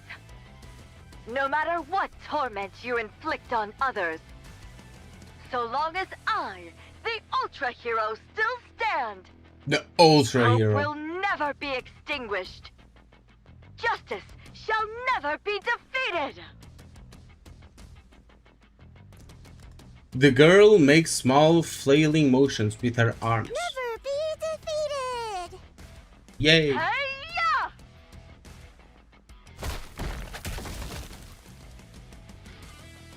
Once the Ultra Hero defeated every last Raptor fiend, she stands tall before the camera. Another victory for the heroes! The girl's eyes light up at the sight. So cool.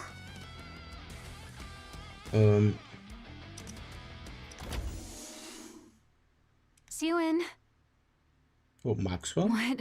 Why is it so dark in here? Why is Maxwell so hot in here?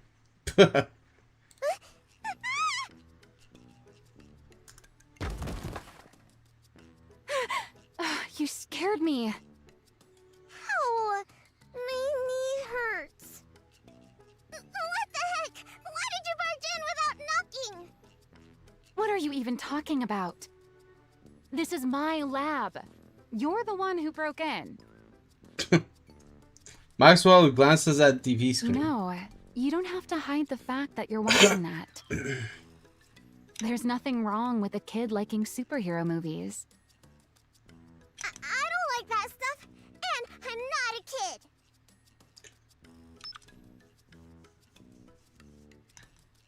The girl quickly switches channels. Right. Is that why you ditched that fancy room of yours? So you could watch this in here? That's... Father doesn't approve of this. Oh, she has a strict dad. She has daddy issues. Well, I couldn't tell that from the way she acts in the current story of the game. She acts like a fucking bitch.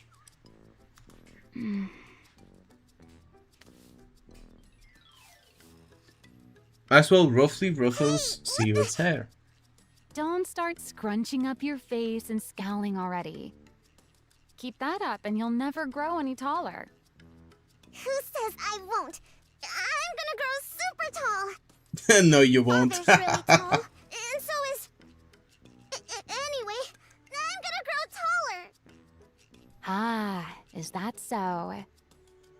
I'm sure you're going to grow nice and tall, little Suen. Now, this grown-up has work to do, so why don't you see yourself out? Believe it or not, I'm actually a pretty capable researcher.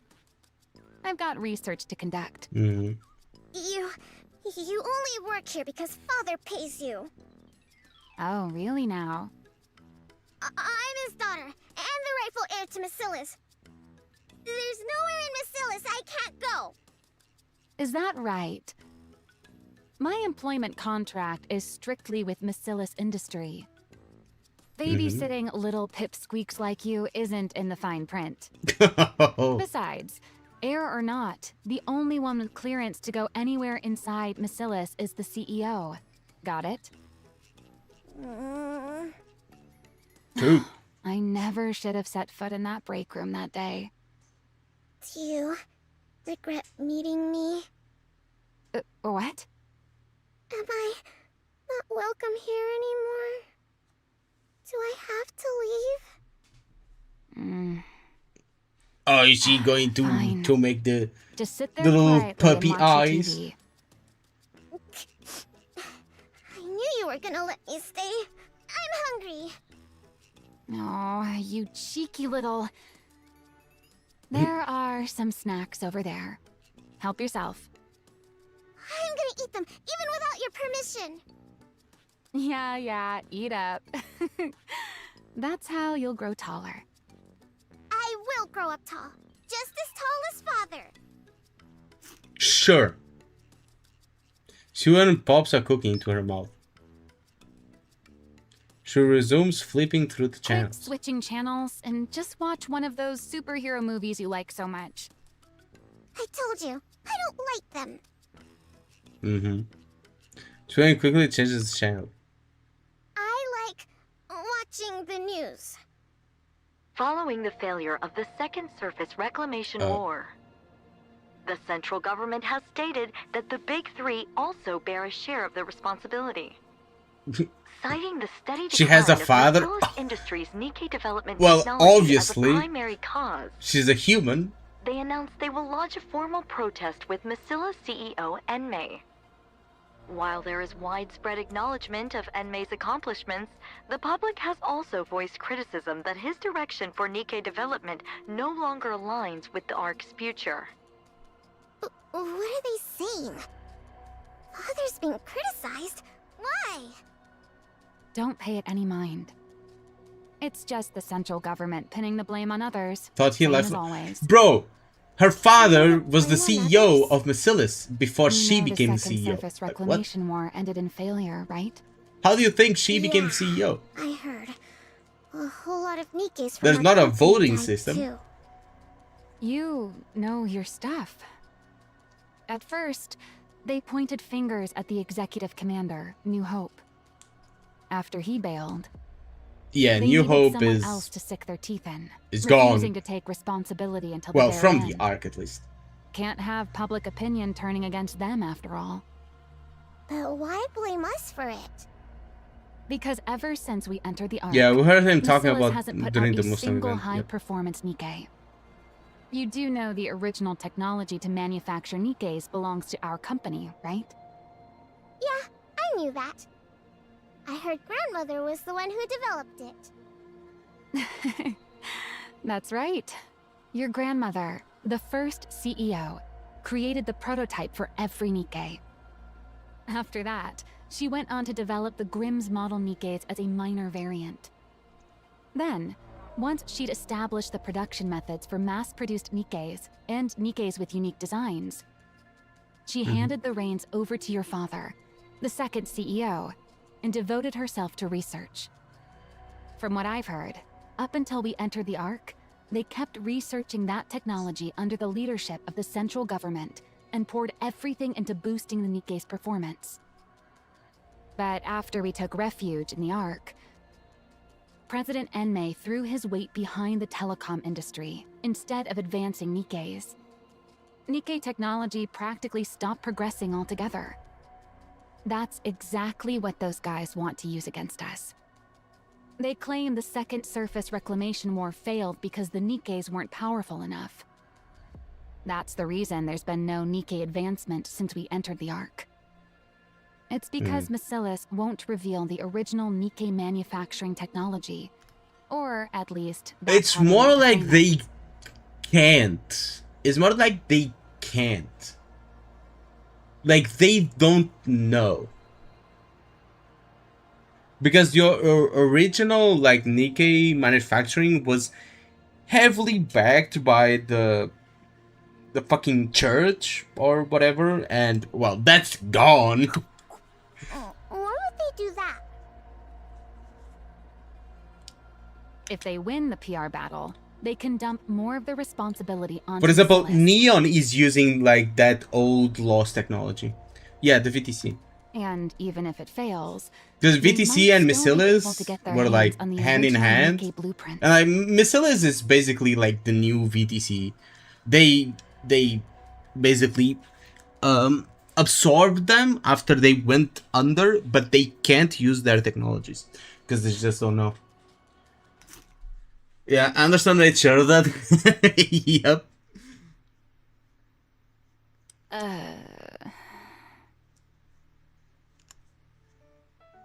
Sion munches on a sweet biscuit. What? Keep going! Never mind. What am I doing telling all this to a kid? At any rate, you don't need to worry about it. Maxwell This is your father looks so we're good talking with his about. hair, bro. You think something like this would even make Like him what bat the an hell? eye? She Looks has to me like the she has central no government's business losing it with looking all this these good. problems bubbling up one after another. Once they come to their senses, they're the ones who will be sorry. Bacillus will never fall. Well, that's good. So how about you stop racking that little brain of yours and focus on eating well so you grow up big and strong, eh? Worrying too much will stunt your growth. Why do you keep harping on my height? Who could that be at this hour? Is The anyone CEO? in? GN? Yes, come in. Pardon the intrusion. Father's been asking for you, Maxwell. The boss. Right now? Yes, he said to come to the CEO's office. Oh, all right. By the way, I was wondering where my little cutie had wandered off to. I mean, GN became a NIKKE by her own volition. No? She herself wanted to become a NIKKE. So this is where you were. Since Maxwell has to go see father, why don't you come along with What me, brat? sweetie? GN maybe. Suen? No, she's human. She's not a NIKKE. And I don't see her becoming a NIKKE anytime soon. So GN might become playable. GN is a NIKKE. She herself wanted to become a NIKKE. She chose to become a NIKKE. Or am I mistaking her for someone else? But I'm pretty sure she is a NIKKE. NIKKE is.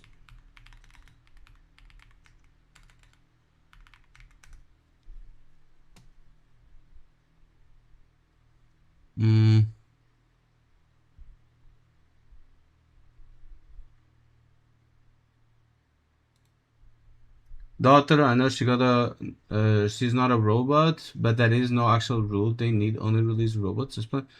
No, they only have NIKKEs as playable characters.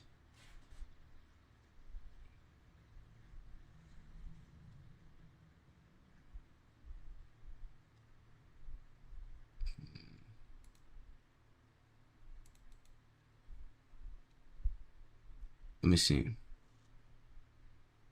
Story.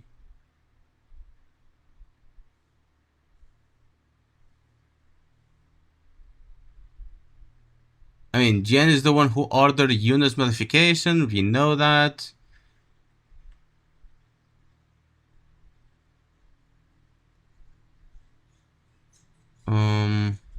What else? Bringing the commander to the deep sector. I don't think it says.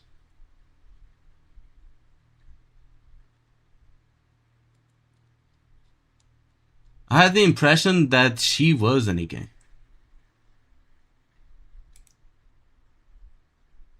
Let me see.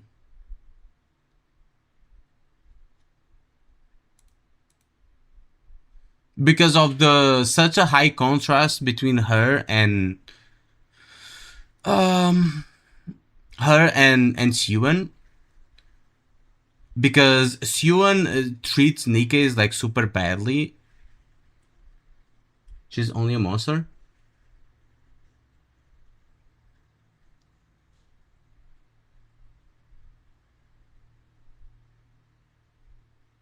She might be because she lost in the short run against her sister. I think she is. Like I don't remember like all the conversation, but I got like the thing that she was a NIKKE. Is she an NIKKE or human? Let me see.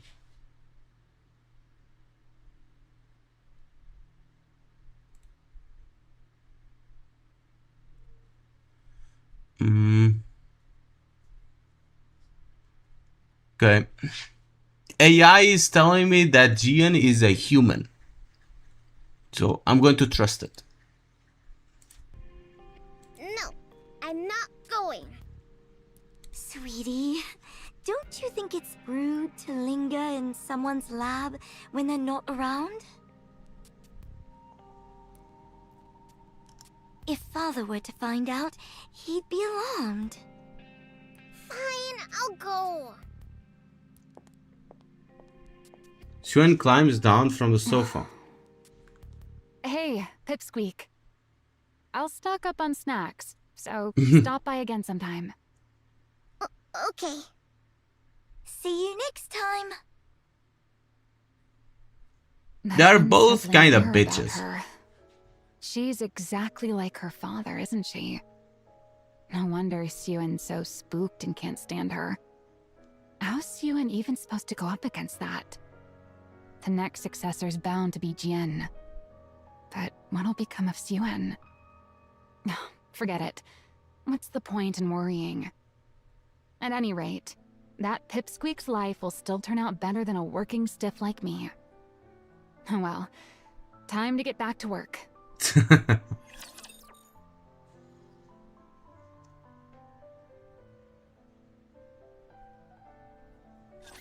Entering combat. Okay. The real monster is the friends we made along the way? Probably. Perhaps I should have brought some poisonous herbs. She has no problem killing people? I mean, that's like literally every character ever in this fucking game. So, this is how powerful maids can be. Jian. My older half-sister. Half-sister? This is your sister. Go on. Say hello. Oh, is that Hello her there, father? sweetie. My name's Jian. A sister I'd never met. Brought home out of nowhere by my beloved father. She was clever and capable and so... Miss Yuen, did you hear? They say Miss Jian developed a new NIKKE brain scan technology. Apparently, it can scan a NIKKE even after it's lost its memories. Pretty impressive for someone so young, isn't it? Lala, whose maid are you? If you like her that much, go work for her. Oh my, don't say that. You'll always be the very best to me, young miss. Sure, I was jealous that she got to work alongside Father. But I didn't despise her to this extent. Miss Yuen, Miss Jian is here to see you. Again? Hi, sweetie. Why don't we grab a bite together? Even when I lashed As out we and know, a pushed lot her of people away, deserve that. she never Bruh. gave up. She'd always show up, asking me to eat with her. Even so, there was something unsettling about her. How come that thing's perpetually glued to your side? Is it your personal maid or something? That thing? Don't tell me you mean Lala. Yes. Lala Yes. is not a thing. She's a maid who's precious to me. Oh my, young miss. Ah, is that so? My apologies. I had no idea she meant so much to you. I'll keep that in mind from now on. That smile Whenever I is got unsettling. angry, she'd immediately apologize and change her stance. The reason I came to fear her so much. Lala! So, she was playing maid while spying on us all along. Bruh. Awfully brazen of her. It all began the moment Lala died at my father's hand. Brother, bro. You seem rather fond of that woman. What? Every time I wonder where you've wandered off to, there you are, in Maxwell's lab. Am I wrong? I just go there sometimes. Sweetie? Are you still angry with me? Jen stops Are in you her still tracks. sore about me turning that thing into a NIKKE? Don't talk about Lala like she's an object! Lala is... Your personal maid and a spy. Isn't that right? Which is why Father killed her. I know that. And despite knowing that, you're still angry? I don't quite understand. I mean, that maid was caught spying, so Father shot her. Does she have a Samsung You were having Fold? such a hard time living without her. Or a flip? A I Samsung simply flip took the phone? brain we had in storage at the I lab just noticed. and made it into a NIKKE for you. What exactly is there to get so upset about? Because that's not Lala! The brain's the same though, right? So what if it's the same brain? She doesn't remember anything at all! She doesn't have any memories of our time together. Whatever that thing is, it's not Lala! It's nothing but scrap metal! Ah, because she has no memories. That part can't be helped. If you want to reuse the brain of someone who was a spy, a memory wipe is a must. Who asked you to bring Lala back to life? I never said I needed a maid! But you cried every single day, sweetie. Without that maid by your side, you wouldn't even eat or sleep properly. So, naturally, I figured the only way to get back to your normal self would be to bring that maid back. Turning her into a NIKKE was the most efficient What an way to do insufferable bitch, so. It bro. was all for your sake. I already want to punch her in the face. Just as much as I want to punch you in, bro. About me, so don't pretend it was all for me. You know nothing. Maybe more.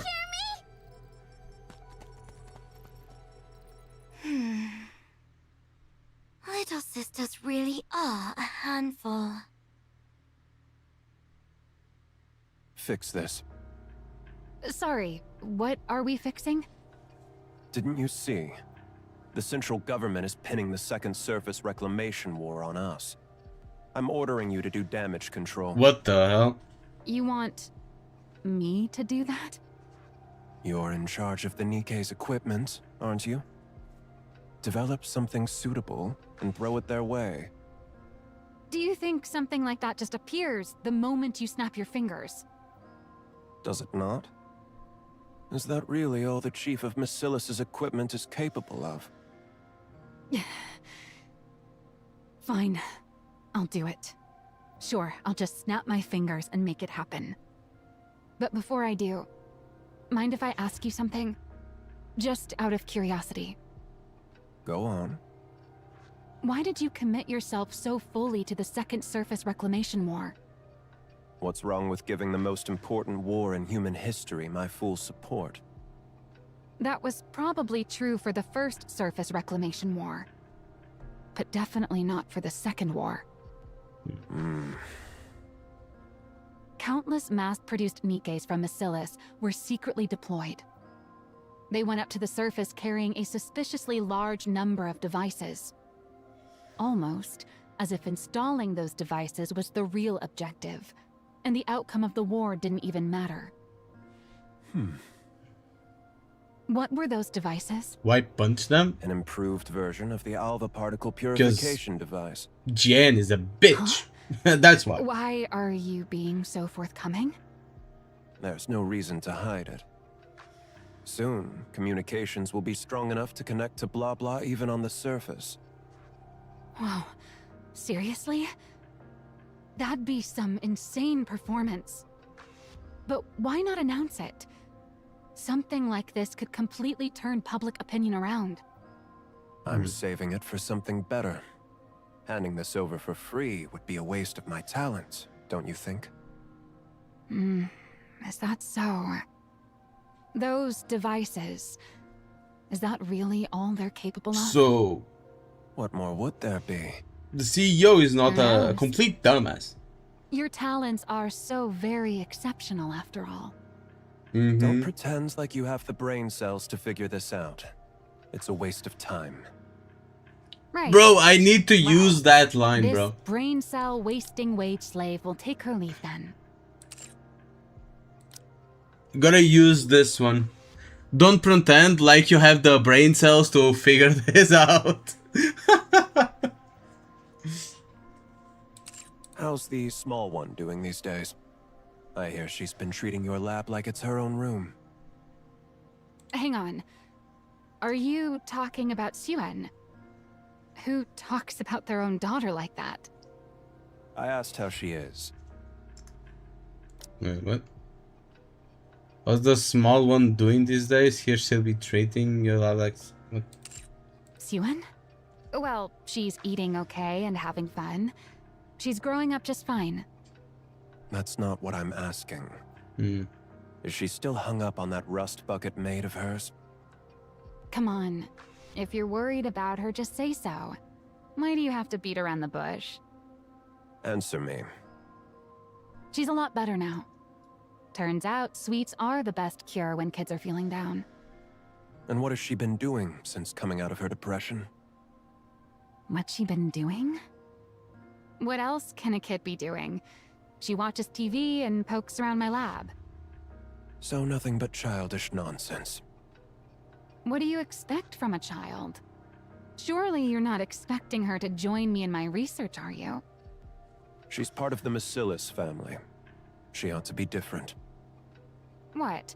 Are people born into the Bacillus family wired differently from everyone else? Seems like that method didn't work either. Huh? Then it comes down to Gian after all. That method? But the risk is far too great. Like trying a different position in bed to try to make like a genius child?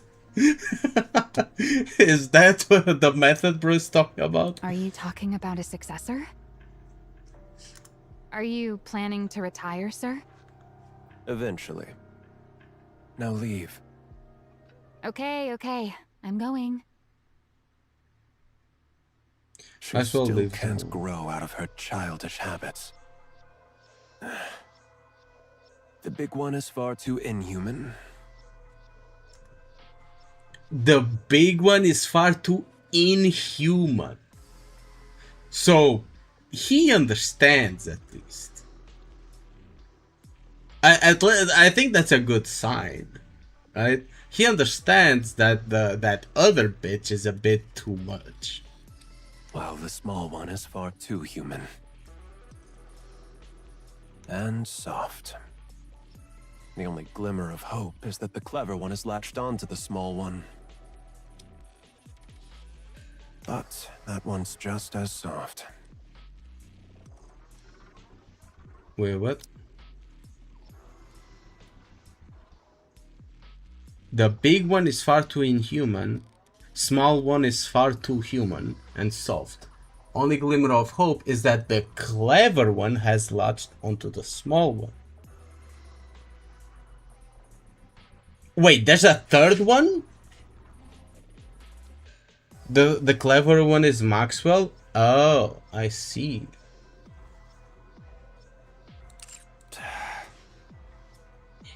For the sake of Macilis's future, placing the small one at the top would be the more efficient move. But if she can't fix that soft streak of hers, she's of no use to me. As things stand, the big one is my only recourse. Bro doesn't use names? Yeah. Which isn't good. He's probably like me. Bro doesn't remember names well. If I put her in charge, she's bound to clash with NIKKE. But oh, he knows NIKKE. NIKKE? Her ability to be put in charge. I would expect him to call her the AI bot. There's no or some telling shit. whether she's simply too soft, or that she's truly incapable. If only the small one would show some capability, another path might open up. But is that even possible? Enemy gazes at the screen. On a vast map, a red zone is blinking. Things are already in motion. There's no turning back now. Now that it's begun, I can't afford to miss this opportunity. The odds of the small one blossoming before then. I should start thinking of a way to put a leash on the big one. Put a leash on the big one. When the giveaway next month.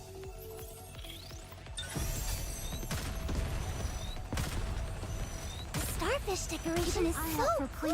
Gian probably turned out the way she did because he actually spent time with Gian. Maybe.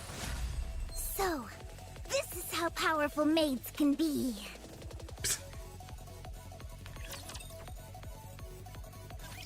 You big liar. You said it would go away, that it'd blow over soon. That it was on the news again today. They were bad-mouthing Father again. Look, Pipsqueak. I'm already swamped with that as it is. So play by yourself today, okay? You're busy? Why? You Well, really because are your father... Because your father asked me to do the impossible, bro. Talk just like him. Really? I take after Father? That wasn't meant as a compliment. Huh? Never mind. I'm genuinely busy today, so just watch your movie in the back and then leave. Why are you busy? Because your dad put me in charge of cleaning up this mess you're throwing a fit over. But why you? Why else? Because that's how things are for a working stiff. When the boss says jump, you say, how high? Besides, you probably don't realize it, but I'm actually pretty competent.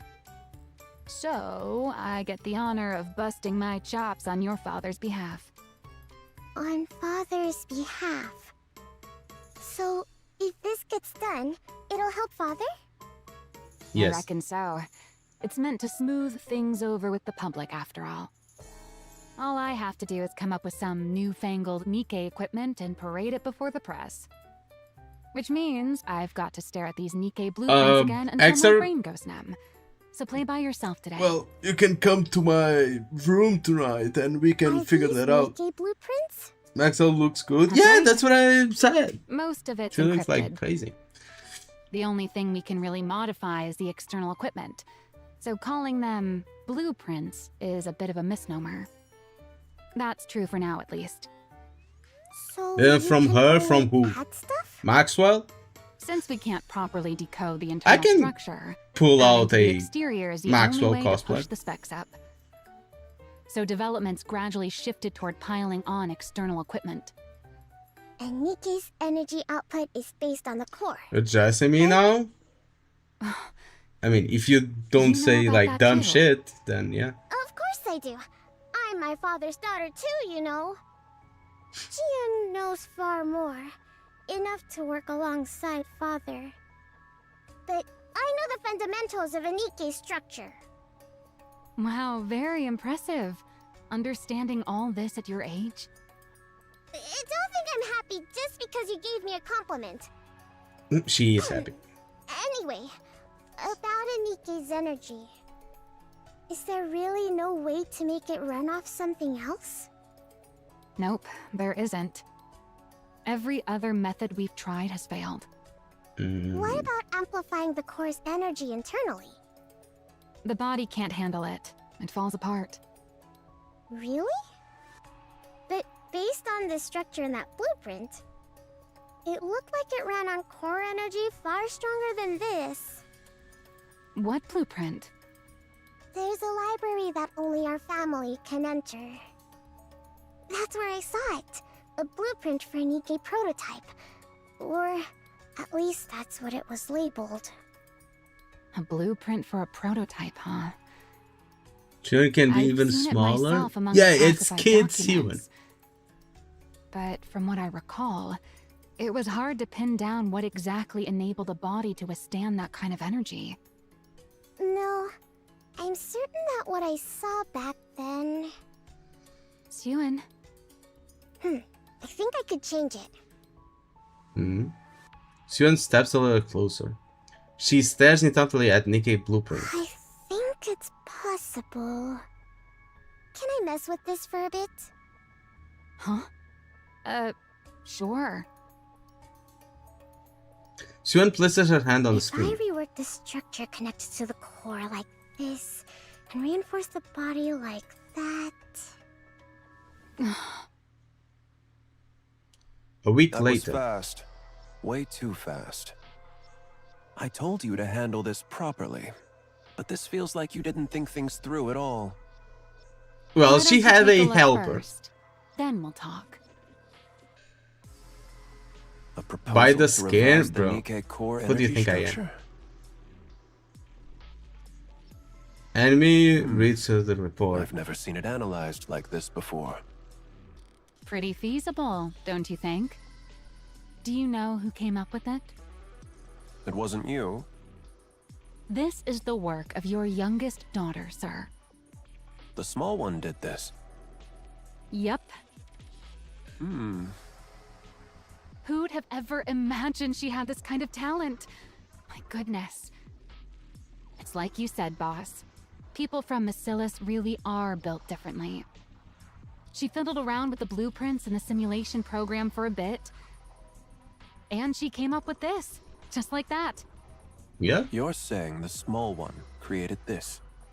Yep. Calling your own daughter the small one. The small one. Honestly, at least call her by her name. Hold off on sending this to the central government. Huh? Why? Because it's necessary. What do you mean? Never mind. Wait in your lab. I'll discuss the follow-up steps with you soon. I think he's going to try to make this research the core research that brings Suen to be the CEO. Because I think he does want Suen to be the CEO. Fine. We'll He do already it. said it. So Absol leaves the room. A talent for NIKKE design. That changes things. Let's see whether this was a fluke or genuine talent. And it picks up Get the in touch with receiver. the small one. Tell her to come to my office.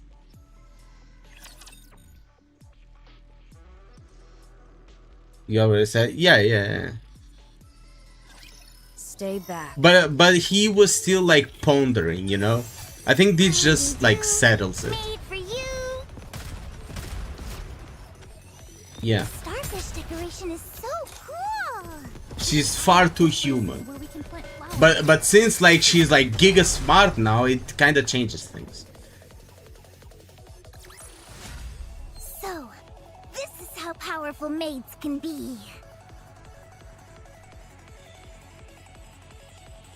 Why lollies on the screen? Who's a lolly, bro? There's no lollies on the screen. Did you hear? I mean, there's one now, but she's just a kid. Charles been giga smart. I mean, she is, but she's just a bitch, you know? Hear what? Father, he's putting me in charge of cleaning up the mess. What? He said I should go to you for the details. He said he's looking forward to what I can do. So, what should I do now? Bruh. Where do I start? I can do anything. You mean he wants you to put together a proper energy improvement proposal? He said I get to decide for myself what I want to make. Oh. He even said it's up to you? And yet he told you to come talk to me? Yep. Well, that's just great. You... Looks like I've been roped in good. Yeah, you're losing your job. Done for. What was I thinking? Getting myself mixed up in all this. It's not like she's going to groom it. Kryptonite. Maxwell ruffles her own hair in frustration. I never should have set foot in that break room. Break room? You want to take a break? Right now? That's not what I meant. Siren. Yes? She's going to get Become targeted. the next CEO. She's going to get targeted by GN. I asked if you want to be the next CEO.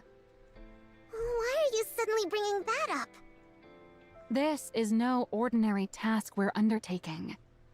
True. Did you know Jian shot up to become the next in line for CEO the moment she improved the memory erasure device? Mm-hmm. Of course I know. Everyone went on and on about how amazing it was. Well, that's what this is all about.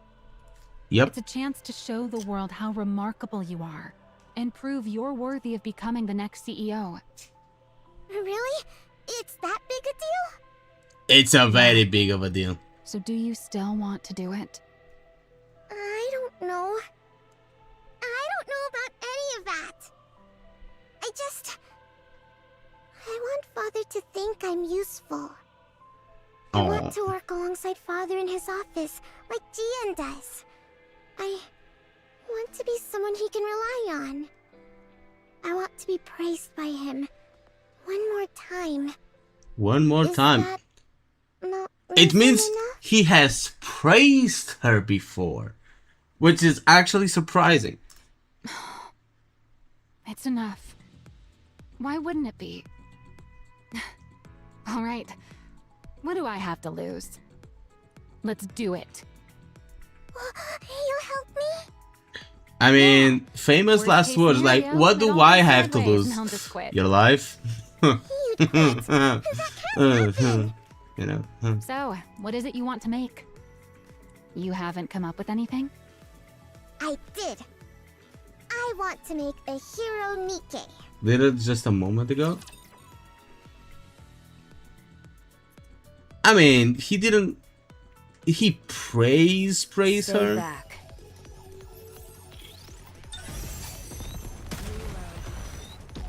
I think I didn't register that as like praise. Current ammo is sufficient. If that's so, that's even more sad, you know? That's even more sad.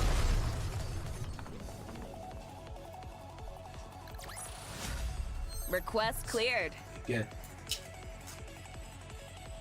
something.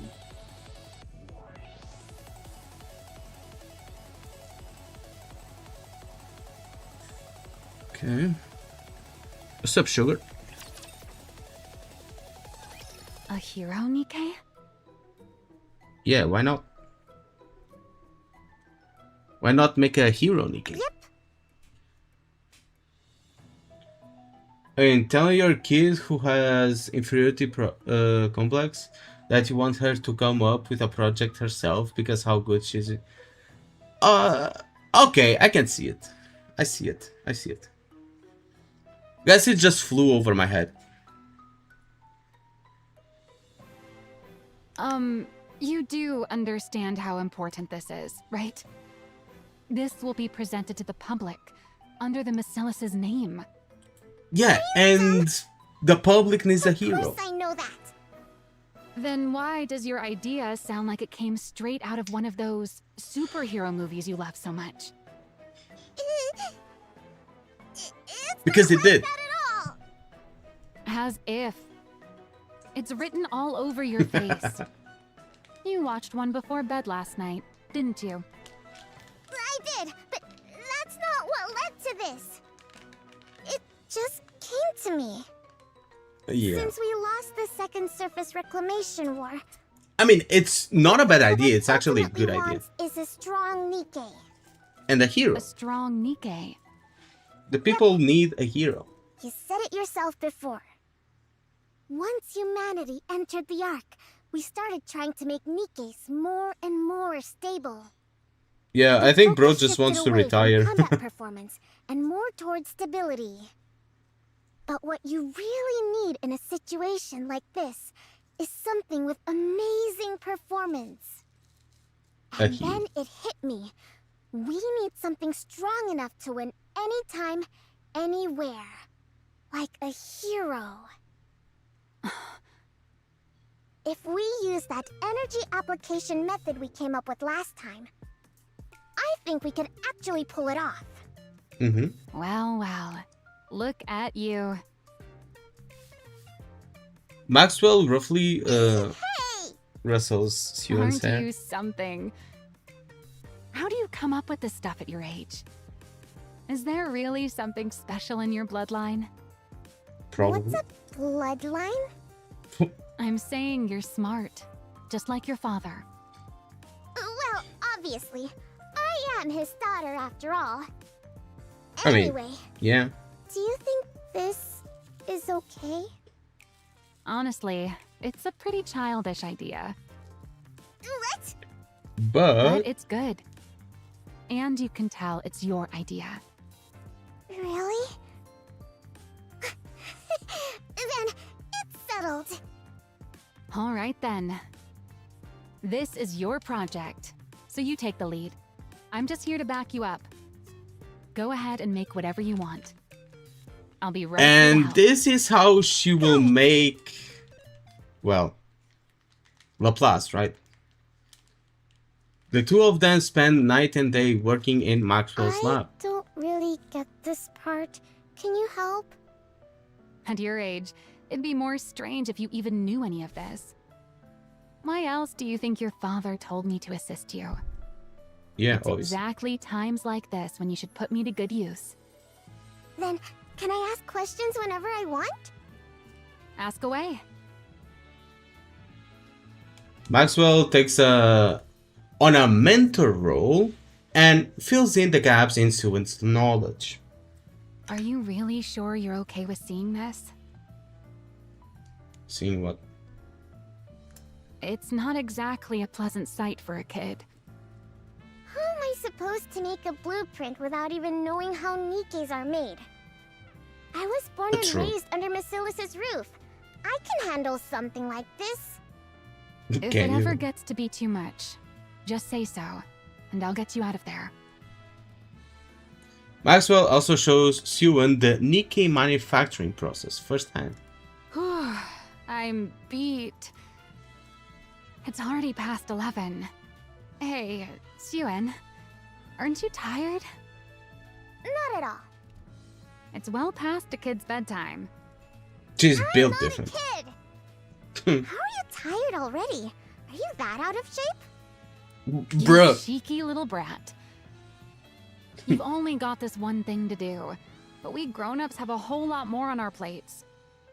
I've got my own end-of-month report to prepare on top of all this.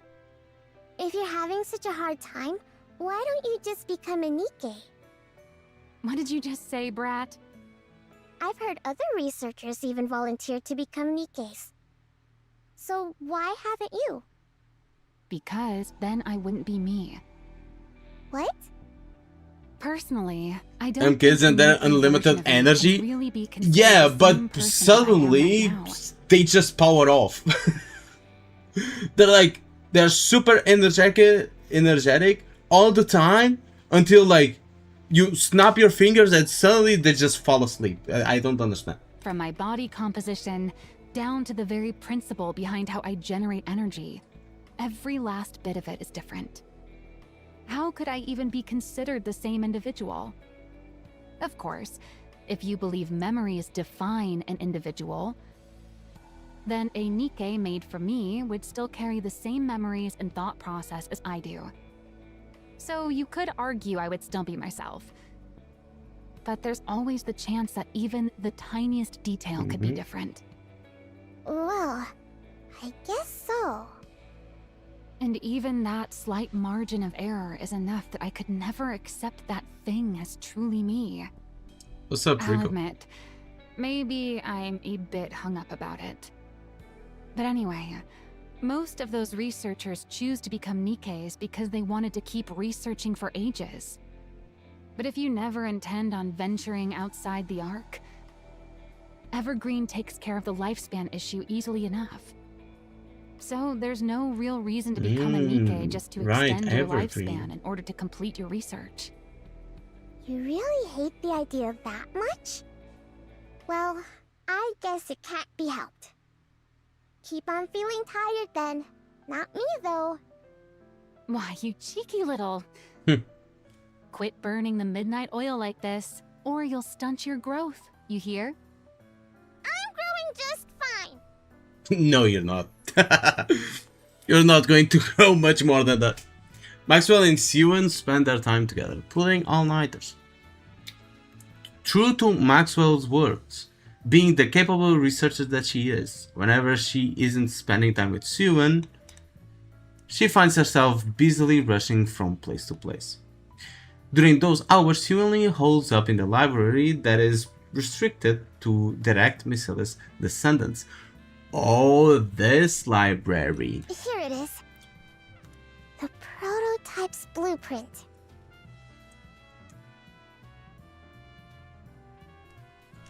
The flow of energy, the internal structure. She sears every last thing that makes up the body into her brain, committing it to memory. Then, one day, amid her daily trip to the library... Everything is coming along okay. Unless your name is Laplace, she has special fondness of her.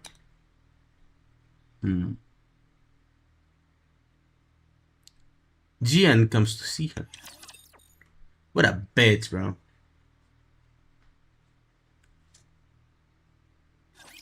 You seem to really like maids, Master.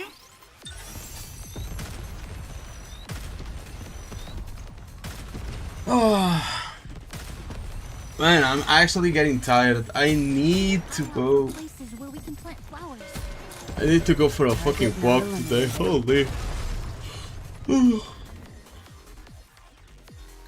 I woke up, started streaming, and I still haven't done anything else.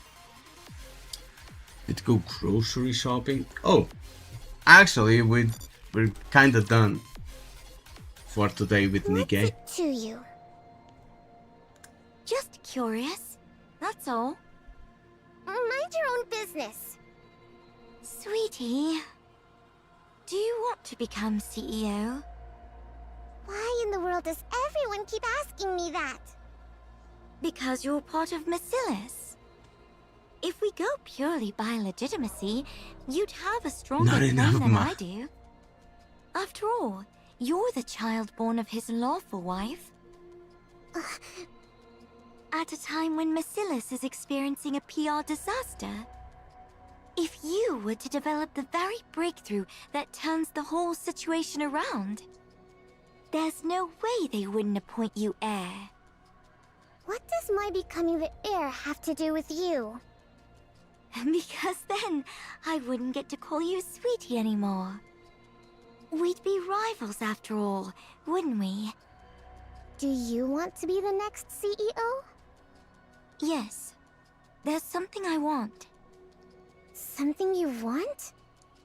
More precisely, there's something I want to know. And what's that?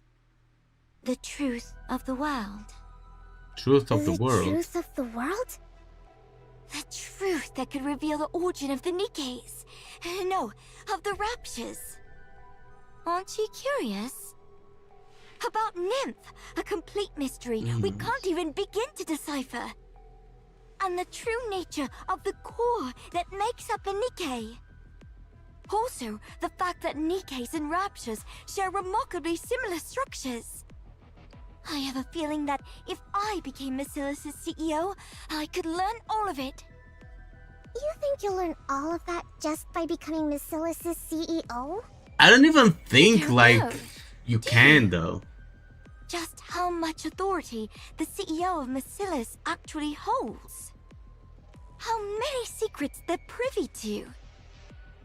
Once you truly understand, Wait, I'm would the certain you'll CEO want that position know for yourself, about too. like VTC, like don't need secret any like of that. Nikkei manufacturing technology? I mean, I he only would want to be know useful to Father. that exists, but he wouldn't know how to actually apply it, you know? Yes, she could learn a lot from the VTC database, but they would still need like the passcode. And the one with the passcode would be Neon. So even if she become like the CEO, she would still have to wait for Neon. To Father? Why? Because I love him? Because you love him?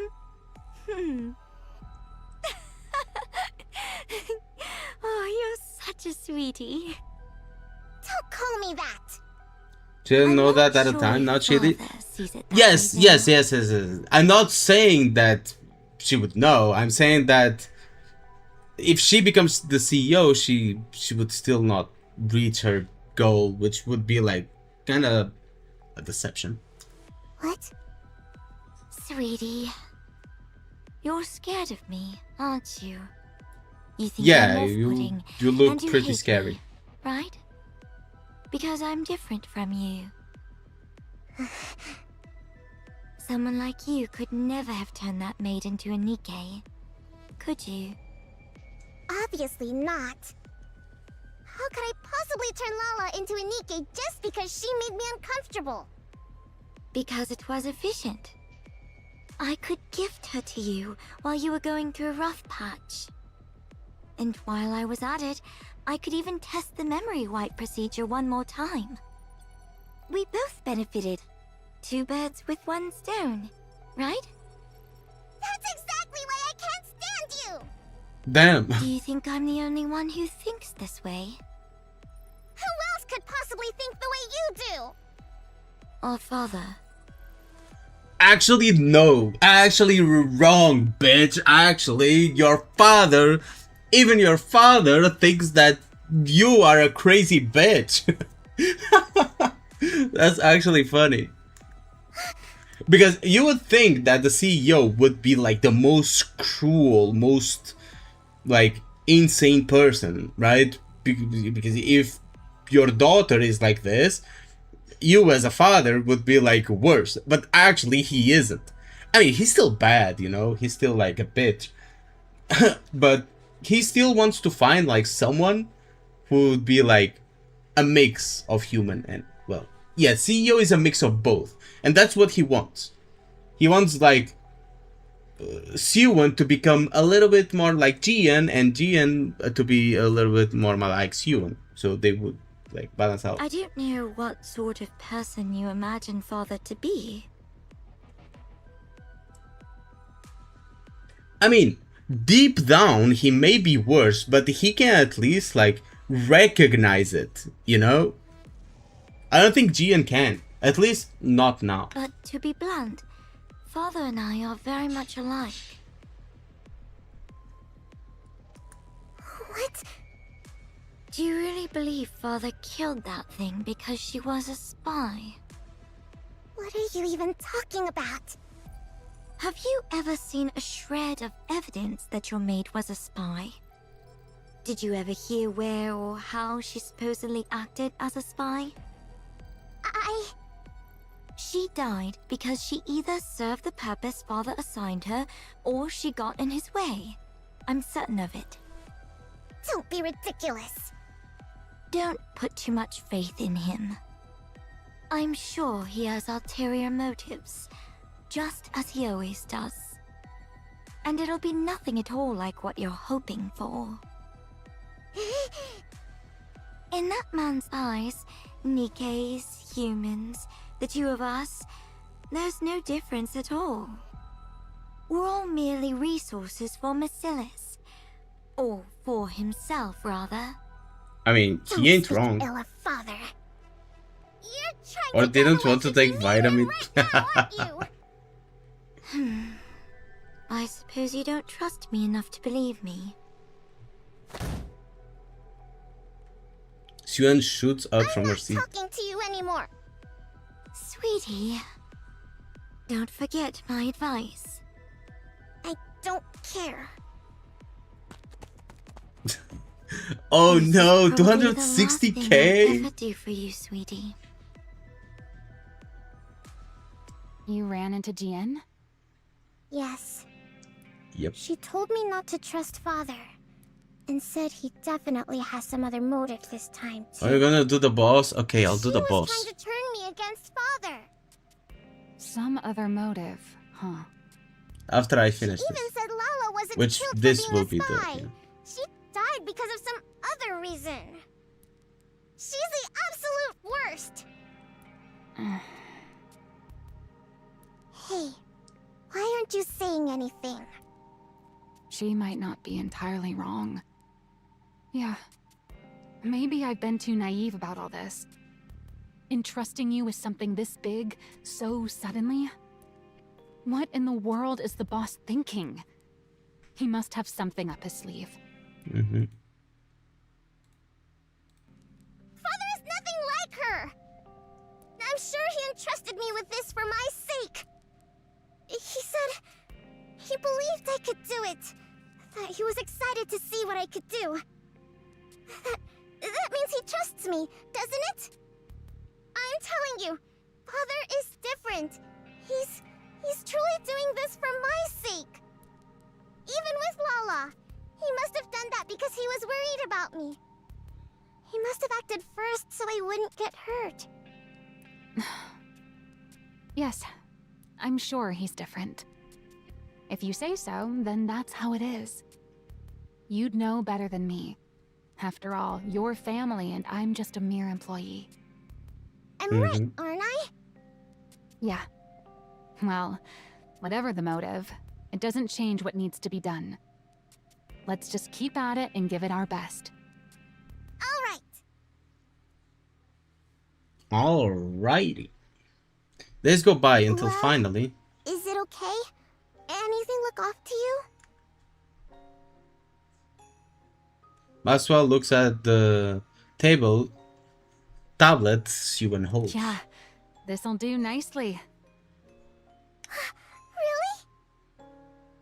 Really? You actually pulled it off. Completing a NIKKE blueprint of all things at your age. Good work, Pipsqueak. You did great too, Maxwell.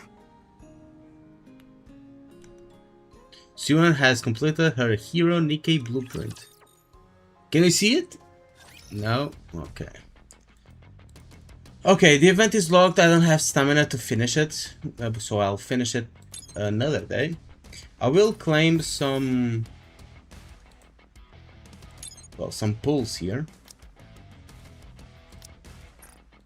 2 whole pulls.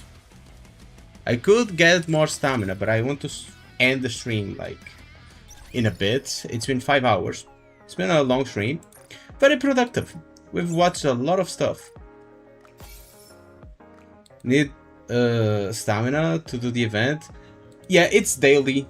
It's like a daily stamina. At 8, I had my first weed cigarette. Life makes you an adult in few hours, especially this. Brother, what? Did you react to the slop you sent? Which one? I don't remember who sent what.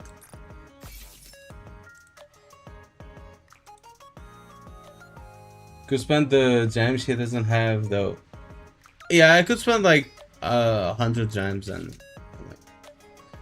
watch it, but I want to leave it for another day because I just don't have the time.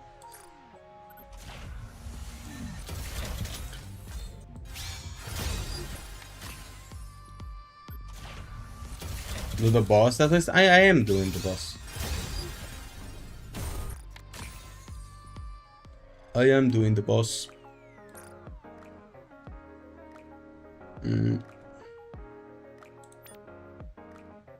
Oh, they added like this as a menu. Okay. Let me boot up Anthill then.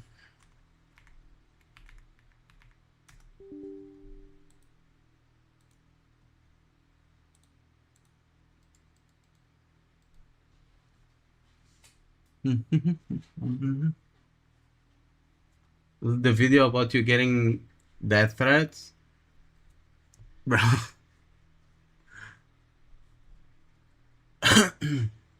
I don't know.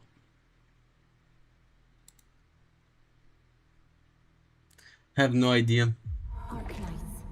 I don't even know like what I'm going to post next, bro. I swear.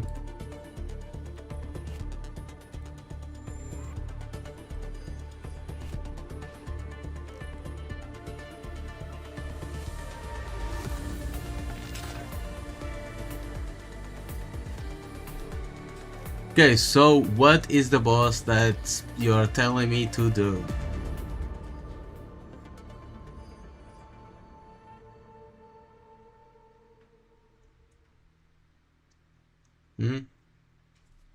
Where is this boss you're talking about? Where it be? Where it be? Blitz Crash?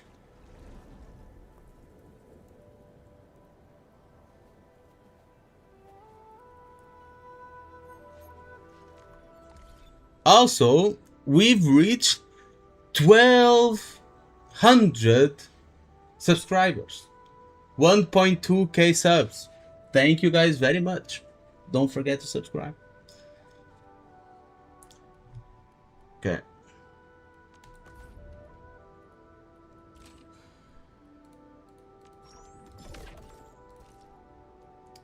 So crisis or crisis drills.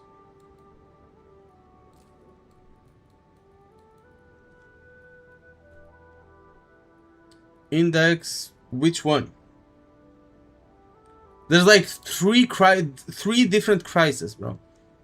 The crag hauler, factory still dead. What the fuck? Why is my factory dead? What happened? I fixed it. Why is it gone? Wait, I need to fix this. Shut up, guys.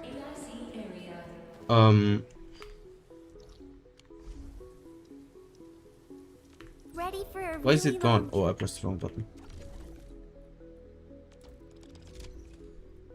Oh, I know why is it gone. Oh my god, I'm so dumb. Such a dumbass.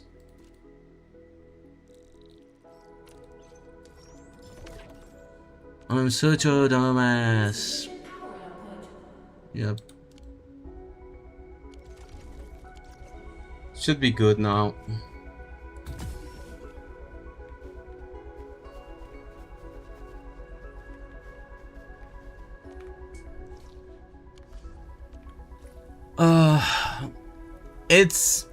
It keeps like getting fucked because I keep overflowing with cuprium, and it keeps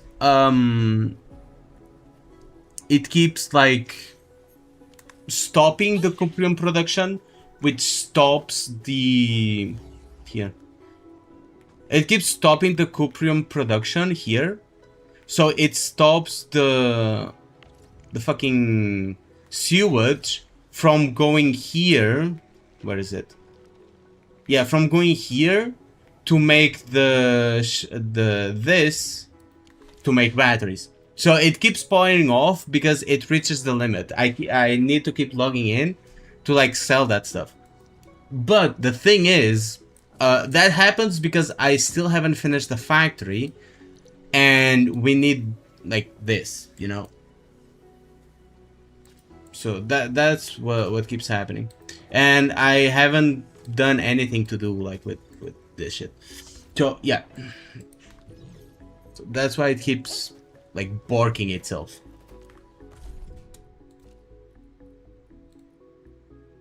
That's the reason. So anyway, let us do what you want. Operational manual, index, blitz crash. This is my chance to show admin what I'm...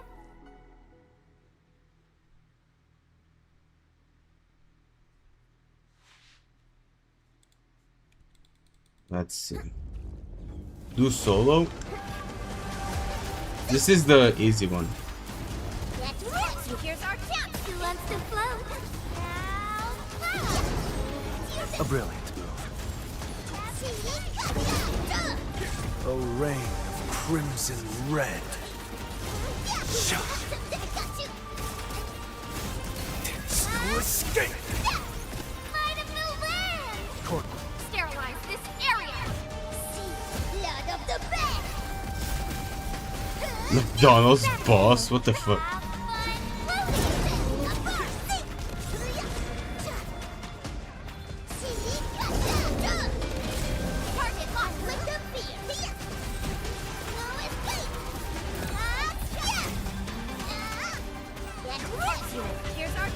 Death waits.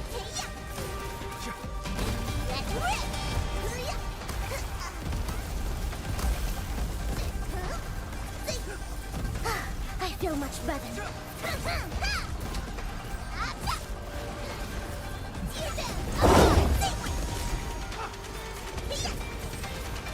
Bro, why does it take so long?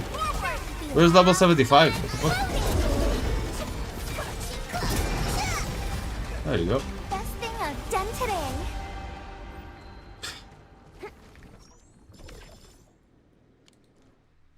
Okay. Is that what you wanted me to do? To play?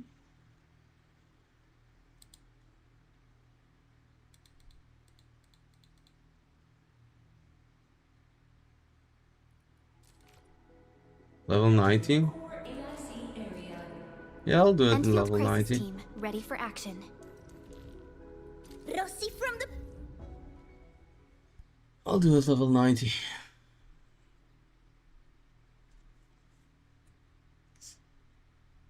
Let's see.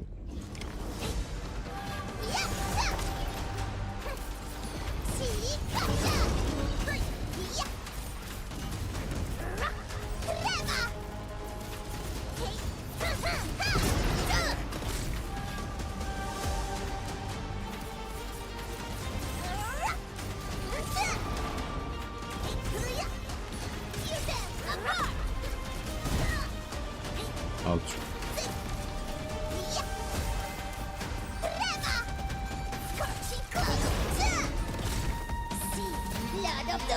What's up, Kevin? How you doing?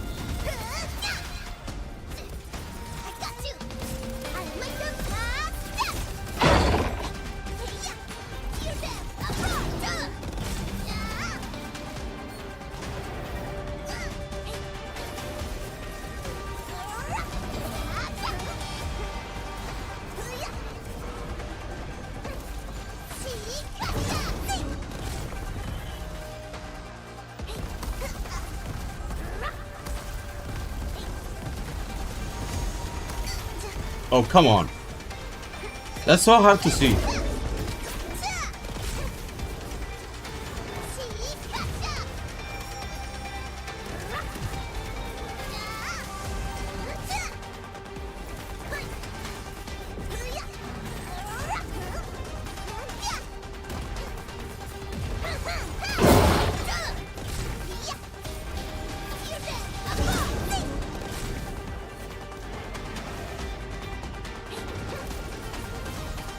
Aro lost his aura.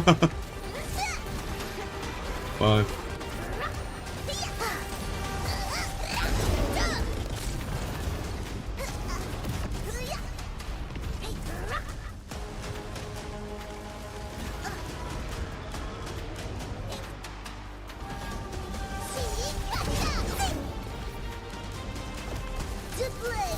Oops, too far away. No, actually not.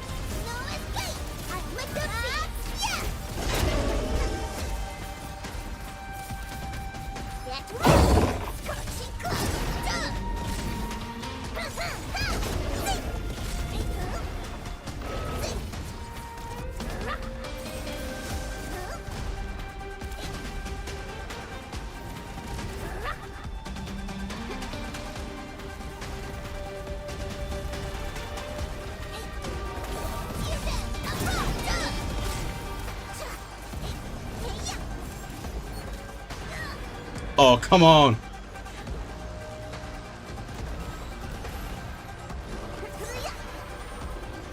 I feel much better now.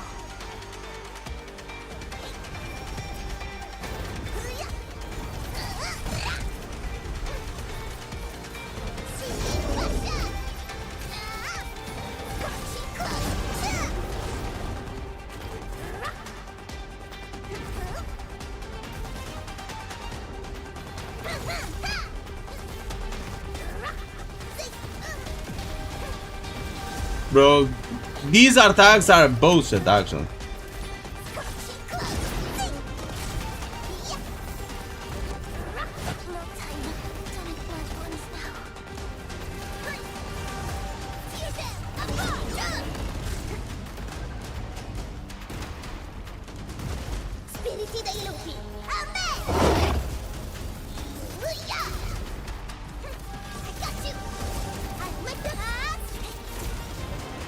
I had to cancel that.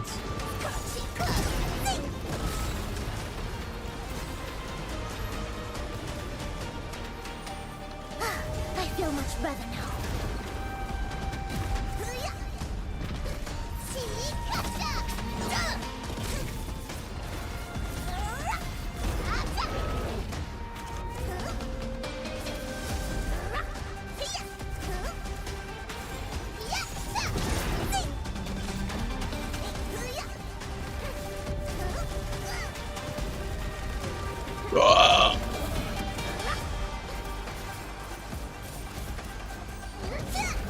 Those attacks that come from the ground are bullshit, bro. How the fuck do you dodge that?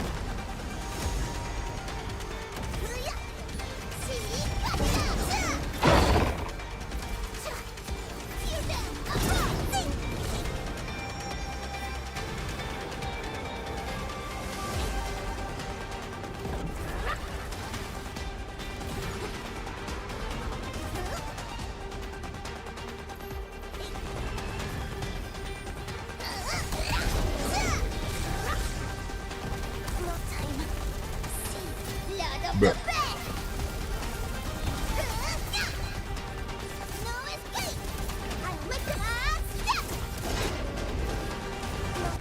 Oh.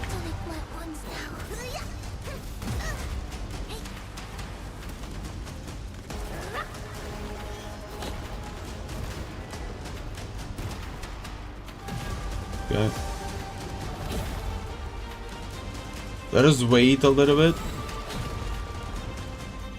for another healing item.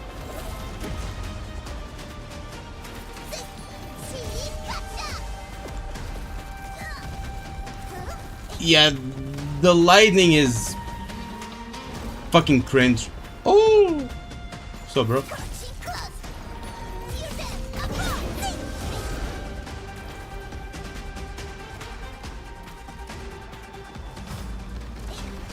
Oh, it's dead. This is what I killed him by just looking at him.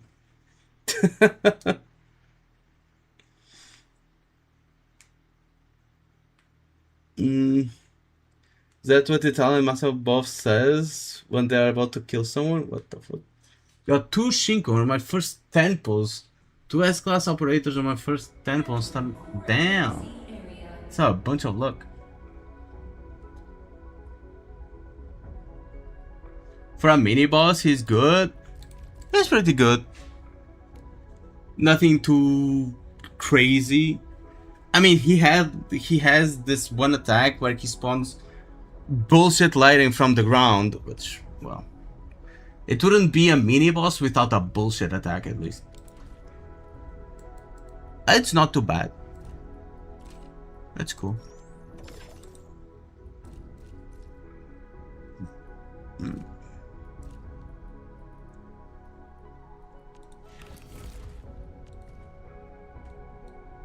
Also, Umbra Monument when, bro?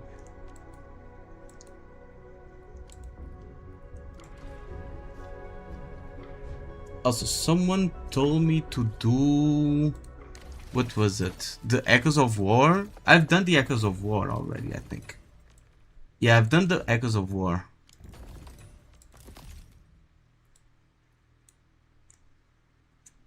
It's maxed out.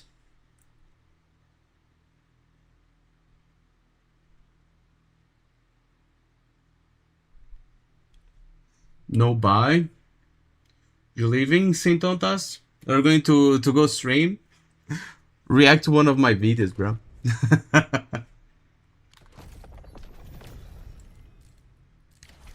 Oh, right. We still have this. Oh. I thought... Damn, bro. Can we get her? Please?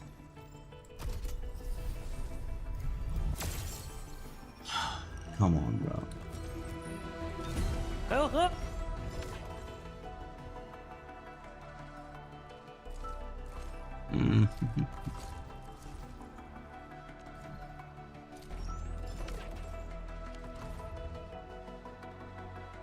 Yep, the pan.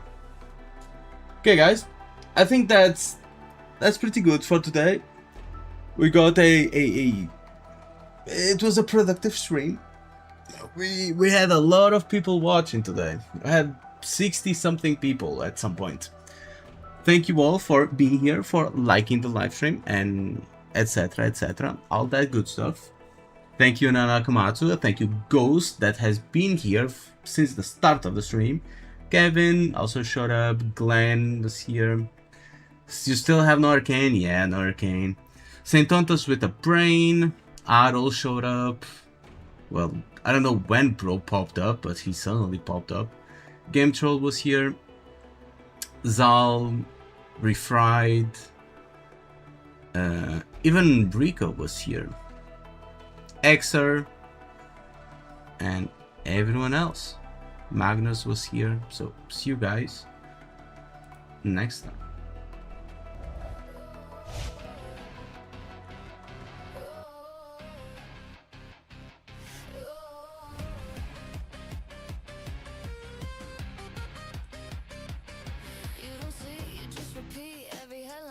Tweet, same opinion, different face, same old take, same old taste. You don't ask, you don't check, you just follow what's correct. If they're big, they get a pass. If they're small, you take the glass. Funny how the